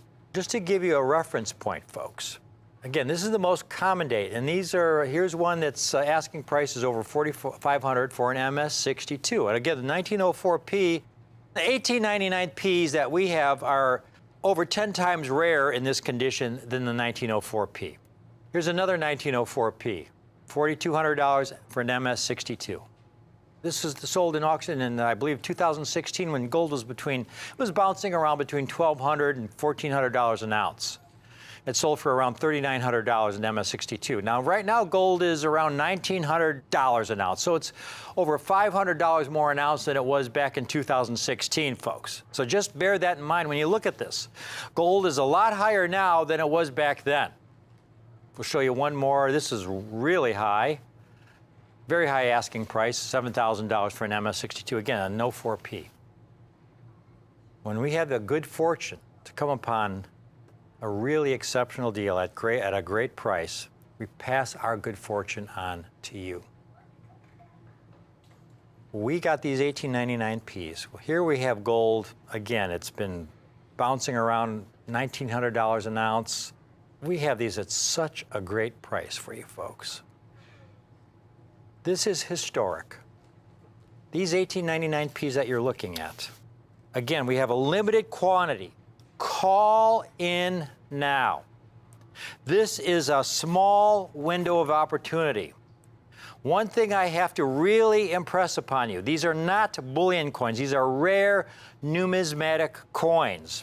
There was an article that came out, and I'm going to quote you a sentence from that article because it's what I've been telling our clients here, you folks, our viewers here, for the last several years. Here's the quote. This is really important. There has not been a time in recent memory when pre-1933 gold coins were obtainable for so little over spot.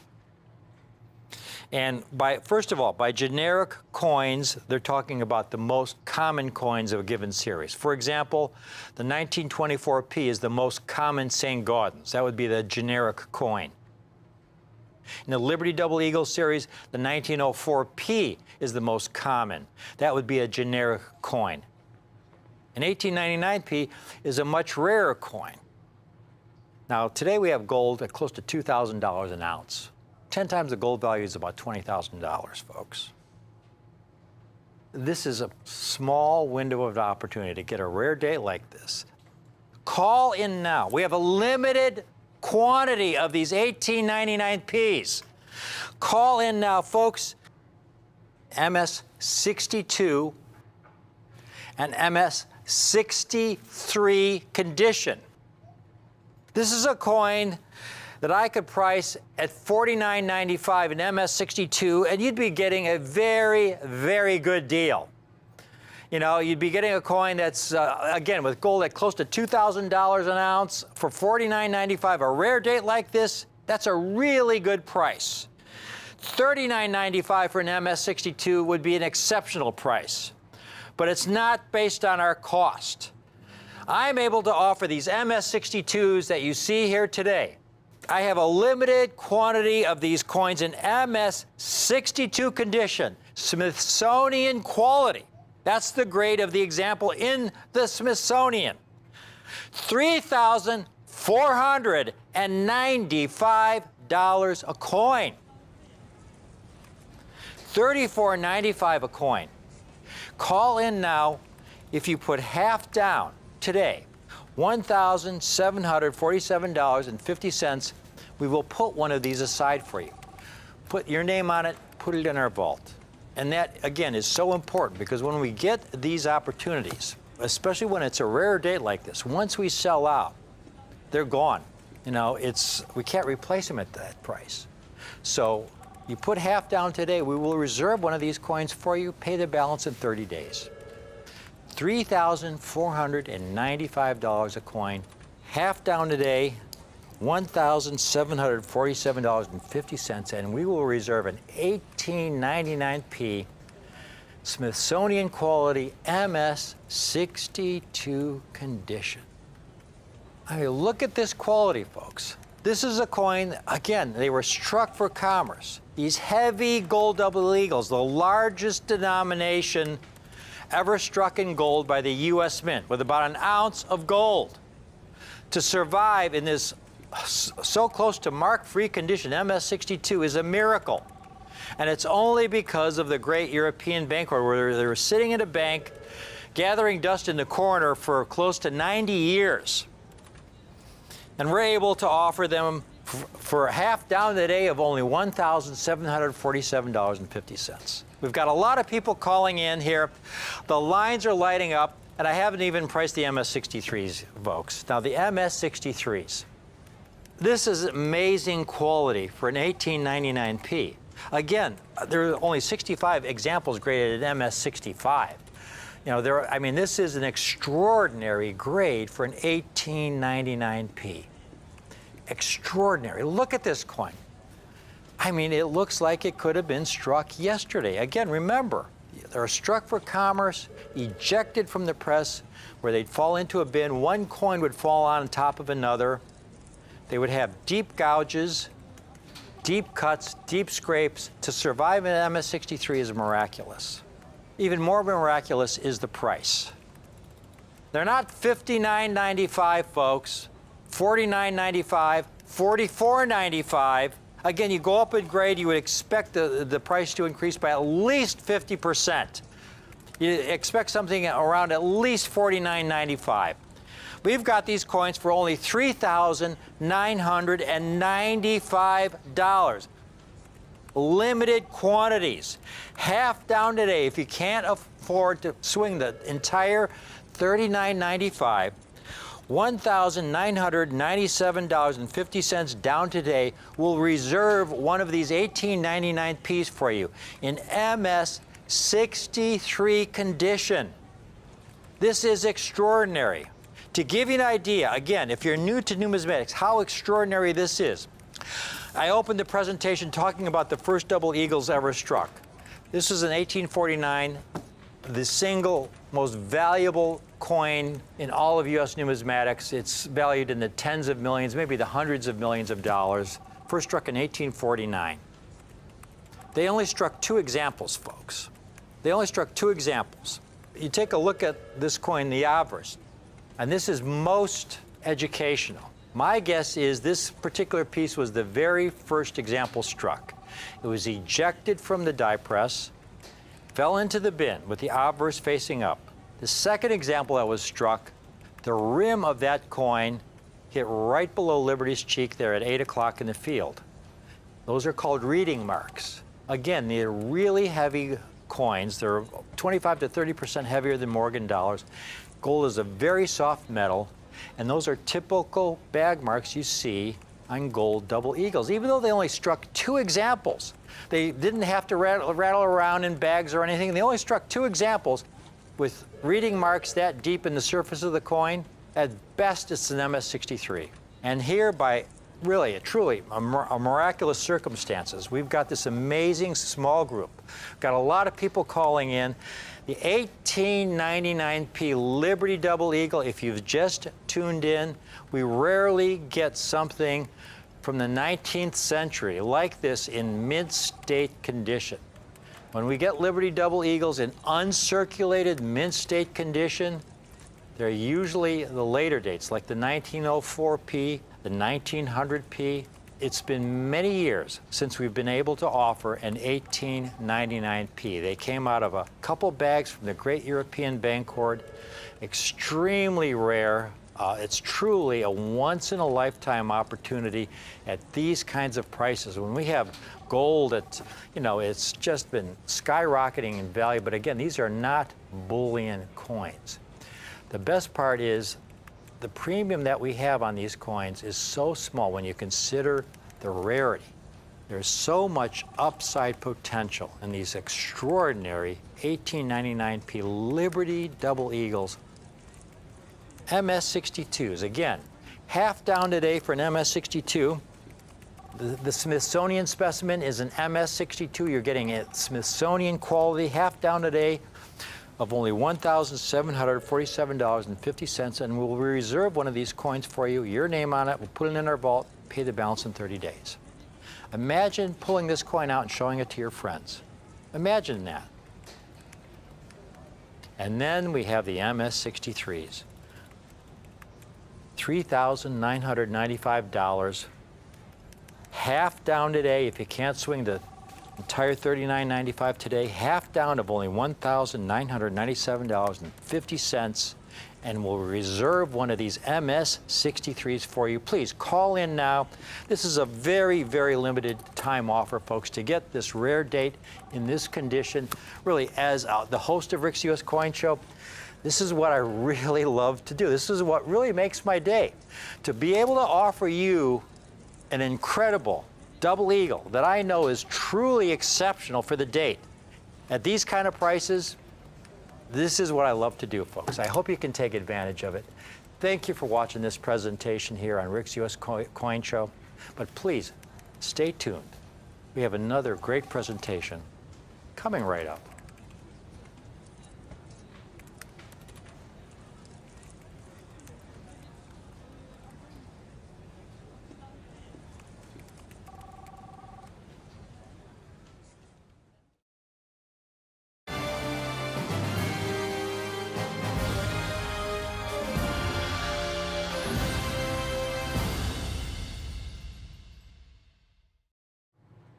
Welcome to Rick's U.S. Coin Show. Welcome, welcome, welcome. I'm Rick Tomasca, your host, and I have got an incredibly exciting gold opportunity for you today. That's the good news. The bad news is I have real limited quantities of this coin. They're in mint state condition, folks, and they're Smithsonian quality. These coins are equal or superior to the example in the Smithsonian. Now, the Smithsonian has the finest collection of United States coins in the world. In fact, they own what is considered the single most valuable coin in all of U.S. numismatics. It's the first double eagle ever struck.